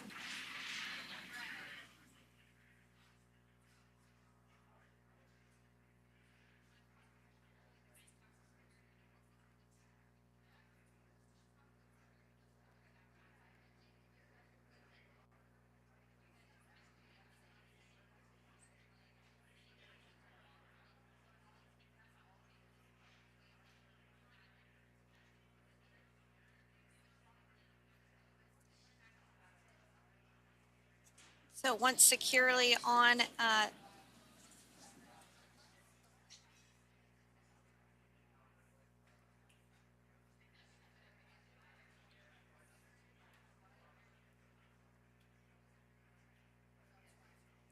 Great news there, letting us know that Dragon Freedom has been successfully recovered from the water's surface. If you've just joined us, we had an on-time splashdown at 5:57 p.m. Eastern Time, and we can now see that the water recovery operations are continuing to progress. The nest where the Dragon spacecraft is located is going to get moved forward. This will happen after one of the recovery crew members does some checks, and we'll also see some hosing. Obviously, the spacecraft splashed down in salt water. Salt water is corrosive, and we want to try and rinse out as much of the salt water as possible to reduce that corrosion on the metallic structures. So we can see some guidance there being provided, really steering the spacecraft properly into the Dragon's nest. And it's been 30 minutes since Dragon splashed down, and as you can see there, the spacecraft is already on board the recovery vessel Megan. Things continuing to move very smoothly today throughout the entire operations from the deorbit burn up until this point as well.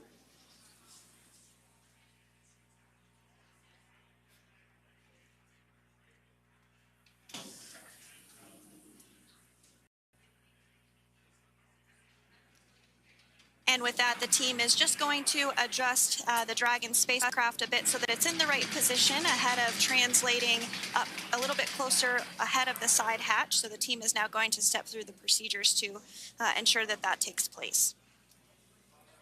While Dragon does fly itself autonomously, it clearly is unable to park itself autonomously.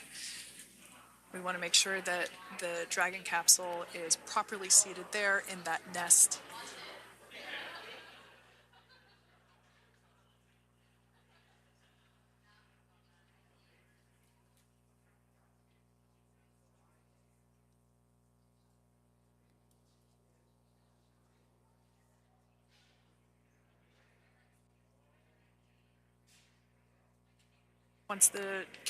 Once Dragon is fully seated in the nest, we'll probably see a bunch of that salt water come out from the bucket there located underneath the side hatch. See some salt water splash out. As I mentioned before, one of the recovery team members will begin hosing down the exterior of the spacecraft.